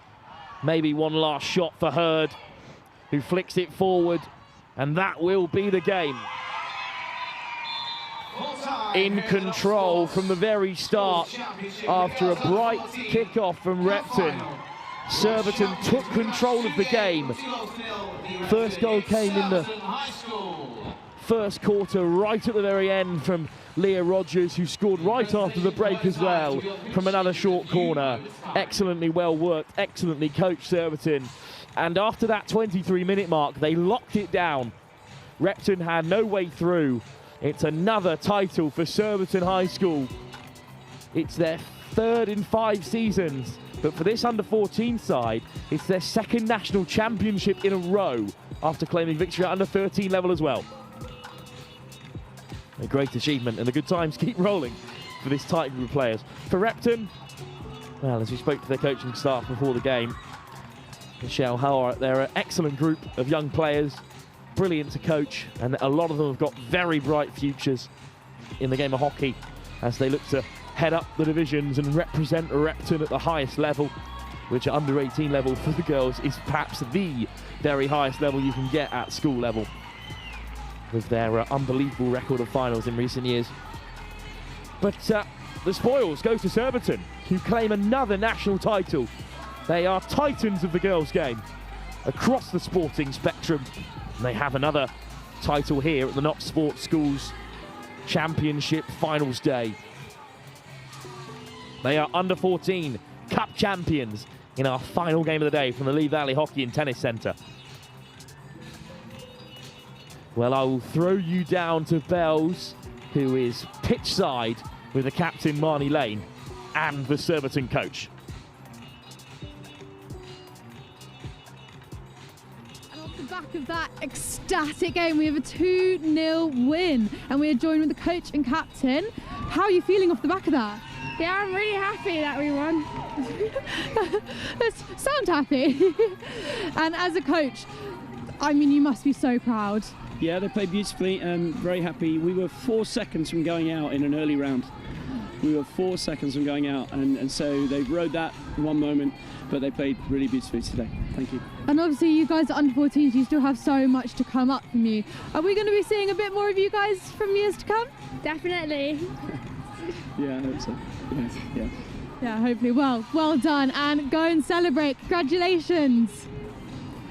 Perfect. And our final game is done, and I will send you back up to Will from comms. Thanks, Bells. Yeah, of course, talking about that, there have been really close games on the way through. They beat Epsom in the quarter-final, just 2-1, and they beat St George's Weybridge 1-1, eventually winning on penalties. So indeed, their journey to the final was fraught with danger, but Tim Nurse, John Shaw and Jacob Payton have seen this side through to a final.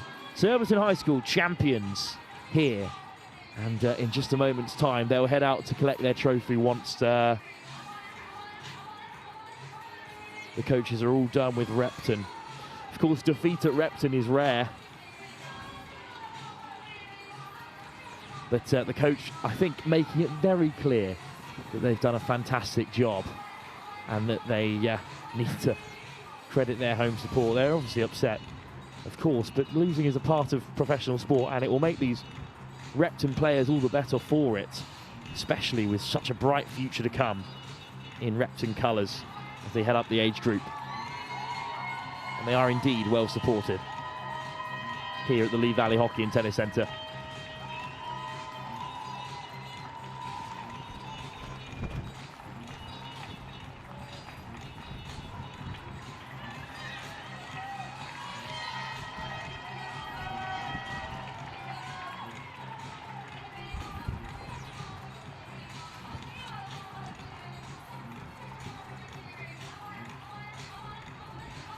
Time now then for the presentation for the Not Sports Girls Under 14 Cup Finals. So what a day of hockey. One last chance to take it all in.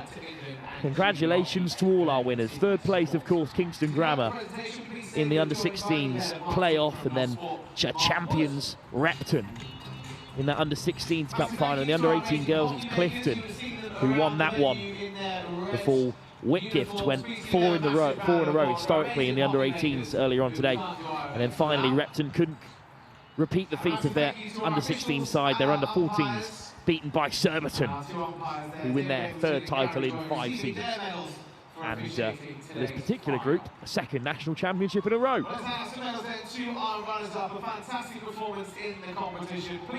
So Repton out first, led out by who else really than their absolutely nailed-on player of the match, goalkeeper Molly Lavery, who was outstanding when called upon. Elise Hatton at the back was also outstanding at number 2. Really impressive player in the centre of defence. And there are really bright players in this team who will go on to do great things in the game, I'm sure. Margot Turner was fantastic, and as was Erin Launder, highlighted for the game as a future under-16 international, perhaps, when that pathway begins very soon for these players. And Repton, of course, champions at under-16 level.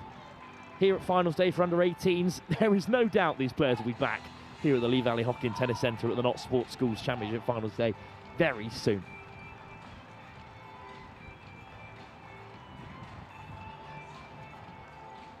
And of course, the awards handed out as per by Mark Wood. And Repton, maybe the best supported team of the day here. The remnants of the Repton fans ready to head off back to Derbyshire. Championship Cup final winners in the girls under 14s. Give it up for Surbiton High School. But out comes Surbiton High. Yet more silverware to add to their bulging cupboards back at school, because they've won this competition across the age groups on numerous occasions. Receiving their medals. And as we said, for this particular age group, national champs back-to-back. Just how far can they go as they head into the under-15s and 16s divisions? Says a lot about Surbiton's coaching, that they dominated these younger age groups, and then obviously as sixth forms merge, they struggle a little bit in the crowded under-18 category, but says a lot about the talent they have at homegrown level. Of course, those great connections with Surbiton Hockey Club as well, a local team and a stalwart of the English game.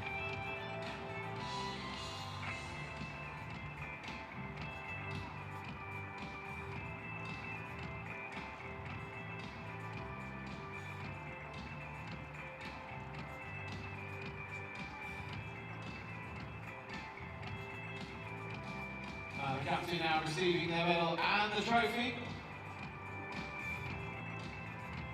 You're not sports. Under 14. Well, and it's the captain who'll lift the trophy for Surbiton. Marnie Lane. Surbiton High School are champions for the second year in a row at this age group. Their under 13s and now this under 14s are back-to-back national champs.